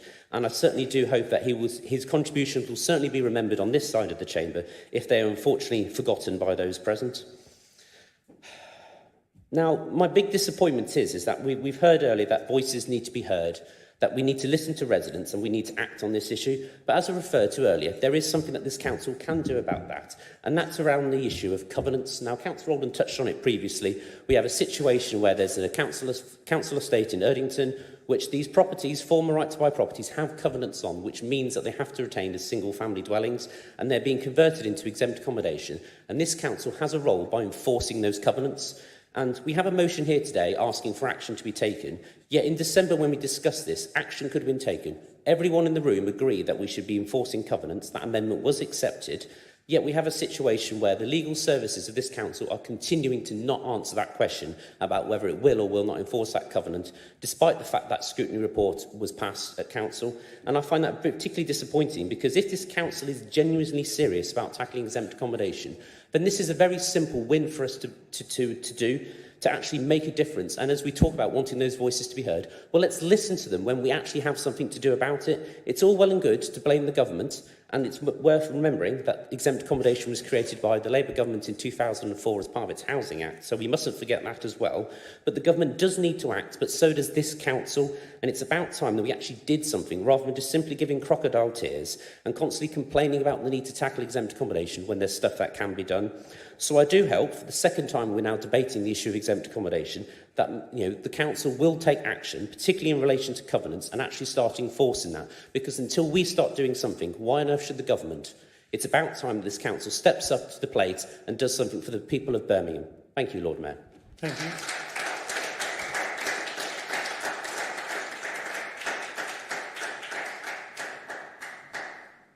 Councillor Shabrana Hussain.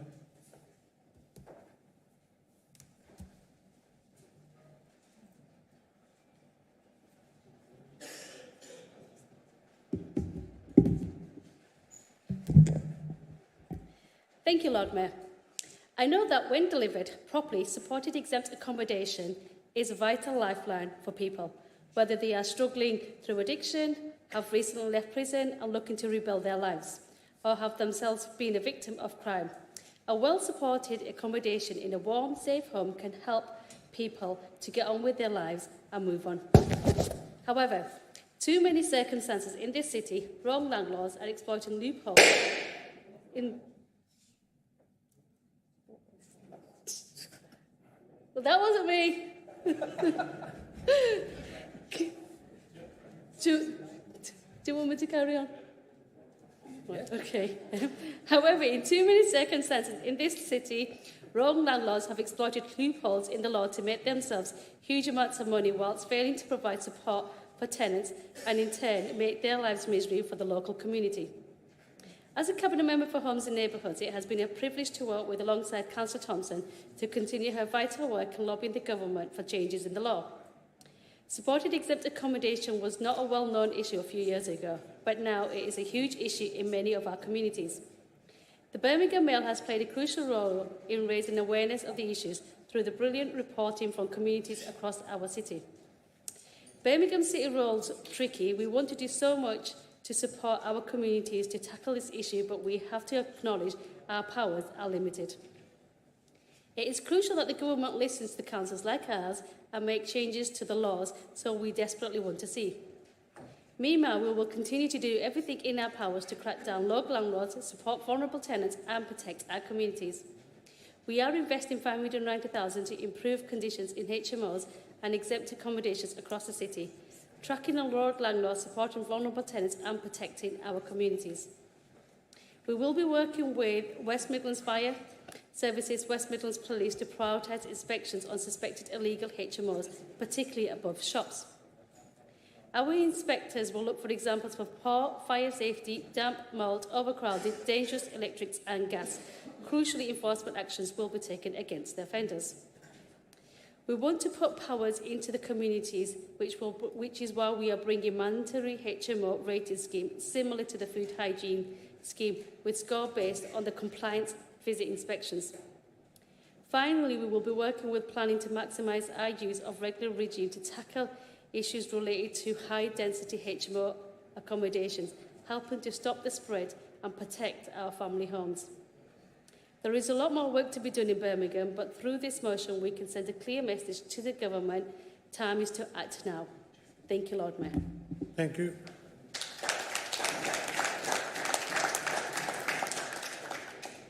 Councillor Ian Ward, the last speaker.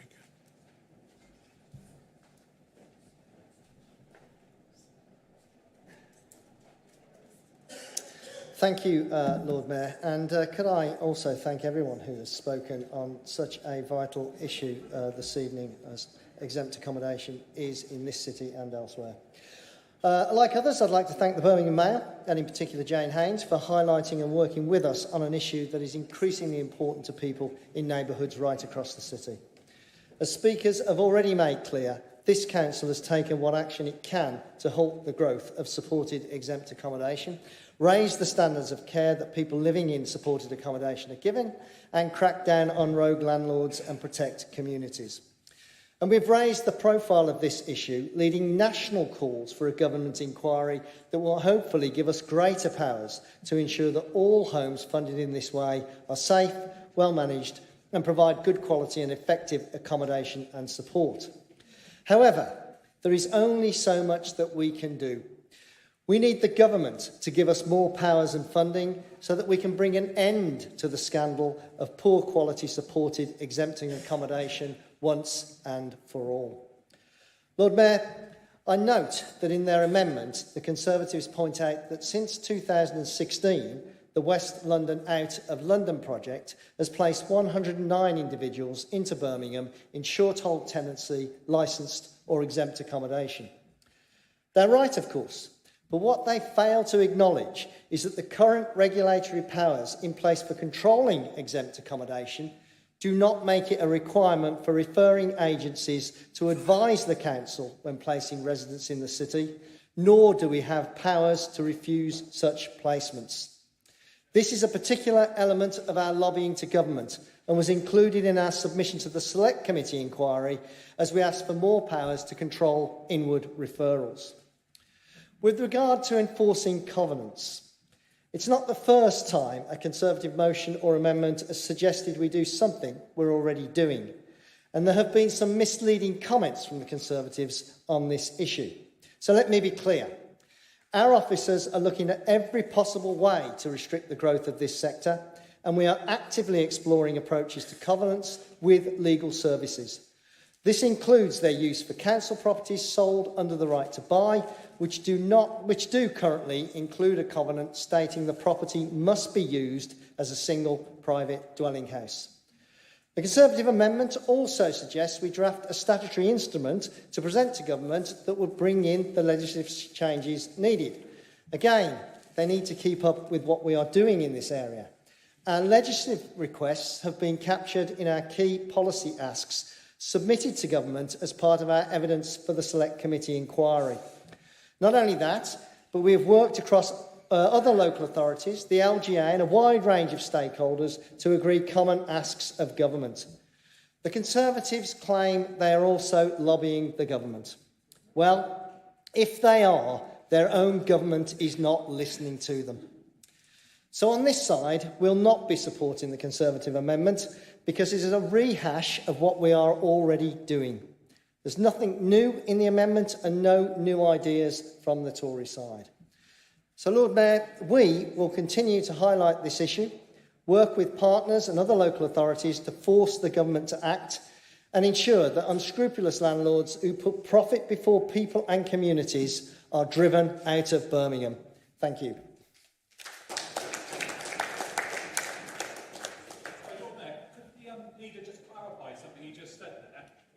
There's nothing new in the amendment. Does that mean that the council is already going to start objecting to providers who set up here? And does it mean the council is going to change the constitution in May, as was asked? Is that a point of order? So just can't come in. Anyway, let's move on because we are running out of time. Now I call upon Councillor Mariam Khan to reply. Lord Mayor, before the next speaker, could the council recognise the sterling work that Councillor Mike Ward has given in 31 years? Yes.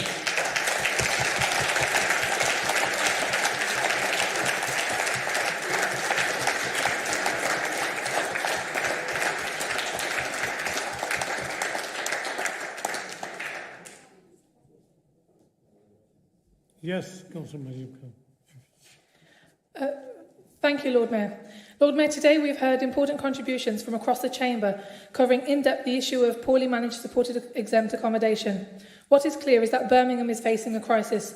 This council is taking action to tackle rogue landlords, protect vulnerable tenants and support our communities. However, we need the government to do much more. What we need is properly regulated providers who will give the vulnerable people the care that they need. Some of the shocking stories that we've heard today are the result of a system with no oversight or regulation where criminals are able to profit at the expense of communities. I would like to thank the Liberal Democrats for making an important adjustment to their amendment so that we can all agree on it. We on the Labour side of the Chamber have always advocated for increased levels of social housing, and I welcome Councillor Harmer and Councillor Hunt's important contributions to the debate. The Conservative amendment entirely fails to acknowledge the role that the government will have to play in tightening up the regulation, which is why we will not be supporting their amendment, although I do welcome the supportive comments that they've given us on our motion. I would like to thank everyone for their contributions, not just in this chamber, but everyone who has spoken up about this crisis in recent years, from community groups who are sick of antisocial behaviour and litter, politicians who have fought for change in Parliament, and journalists who have shone a light to this scandal. And of course, thank you to everyone who has signed the Birmingham Live petition to put pressure on the government. In this chamber today, we've heard about how this scandal is incredibly far-reaching, whether it's the support workers with no training, rocketing house prices, criminals making profit, communities ripped apart, and even tragically, deaths of vulnerable tenants. It is clear that this crisis is ruining lives across the city. It is clear that we need changes in the law which will give us the powers that we need to crack down on criminality. We can make the system work for everyone, but we cannot do this on our own. I am pleased to hear that members from across the chamber will support this motion and help send a clear message to the government to change the law. Finally, I'd like to place on record the appreciation for the immense role that Scrutiny has played on this issue under the leadership of Councillor Carl Rice. It certainly has not been forgotten. I welcome cross-party support for the issues around exempt accommodation, but we will not ignore or excuse the Conservative government's role and responsibility in helping us as a council deliver positive change. Thank you, Lord Mayor. Thank you.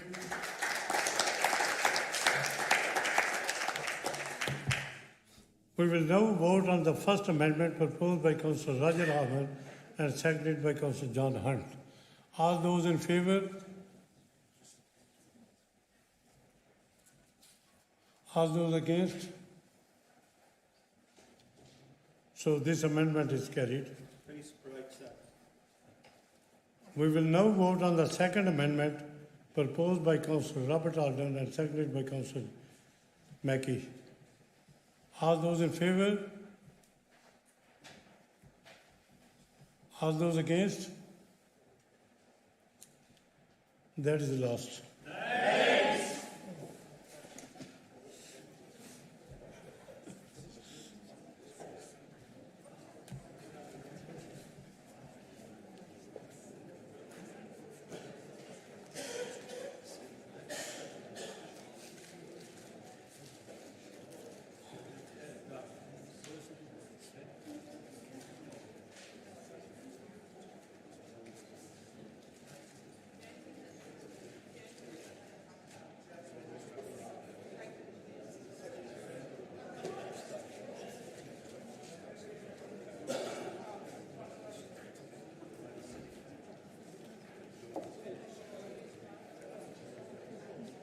Councillors, just 1 minute warning as we'll close the doors.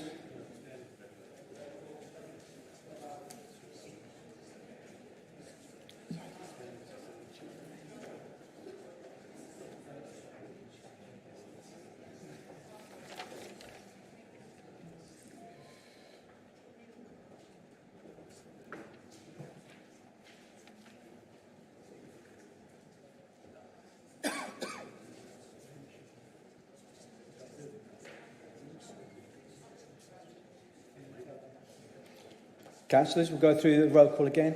What I'm not proposing to do is read out all those who've previously given apologies. But if I do inadvertently miss your name up, just please indicate at the end of the roll call and I'll ask for your vote. Councillor Ahmed is against.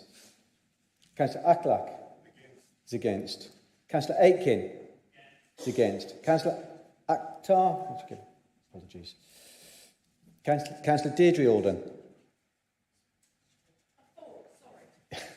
Councillor Alden's for. Councillor Robert Alden is for. Councillor Ali is against. Councillor Azim. Councillor Azim.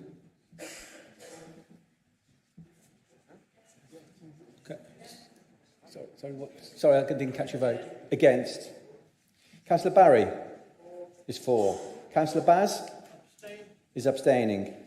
Councillor Bennett is for. Councillor Booth is against. Councillor Bohr is against. Councillor Brennan is against. Councillor Bridle is against. Councillor Brown is against. Councillor Chatfield is against. Councillor Chowdhury is abstaining. Councillor Clancy is for. Councillor Clements is against. Councillor Cornish is for. Councillor Cotton is against.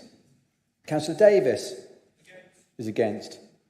Councillor Donaldson is against. Councillor Dring. Sorry? Councillor Dring? Against, was that? Is against. Councillor Fowler is for. Councillor Griffiths? No. Councillor Grinrod is against. Councillor Hamilton? No. Councillor Harmer is abstaining. Councillor Atwell is against. Councillor Harries is abstaining. Councillor Higgs is for. Councillor Holavara has gone to the left. Councillor Hunt is abstaining. Councillor Mahmood Hussain is against. Councillor Shabrana Hussain is against. Councillor Huxtable is for. Councillor Idris is against. Councillor Iqbal is against. Councillor Islam is against. Councillor Jan Not present. Councillor Jenkins, Kerry Jenkins, I beg your pardon, is against. Councillor Marion Jenkins. Apologies. Councillor Causa is against. Councillor Khan, Miriam Khan, is against. Councillor Zahir Khan is against. Councillor Kuna, no, not in the room. Councillor Lau is against. Councillor Leddy is against. Councillor Bruce Lines is for. Councillor Locke is against. Councillor Mackey is for. Councillor Mahmood is against. Councillor Malik is for. Councillor McCarthy is against. Councillor Mear is against. Councillor Moore is for. Councillor Morell is for. Councillor Mosquito is against. Councillor O'Reilly is against. Councillor O'Shea is against. Councillor Pears is for. Councillor Pocock is against. Councillor Pritchard is abstaining. Councillor Rice against. Councillor Sadhu is for. Councillor Scott Is against. Councillor Shah? Is against. Councillor Sharp? Is against. Councillor Stamford? Is for. Councillor Straker-Wells? Is against. Councillor Suleiman? Is against. Councillor Thompson? Is against. Councillor Tilsley? Abstain. Is abstaining. Councillor Ian Ward? Is against. Councillor Wood? Is for. Have I missed anyone? No, just bear with us one moment, then, please.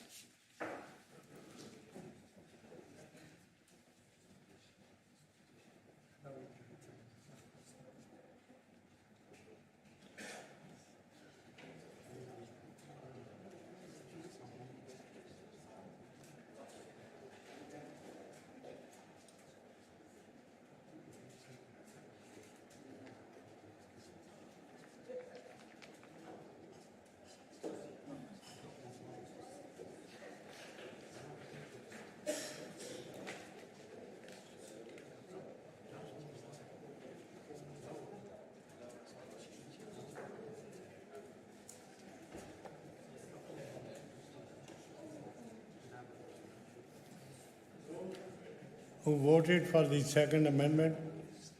For 18, and 45 people voted against that amendment, and 7 people abstained. So therefore, that second amendment is lost. We will now vote on the motion as amended by first amendment. All those in favor? Anybody against it? Any against? No? So, the motion is carried with the First Amendment.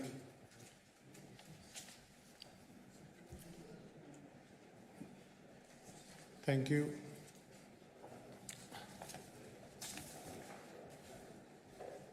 Now, according to the Council meeting guidelines, in respect of any remaining motion, I can only allow motions to be moved and seconded formally without any comment, and shall forthwith be put the motions to the vote without discussion.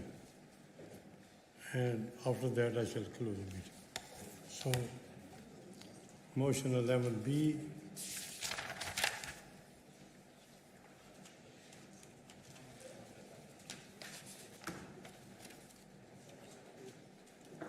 Yes. I think it has been moved by Councillor Daddy Alden. But without speech. I'm not going to speak, Lord Mayor, but I've got the motion written down. Yes. I've got to propose the motion. Thank you, Lord Mayor, and I propose the motion that this council has no confidence in the ruling Labour group's ability to maintain a satisfactory street scene. Thank you.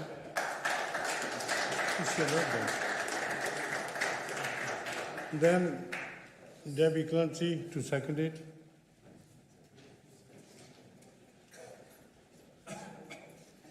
Thank you, Lord Mayor, and I rise to second the motion as proposed today by my good colleague, Councillor Deirdre Auden. Thank you. Now, I have 5 amendments which will be... I call upon Councillor Timothy Huxtable to move the first amendment. Without speeches. Thank you very much, Lord Mayor. I formally move the amendment to the motion in my name. Thank you. Thank you. Councillor Mackey, who seconded.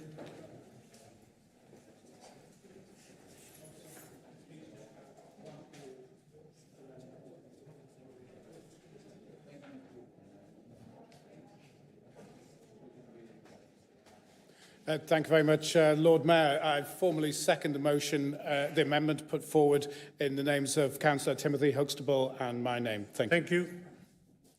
Now, Councillor Adam Higgs to move the second amendment.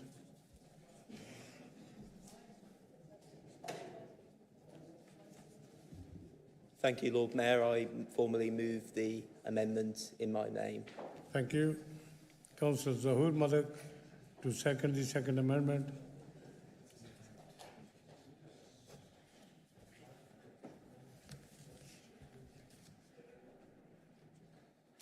Thank you, Lord Mayor. I formally second the amendment. Thank you.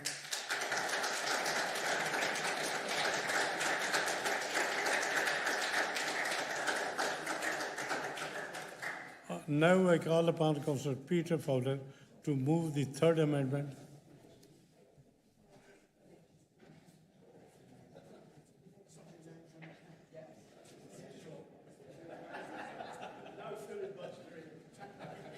What do you mean? I am short.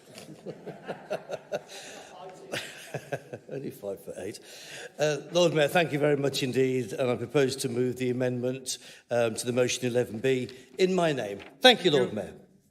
Councillor Bruce Lyons to second the third amendment.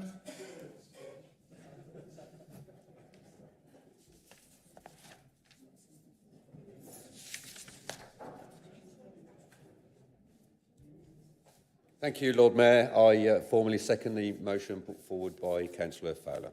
Thank you. Thank you.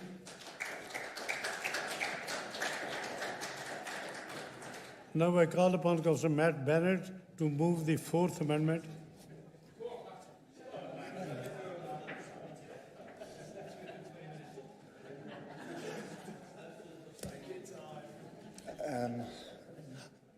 Yeah, I formally move the amendment in my name. Thank you, Lord.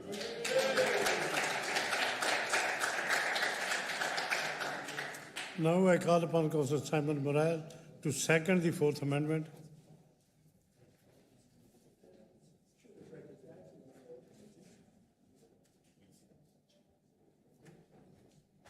Do you get a feeling of deja vu? I formally second the amendment in my name. Thank you, Lord Mayor. Thank you. Now I call upon Councillor Mariam John to move the fifth amendment.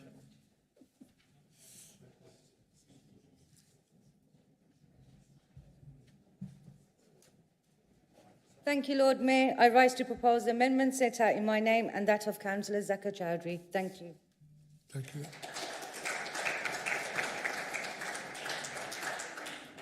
Thank you, Lord Mayor. I finally second the amendment, and I haven't got time to say anything. Thank you very much. Thank you.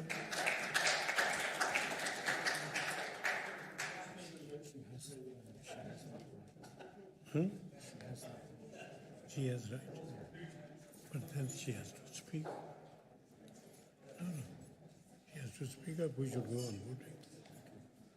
We will now vote on the amendment proposed by Councillor Timothy Huxtable and seconded by Councillor Mackey.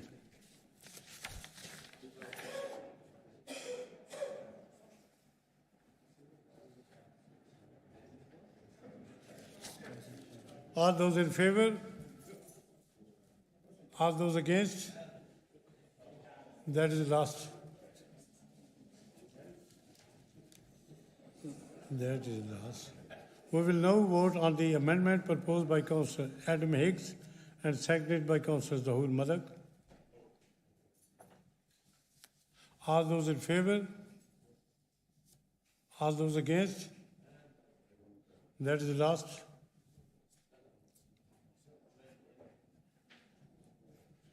We will now vote on the amendment proposed by Councillor Peter Fowler and seconded by Councillor Bruce Lyons.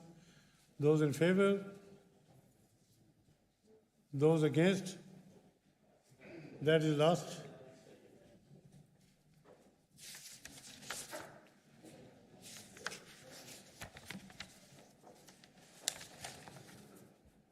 We will now vote on the amendment proposed by Councillor Matt Bennett and seconded by Councillor Simon Moran. All those in favour? All those against? That is last. We will now vote on the amendment proposed by Councillor Mariam John and seconded by Councillor Zakir Chowdhury. Those in favour? Those against? That is last. We will now vote on the motion. Those in favour on this motion? Those against? That is last.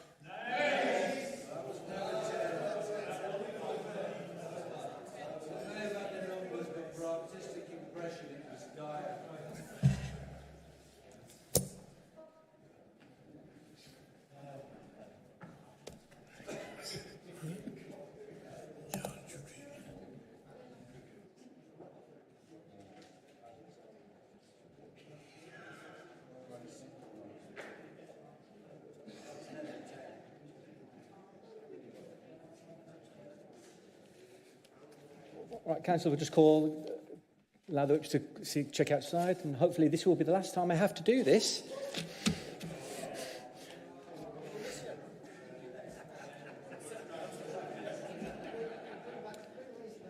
Yeah. Back into the chamber at some point soon. So again, the whip's back in. Yep. Okay. So, Councillor Ahmed is against. Councillor Aklak is against. Councillor Aitken is against. Councillor Deirdre Alden is for. Councillor Robert Alden is for. Councillor Ali is against. Councillor Atwell is against. Councillor Zim is against. Councillor Barry is for. Councillor Baz is for. Councillor Bennett is for. Councillor Booth is against. Councillor Ball is against. Councillor Brennan is against. Councillor Bridle is against. Councillor Brown. Councillor Brown is against. Councillor Chatfield is against. Councillor Chowdhury is for. Councillor Clancy is for. Councillor Clements is against. Councillor Cornish is for. Councillor Cotton is against. Councillor Davis is against. Councillor Donaldson is against. Councillor Dring is against.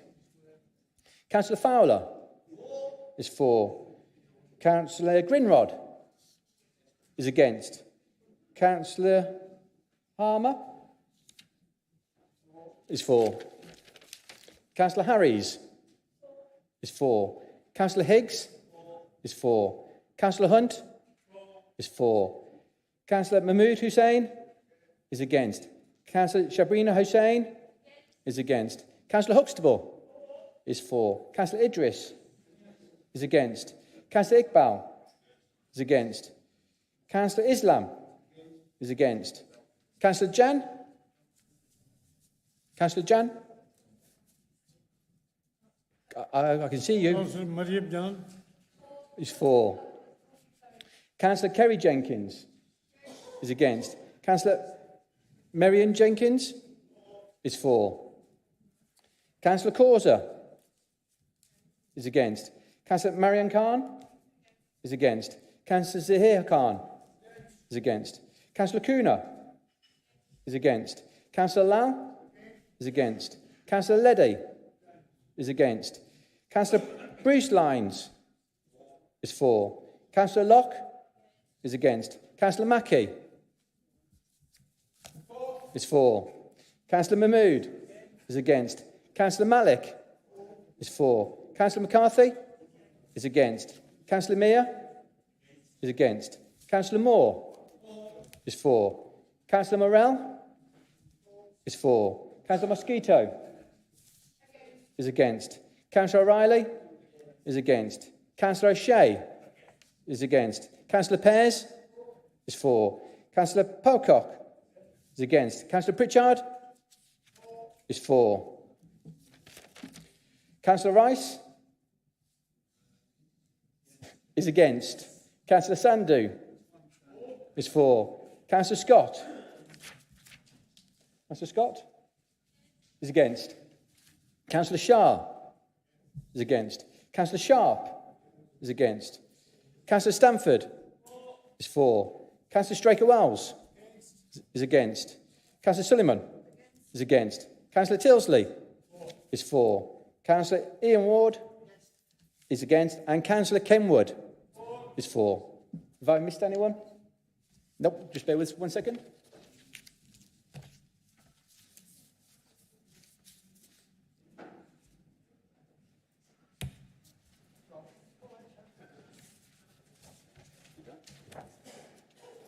Councillor Sharon Thompson is against. Beg your pardon.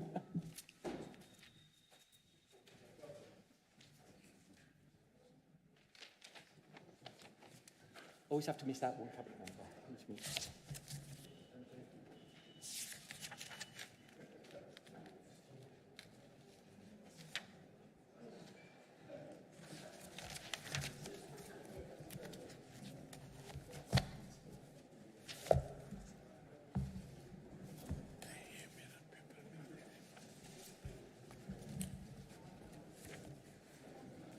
Those who voted for the motion, 27.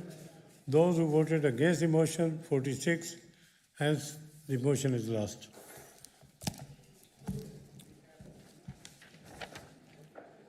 That concludes the business of today's meeting. Thank you for attending the meeting. And again, best wishes to those who are retiring after long service. Thank you very much.